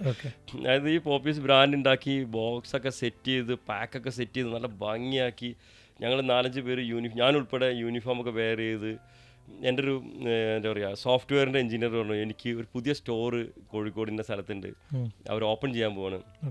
2 ബ്രദേഴ്സാണ്. അപ്പോൾ അവരെ കാണാൻ പോകും. എൻ്റെ ക്ലോസ് ഫ്രണ്ട്സാണ്. ഷാജു വന്നാൽ മതി, നമുക്ക് ഫസ്റ്റ് ഓർഡർ അവിടുന്ന്. അപ്പോൾ വലിയൊരു ഓർഡർ, റെനോവേഷനാണ്. അപ്പം ആ റെനോവേഷൻ ചെയ്തൊരു ഫസ്റ്റ് ഓർഡറാണ് എടുക്കാൻ പോകുന്നത്. അപ്പം ഷാജു വന്നാൽ മതി എന്നൊക്കെ പറഞ്ഞ് ഞങ്ങൾ പോയി. അപ്പോൾ ഇവർ രണ്ടുപേരും പർച്ചേസിൻ്റെ എന്താ കുറച്ച് ഷോർട്ടേജ് ഉണ്ട്, പിറ്റേ ദിവസം ഓപ്പണിങ്ങാണ്. അങ്ങനെ ഞങ്ങളങ്ങനെ വെയിറ്റ് ചെയ്യാം. 4 മണിക്ക് വൈകിട്ട് 4 മണിക്ക് എത്തി ഞങ്ങൾ വെയിറ്റ് ചെയ്തുകൊണ്ടിരിക്കുക. അങ്ങനെ വന്ന് ഒരു 10-10:30 ആയിട്ടും ഒരാൾ വന്നു. അയാൾ വന്ന് ജസ്റ്റ് ഞങ്ങൾ കാര്യങ്ങളൊക്കെ പറഞ്ഞപ്പോൾ വിസിറ്റിംഗ് കാർഡൊക്കെ കൊടുത്തു. ഞങ്ങൾ വലിയ പ്രതീക്ഷയോടെ ഈ ഗിരീഷ് എന്ന ആൾ ഞങ്ങൾ ഇൻട്രൊഡ്യൂസ് ചെയ്തിരിക്കുക. ഞങ്ങൾ വലിയ പ്രതീക്ഷയാണ് എന്തായാലും ഓർഡർ ഉറപ്പായിട്ട് കിട്ടും എന്നുള്ളത്. കാരണം ഫസ്റ്റ് ഓർഡറാണ്, ഞങ്ങൾ വലിയ പ്രതീക്ഷ തന്നെ. ആദ്യത്തെ ഓർഡർ ഓഫീസ് തുടങ്ങിയിട്ട് അത് വന്ന് ഇയാൾ പറഞ്ഞു ഞാനല്ല നോക്കുന്നത്, എൻ്റെ ബ്രദറാണ് നോക്കുന്നത്. അങ്ങനെ അപ്പോഴേക്ക് 12 മണി, രാത്രി 12, ഭക്ഷണം കഴിച്ചിട്ടില്ല. അങ്ങനെ വെയിറ്റ് ചെയ്യാം. എൻ്റെ പുതിയ പിള്ളേരുമാണ്, ഞാനാണ് കൊണ്ട് എൻ്റെ സ്റ്റാഫ്, സെയിൽസ് സ്റ്റാഫ് ഉണ്ട്. കാരണം ഇവർക്ക് ട്രെയിനിങ് കൂടിയാണല്ലോ, എനിക്കും ട്രെയിനിങ്ങാണ്. അങ്ങനെ ഇവരുടെ ബ്രദർ വന്നു, പെട്ടി തുറന്നു നോക്കിയാണ് ഇത്. അപ്പം ഈ കോട്ടൺ നിറ്റഡ് വെയറിനെ തിരുപ്പൂരേറ്റം എന്നാണ് അന്ന് നാട്ടിൽ പറയാം, നമ്മുടെ നാട്ടിൽ അന്നത്തെ കാലഘട്ടത്തിൽ. ഇന്നതൊക്കെ മാറി, ഇന്ന് പോപ്പീസിൻ്റെ പോലെ ഡ്രസ്സ് പോപ്പീസാണ്. ഇത് തിരുപ്പൂരായിട്ടില്ല, ഇത് നോക്കുന്ന ആൾ വേറെ ആയിട്ടാണ്. ഒരു പുള്ളി എൻ്റെ മുമ്പിൽ നിന്ന് മറ്റേ മാറ്റി പറഞ്ഞു, ഒരാളുടെ പേര് കൊണ്ട് അയാളെ നോക്കാൻ വിളിച്ചു. ഈ കക്ഷി വന്നിട്ട് ഇതൊക്കെ ഇഷ്ടംപോലെ സ്റ്റോക്ക് ഉണ്ട്, ഇത് പ്രോഡക്റ്റൊക്കെ കൊള്ളാം, പക്ഷേ ഇത് ഇഷ്ടംപോലെ സ്റ്റോക്ക് ഉണ്ട്, ഫുള്ള് ഫില്ലായി പോയി, ഇനി ഇത് സ്റ്റിക്കർ ഒട്ടിച്ചിട്ട് റാക്കിൽ കയറ്റാൻ സമയമില്ല, നിങ്ങൾ പൊയ്ക്കോളാൻ പറഞ്ഞു. ശരിക്കും കരഞ്ഞു പോയി. ഞങ്ങൾ പുറത്തോട്ട് ഇറങ്ങി വന്നിട്ട് കരഞ്ഞ് ചിന്തിച്ച് നോക്കുക, നമ്മൾ അത്രയും നേരം വെയിറ്റ് ചെയ്ത് നമ്മൾ വലിയൊരു സ്വപ്നം കൊണ്ടാണ് പോകുന്നത്. അപ്പം ഇത് എന്താ പറയുക, അങ്ങനെ ഞങ്ങളവിടെ നിന്ന് ഇറങ്ങി ഞാൻ വണ്ടി കയറിയിട്ട് ഞാൻ തന്നെ ഡ്രൈവ് ചെയ്യും. ഞാൻ കരഞ്ഞുകൊണ്ട് പറഞ്ഞു, ഈ ഷോപ്പിലേക്ക് ഇനി നമ്മൾ എന്തായാലും ഓർഡർ ചോദിച്ചു വരില്ല, എന്നെങ്കിലും ഈ ഷോപ്പ് നമ്മളെ വിളിച്ച് ഒരു ഓർഡർ പ്ലേസ് ചെയ്താൽ മാത്രമേ നമ്മൾ വരുള്ളൂ. അത് ഭയങ്കര ബിസിനസ്സുള്ള കട കേട്ടോ, ദൈവാനുഗ്രഹം കൊണ്ടോ ദൈവാനുഗ്രഹം തന്നെയാണ്, അതല്ലെങ്കിൽ എൻ്റെ പാരൻസിൻ്റെ പ്രയറൊക്കെ ആയിരിക്കും. എന്തായാലും ആ കടക്കാരൻ ആ ഷോപ്പിൽ നിന്ന് അവർ വിളിച്ചു. ഇന്ന് ഞങ്ങളുടെ ഒരു ഏറ്റവും നല്ലൊരു ഡീലറാണ് ആ ഷോപ്പ്. നന്നായിട്ട് ബിസിനസ് ചെയ്യുന്നു. ആ പ്രോഡക്റ്റ് ഭയങ്കരമായിട്ട് ഞങ്ങൾക്കൊരു ഡിസ്പ്ലേ ഏരിയ ഒക്കെ ഉണ്ട്, നന്നായിട്ട് അവർ ഇതിനെ പ്രൊമോട്ട് ചെയ്യുന്നുണ്ട്. കുറച്ച് വൈകിയാണല്ലോ അവർ തിരിച്ചറിഞ്ഞു. പിന്നെ തീർച്ചയായിട്ടും സാറിൻ്റെ 2 മെയിൻ ഇൻട്രസ്റ്റ് നമ്മൾ സംസാരിച്ചു, ഫോട്ടോഗ്രാഫിയാണ് ബിസിനസ്സും. ഇത് കൂടാതെ വേറെ എന്താണ് സാറിന് ഏറ്റവും കൂടുതൽ ചെയ്യാൻ ഇഷ്ടപ്പെട്ട ഒരു കാര്യം? നേരത്തെ പറഞ്ഞ് ഞാൻ ചെറുതായിട്ട് സൂചിപ്പിച്ചു, യാത്ര. എനിക്ക് യാത്ര ഭയങ്കര ഇഷ്ടമാണ്. അത് ഞാൻ ലോകത്ത് പല രാജ്യങ്ങളും ഞാൻ യാത്ര ചെയ്യാറുണ്ട്. അത് ഞാൻ എൻ്റെ യാത്ര ഞാൻ നിരീക്ഷിക്കാനാട്ടോ. ഞാൻ കുട്ടികളുടെ ബ്രാൻഡ് ശ്രദ്ധിക്കും, കുട്ടികളെ ശ്രദ്ധിക്കും, അവരുടെ പ്രത്യേകതകൾ ശ്രദ്ധിക്കും, അതുപോലെ നല്ല സ്ഥലങ്ങൾ ശ്രദ്ധിക്കും. ഇത് എല്ലാ ആളുകളും ചെയ്യേണ്ട ഒരു കാര്യമാണ്. യാത്ര ചെയ്യാന്ന് പറഞ്ഞിട്ട് അവിടെ പോയിട്ട് ടൂറിസ്റ്റ് സ്ഥലങ്ങൾ പോയി എക്സ്പ്ലോർ ചെയ്ത് അത് വേറെയാണ്. ഇതിനകത്ത് നമുക്ക് ബിസിനസ്സിലേക്ക് ആഡ് ചെയ്യാൻ പറ്റുന്ന ഒരുപാട് കാര്യങ്ങൾ. ഒരു ബിസിനസ്സുകാരനായിരിക്കാൻ ഒരു സംരംഭം തുടങ്ങി അതിനകത്തിരിക്കുക, അതിൻ്റെ കാര്യങ്ങൾ മാത്രം നോക്കിക്കഴിഞ്ഞാൽ അതിനകത്ത് ഗ്രോത്ത് ഉണ്ടാവില്ല. നേരത്തെ പറഞ്ഞ മാതിരി ലോകം മാറിക്കൊണ്ടിരിക്കുകയാണ്. ലോകത്തിനെ നമ്മുടേതാക്കി മാറ്റണമെന്നുണ്ടെങ്കിൽ, നമ്മൾ ആ ലോകത്തിൻ്റെ ഭാഗമായി മാറണമെന്നുണ്ടെങ്കിൽ നമ്മൾ ലോകത്ത് നിരീക്ഷിച്ചു കൊണ്ടേയിരിക്കണം. ചെറുതായാലും വലുതായാലും നമ്മൾ എന്താ പറയുക, സോഷ്യൽ മീഡിയയിൽ കാണുന്ന അല്ലെങ്കിൽ യൂട്യൂബിൽ കാണുന്ന ചില കാര്യങ്ങൾ മാത്രം ഇതാണ് ലോകം എന്ന് ചിന്തിച്ചിട്ടും കാര്യമില്ല. അത് പ്രാക്ടിക്കലി എങ്ങനെയാണ് നടക്കുന്നത് എന്നുള്ളത് നമുക്ക് ചിലപ്പോൾ യാത്രകളിൽ നമുക്ക് പലപ്പോഴും മനസ്സിലാക്കാൻ പറ്റും. കാരണം ഒരു വീഡിയോയിൽ എടുക്കുന്നതിന് അറിയാലോ, വളരെ പരിമിതികളുണ്ട്. ആ സമയത്ത് നേരിട്ട് പോയി കാണുമ്പോഴാണ് നമുക്കതിൻ്റെ സാധ്യതകളും അതെങ്ങനെ നമുക്ക് അഡോപ്റ്റ് ചെയ്തെടുക്കാൻ പറ്റും എന്നുള്ളത്. ഒരുപാട് സമയത്ത് എനിക്കത് ഉപകാരപ്രദമായിട്ടുണ്ട്. പല മെഷീനറികൾ സെലക്ട് ചെയ്യുന്ന കാര്യത്തിലായാലും പല പാക്കേജിങ് ഡിസൈൻ സെലക്ട് ചെയ്യുന്ന കാര്യത്തിലൊക്കെ ആയിട്ടും എനിക്ക് ഉപകാരപ്പെട്ടിട്ടുണ്ട്. അതുപോലെ യാത്രകളിൽ നമുക്ക് ആളുകളെ പരിചയപ്പെടാൻ പറ്റിയൊരു അവസരമാണ് യാത്രകൾ. ഞാൻ പേഴ്സണലി വിശ്വസിക്കുന്ന ഒരു കാര്യമാണ്. അപ്പം അങ്ങനെ ഒരു അനുഭവം സാറിന് എന്തെങ്കിലും ഉണ്ടായിട്ടുണ്ടോ? തീർച്ചയായിട്ടും. അങ്ങനെ ഞാൻ പരിചയപ്പെട്ടൊരു ഡ്രീം മാൻ ഉണ്ട്.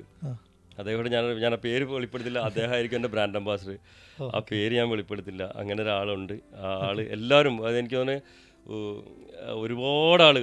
ലോകത്ത് ഒരുപാട് ആളുകൾ ഇഷ്ടപ്പെടുന്ന ആൾ. ഞാനൊരു ബിസിനസ് ക്ലാസ്സിൽ ഒരു ഫ്ലൈറ്റ് യാത്രയിലാണ് ഇദ്ദേഹത്തെ ജസ്റ്റ് അത് ലോഞ്ചിലിരിക്കുന്ന സമയത്താണ് ജസ്റ്റ് കാണുന്നത്. അദ്ദേഹം ശരിക്കും VIP ലോഞ്ചിൽ പോകേണ്ട ആളായിരുന്നു. അന്ന് അദ്ദേഹം വളരെ യാദൃശ്ചികമായി വരുന്നു, പരിചയപ്പെടുന്നു, ഞങ്ങൾക്ക് ഒരുമിച്ച്. പുള്ളി വേറെ ഫ്ലൈറ്റിലായിരുന്നു എങ്കിലും ഒരുമിച്ച് കുറച്ച് നേരം നടക്കാൻ പറ്റി, ഞങ്ങൾ സംസാരിച്ചു. ആളെ ആയിരിക്കും എൻ്റെ ബ്രാൻഡ് അംബാസിഡറായിട്ട് ഞാൻ കൊണ്ടുവരിക. അംബാസിഡറായി വന്നിട്ട് നമ്മൾ ലോകത്തോട് പറഞ്ഞ ശേഷം നമുക്ക് വേണം ഒരു പോഡ്കാസ്റ്റ് കൂടെ ചെയ്യാം, അന്ന് വെളിപ്പെടുത്താം നമുക്ക്. ഇപ്പം നമ്മളൊരു കമ്പനി ബിൽഡ് ചെയ്ത് വരുന്ന സമയത്ത് ഒരു പോയിന്റ് എത്തുമ്പോൾ നമുക്ക് ഞാൻ റിച്ചായി എന്നൊരു ഫീല് ചിലപ്പോൾ വരില്ല. ഇപ്പം എനിക്ക് ഇഷ്ടമുള്ളതൊക്കെ ചെയ്യാം. അപ്പം അങ്ങനെ ഒരു പോയിന്റ് സാർ ഉണ്ടായിട്ടുണ്ടോ, അല്ലെങ്കിൽ അങ്ങനെ ഓർമ്മ വരുന്നുണ്ടോ അങ്ങനത്തെ ഒരു പോയിന്റ്? ഞാനങ്ങനെ ചിന്തിക്കാറില്ല ശരിക്കും. ഞാനെപ്പോഴും പറഞ്ഞില്ല, ഞാൻ എൻ്റെ ആവനാഴിയിലെ ആയുധങ്ങൾ ആണ് എല്ലാത്തിനെയും കാണുന്നത്. അത് പണമായാലും എനിക്ക് നല്ല ബന്ധങ്ങളായാലും എല്ലാം ഞാനത് ഉപയോഗിക്കാറില്ല, വെറുതെ മിസ്യൂസ് ചെയ്യാറില്ല. അത് പണമായാലും റിലേഷൻഷിപ്പ് ആയാലും എനിക്ക് എൻ്റെ അറിവുകളായാലും ഒന്നും ഞാൻ മിസ്യൂസ് ചെയ്യാറില്ല. അത് ഞാനെപ്പോഴും ചോദിക്കും, ഇത് ചിലപ്പം മിസ്യൂസ് ചെയ്യേണ്ട ഘട്ടം വരികയാണെങ്കിൽ ഞാൻ എന്താ ചിന്തിക്കുക, ഇതിലും വലിയ ക്രൈസിസ് വരുന്ന സമയം ചിലപ്പോൾ വരും. അപ്പോൾ ഇത് ഞാനിപ്പോൾ വെറുതെ ഇതെനിക്ക് വളരെ, ഞാൻ നേരത്തെ പറഞ്ഞു, ഈസി ആയിട്ട് നമുക്ക് സോൾവ് ചെയ്യാൻ പറ്റും. ഞങ്ങൾക്ക് ഒരുപാട് സൊല്യൂഷൻസ് കാണും. അത് ഇത് നമുക്ക് ഇപ്പോൾ ഒരു ബന്ധമാണെന്നുണ്ടെങ്കിൽ, ഞാൻ ഒരു വ്യക്തിബന്ധങ്ങളായിട്ട് ഒരു മിനിസ്റ്റേഴ്സുമായിട്ടോ അല്ലെങ്കിൽ അങ്ങനെയുള്ള ഉദ്യോഗസ്ഥന്മാരുള്ള ബന്ധങ്ങളാണെങ്കിൽ എനിക്ക് ചിലപ്പോൾ വിളിക്കേണ്ട ഘട്ടമാണെങ്കിൽ ഞാൻ പറയും, ഞാൻ എൻ്റെ ടീമിനോട് പറയും ഇപ്പോൾ വിളിക്കേണ്ട, കാരണം ഇത് ചിലപ്പോൾ നമുക്ക് ഇങ്ങനെയൊക്കെ ചെയ്ത് കഴിഞ്ഞാൽ തീർക്കാം. നമ്മൾ ഇതിന് വിളിച്ചു കഴിഞ്ഞാൽ അടുത്ത പ്രാവശ്യം വിളിക്കും ഈ ഷാജു ഏത് സമയത്തും എന്നെ വിളിച്ചുകൊണ്ടിരിക്കുന്ന ആളാണ് എന്ന് തോന്നും. അതുകൊണ്ട് നമുക്ക് എല്ലാ പ്രശ്നങ്ങളെയും എന്താ പറയുക മുന്നോട്ട് കൊണ്ടുപോകാനും, പിന്നെ എന്താ പറയുക, ഞാൻ അങ്ങനെ ഒരു വ്യക്തിബന്ധങ്ങൾ കൊണ്ട് റിച്ച് ആണെന്നോ പണം കൊണ്ട് റിച്ച് ആണെന്നോ എനിക്ക് തോന്നിയിട്ടില്ല. എനിക്ക് ഇനിയും ഇതിലും വലിയ ഒരു അച്ചീവ്മെൻറ്റ്സ് എനിക്ക് ഇനി വരാനുണ്ട്. ഞാൻ ഇതിൽ കൂടുതൽ റിച്ച് ആകാനുണ്ട്. ആ റിച്ച് ആകുന്നതിൽ കൂടി എനിക്ക് സമൂഹത്തിന് എന്തെങ്കിലും ചെയ്യാനുണ്ട്, മറ്റുള്ളവരെ സഹായിക്കാനുണ്ട് എന്നൊരു തോന്നൽ. കാരണം എനിക്ക് ഞാനൊരു ഡിസ്ട്രിബ്യൂട്ടറാണ് ശരിക്കും. മണിയാണെങ്കിലും ടെക്നോളജി ആണെങ്കിലും ഇത്രയും കാര്യങ്ങൾ ഇവിടെ തുറന്ന് പറയുന്നത് എന്താ, ഞാനിത് പറയുന്നതിൽ എന്തെങ്കിലും കാര്യങ്ങൾ സമൂഹത്തിനോ വ്യക്തികൾക്കോ അല്ലെങ്കിൽ പുതുതായിട്ട് ഇതിലേക്ക് കടന്നു വരുന്നവർക്കോ ഒക്കെ. ഇപ്പോൾ എൻ്റെ ഫാക്ടറി കാണാൻ വേണ്ടി കുറേ ആൾക്കാർ വരാറുണ്ട്. മിക്ക ആളുകളും പറയും ടെക്നോളജിയൊക്കെ പോകും സാറേ, പറയണ്ട കേട്ടോ, ആരും കാണിക്കണ്ടെന്ന് പറയും. ഞാൻ കാണട്ടെ, അവർ വരട്ടെ. കാരണം അങ്ങനെ വരുമ്പോഴാണ് എന്താ പറയുക ഈ ലോകം വലുതാകുള്ളൂ. അല്ലെങ്കിൽ നമ്മൾ വളരെ സങ്കുചിതമായി ചിന്തിച്ച് ഒട്ടും എന്താ പറയുക ഗ്രോ ചെയ്യാതിരിക്കുന്ന ഞാൻ ചിന്തിക്കുന്നു. അതുപോലെ നമുക്കെല്ലാവർക്കും ഒരു ആഗ്രഹങ്ങളുണ്ടാവും. ഞാൻ പണം വരുമ്പോൾ ഒരു സാധനം വാങ്ങിക്കണം, അങ്ങനത്തെ ആഗ്രഹങ്ങളൊക്കെ ഉണ്ടാവും. അപ്പോൾ അങ്ങനെ എന്തെങ്കിലും ഒരു ഇഷ്ടപ്പെട്ട സാധനം പോപ്പീസിൻ്റെ വളർച്ചയിലൂടെ സാധനം സ്വന്തമാക്കാൻ പറ്റിയ എന്തെങ്കിലും കഥകളുണ്ടോ? എനിക്ക് വാഹനങ്ങൾ ഭയങ്കര പാഷൻ, പക്ഷേ ഇഷ്ടമാണ്. ഓടി, എനിക്ക് ബ്രാൻഡിൻ്റെ കാര്യത്തിൽ എനിക്ക് ഓടി ഭയങ്കര ഇഷ്ടമാണ്. 2014 ഞാൻ ഓടി Q7 ആദ്യമായിട്ട് വാങ്ങുന്നത്. എനിക്ക് ഭയങ്കര ഡ്രീമായിരുന്നു. ഞാൻ എന്താ പറയുക, ഞാനങ്ങനെ ഏതെങ്കിലും ഇപ്പോൾ സാധാരണ റോഡിലൊക്കെ കാണുന്ന വണ്ടികളുടെ മുമ്പിൽ നിന്ന് ഫോട്ടോ എടുക്കുക, അതൊന്നും എനിക്ക് ഞാനങ്ങനെ ചെയ്യാറില്ല, നോർമലി ചെയ്യാറില്ല. അപ്പം ഇങ്ങനെ വാഹനം വാങ്ങുന്നതിനെക്കുറിച്ച് ഞാൻ എൻ്റെ സുഹൃത്തുക്കളോടൊക്കെ സംസാരിച്ചപ്പോൾ പറഞ്ഞു, അത് Q7 അന്ന് ഞങ്ങൾ മലപ്പുറം ജില്ലയിൽ തന്നെ എനിക്ക് തോന്നുന്നു വളരെ റെയറാട്ടോ, കേരളത്തിൽ തന്നെ റെയർ ഒരു ആർട്ടിസ്റ്റിനൊക്കെ ഉള്ളൂ. 2014 ഉള്ളൂ, 10 വർഷം മുമ്പാണല്ലോ. അപ്പം ഞാൻ പ്രത്യേകിച്ച് എൻ്റെ ഏജും വന്ന് ചിന്തിക്കണം. ആ പ്രായത്തിൽ ഞാൻ സ്വന്തം സംരംഭകനായി വന്ന് ഞാൻ സ്വന്തം ഏൺ ചെയ്ത പണം ഉപയോഗിച്ച് ആണ് ഞാൻ ഈ ഒരു എന്താ Q7 വാങ്ങുന്നത്. എത്ര വയസ്സിലായിരുന്നു? 34 ആണ് എനിക്ക് തോന്നുന്നത്. എനിക്ക് തോന്നുന്നത്. അപ്പം അതൊരു ഒരു ഒരു അതിനകത്ത് ഞാനിപ്പോഴും ആ വണ്ടി എൻ്റെ കൂടെ ഉണ്ട്. എൻ്റെ സന്തത സഹചാരിയാണ്. വേറെ വണ്ടികളൊക്കെ വാങ്ങിയെങ്കിലും ആ വണ്ടിയെ അത്രയും സ്നേഹിക്കുന്നുണ്ട്, ഇഷ്ടപ്പെടുന്നു. അപ്പം അതൊരു എൻ്റെ വലിയൊരു അച്ചീവ്മെൻ്റ് ആയിട്ടാണ് ഞാൻ കാണുന്നത്. ആ ഒരു സമയത്ത് ഒരു വണ്ടി വാങ്ങുന്നത് വലിയ കാര്യമല്ല, പക്ഷേ എന്നെ സംബന്ധിച്ച് എനിക്കത് വലിയൊരു അച്ചീവ്മെൻ്റ് ആണ് എനിക്ക് തോന്നിയിട്ടുള്ളത്. അതുപോലെ പോപ്പീസ് വിചാരിച്ച പോലെ വളർന്നില്ലായിരുന്നു എങ്കിൽ സാർ എന്ത് ചെയ്യായിരിക്കും? അങ്ങനെ ഒരു ചോദ്യം ഞാനെപ്പോഴും എന്നോട് ചോദിക്കുമായിരുന്നു കേട്ടോ. എനിക്ക് ഭക്ഷണം കഴിക്കാനും ഇഷ്ടമാണ്, അതെല്ലാവർക്കും ഇഷ്ടമാണ്, നല്ല ആസ്വദിച്ച് കഴിക്കും. എനിക്ക് ഭക്ഷണം ഉണ്ടാക്കാനും ഇഷ്ടമാണ്, കുറച്ചൊക്കെ ഉണ്ടാക്കാൻ അറിയാം, ഭക്ഷണം ഉണ്ടാക്കാൻ അറിയാം. പിന്നെ എനിക്ക് ഹോസ്പിറ്റാലിറ്റി ബിസിനസ് എനിക്ക് ഭയങ്കര ഇഷ്ടമാണ്. ഇപ്പോൾ ഞങ്ങളൊരു കുറച്ച് ആളുകൾ ചേർന്ന്, എൻ്റെ കുറച്ച് സുഹൃത്തുക്കൾ ചേർന്ന് റിസോർട്ട് തുടങ്ങിയിട്ടുണ്ട്. ഞാൻ തുടങ്ങിയത് ഈ പോപ്പീസ് തുടങ്ങിയ മാതിരി ആരും ഇതുവരെ റിസോർട്ട് തുടങ്ങാത്തൊരു സ്ഥലത്ത് തുടങ്ങിയിട്ടുണ്ട് റിസോർട്ട്.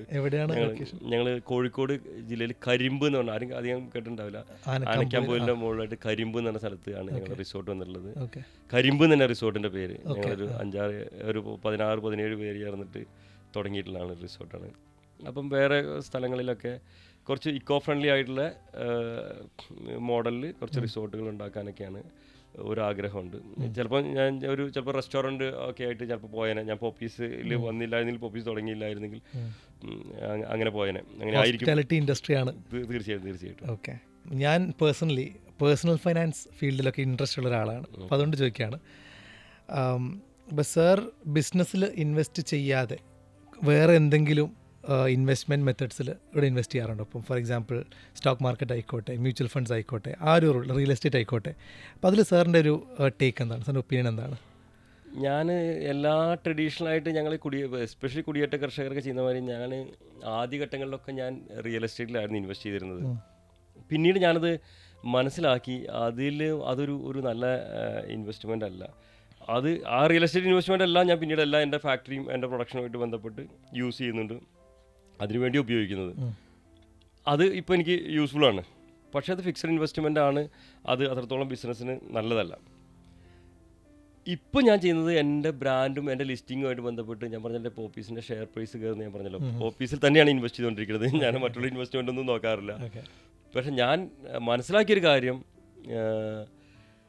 ഇന്ന് ഇന്ത്യയിൽ ഏറ്റവും നല്ല ഇൻവെസ്റ്റ്മെൻറ്റ് ഷെയർ ട്രേഡിംഗ് ഇൻവെസ്റ്റ്മെൻറ്റ് തന്നെയാണ് ഏറ്റവും നല്ലത്. പക്ഷേ അത് സ്മോൾ ക്യാപ്പും മിഡ് ക്യാപ്പും എല്ലാവരും കൊണ്ടുപോയി ഷെയർ ട്രേഡിംഗ് എന്ന് പറഞ്ഞാൽ നേരെ പോയിട്ട് വളരെ എന്താ പറയുക വളർച്ചയുടെ ഏറ്റവും ഉന്നതിയിലെത്തിയ അതിൽ വളരെ കുറച്ച് ഷെയർസ് വാങ്ങുന്നു. ആ മെത്തേഡ് മാറ്റിയിട്ട് എൻ്റെ അഭിപ്രായം കേട്ടോ, അത് ആരും സ്വീകരിക്കണമെന്നില്ല. സ്മോൾ ക്യാപ്പുകളുണ്ട് വളർന്നു വരുന്ന അതിൻ്റെ ഗ്രോത്തും അതിൻ്റെ അപ്പോൾ ബാലൻസ് ഷീറ്റും അതിൻ്റെ ഒരു മാർക്കറ്റ് സിനാരിയോ എല്ലാം പഠിച്ചുകൊണ്ട് സ്മോൾ ക്യാപ്പും മിഡ് ക്യാപ്പിലും ഇൻവെസ്റ്റ് ചെയ്ത് കഴിഞ്ഞാൽ ഭയങ്കര ഗ്രോത്താണ് ഇനി ഒരു അടുത്ത 10 ഇയറിലേക്കും, ഞാൻ മിനിമം പറയുന്നത് 10 ഇയറിലേക്ക് വരാൻ പോകുന്നത്. അതാണ് ഏറ്റവും നല്ലൊരു ഇൻവെസ്റ്റ്മെൻറ്റ് മെത്തേഡും എന്ന് എനിക്ക് തോന്നുന്നു. അതുപോലെ ട്രേഡിംഗ് എന്നതിനേക്കാൾ ഉപരി ലോങ് ടേമിൽ ചിന്തിക്കണം എന്നുള്ളൊരു. തീർച്ചയായിട്ടും അതാണ് ഇപ്പോൾ ഉള്ള ആൾക്കാർ. ചില ആളുകളുണ്ട് എന്നോട് പറയുമ്പോൾ പോപ്പീസ് ലിസ്റ്റിംഗ് ആയി, ഞാനും ഷെയർ ട്രേഡ് ചെയ്യുന്നുണ്ട്. അപ്പോൾ എങ്ങനെയാണ്, ഞാനിതാ കഴിഞ്ഞ ആഴ്ച വാങ്ങി ഞങ്ങൾ ഈ ആഴ്ച വിറ്റു. ആ ഒരു മെത്തേഡിനോട് ഞാൻ യോജിക്കുന്നില്ല. എപ്പോഴും ഒരു ലോങ് ടേം. ഇപ്പോൾ എൻഫീൽഡിൻ്റെ സ്റ്റോറി ഇപ്പോൾ എല്ലായിടത്തും വൈറലായിക്കൊണ്ടിരിക്കുകയാണ്.